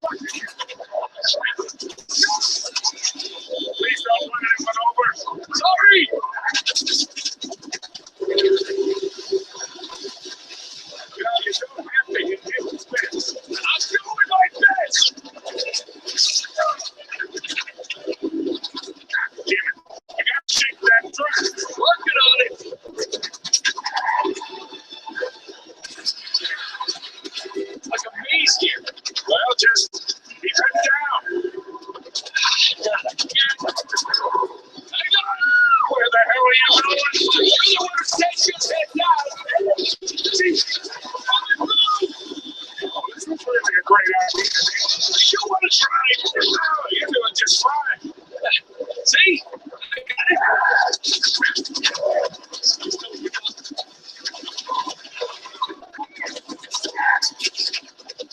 Okay, just there. Here we go. Man, Rick really wants us out of the picture. Do you think?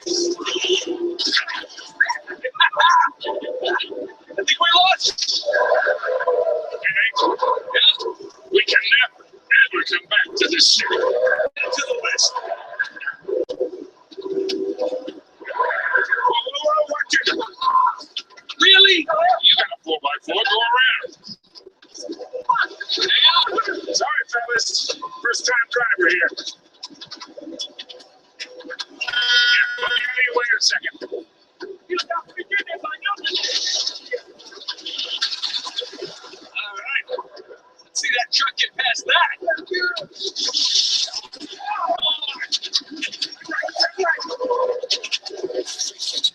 Oh, I got this.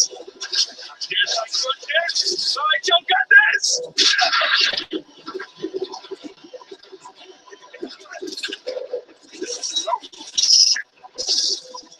We're close. Keep an eye out for Sam. Hey, let me get Tim. Right there. Hold on. What do you think I stay doing? Let me get to him. Jim DeVarno. Follow the convoy. Think they set enough dooms after us? Well, we're still alive, so maybe not.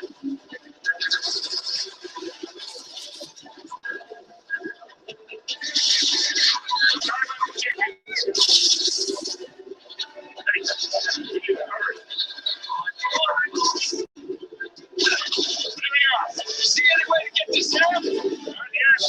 We're on the road again. Hey. Take the wheel. What? Security, you goddamn mind? Yeah, probably. Yeah.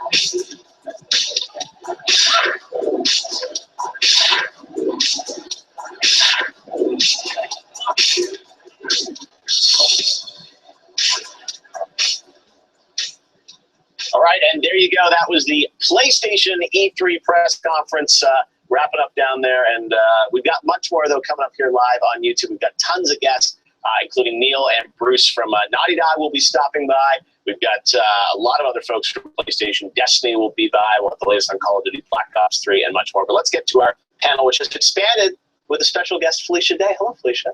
Hello. Good to have you live on the YouTubes with Funhouse and Stephen Totillo.